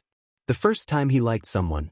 The first time he was so desperate to marry someone and cherish her as his treasure for the rest of his life. Before meeting Ni Yang, Emo-chishin didn't even know what it meant to like someone. You're tuning in to the Passion Pages YouTube channel. We're so grateful for your support, and don't forget to subscribe to join us on this incredible journey through captivating stories. Your generosity through donations truly makes a world of difference, as it's the primary source of revenue that allows me to expand and enhance this channel for you. Thank you from the bottom of my heart for being a part of this adventure.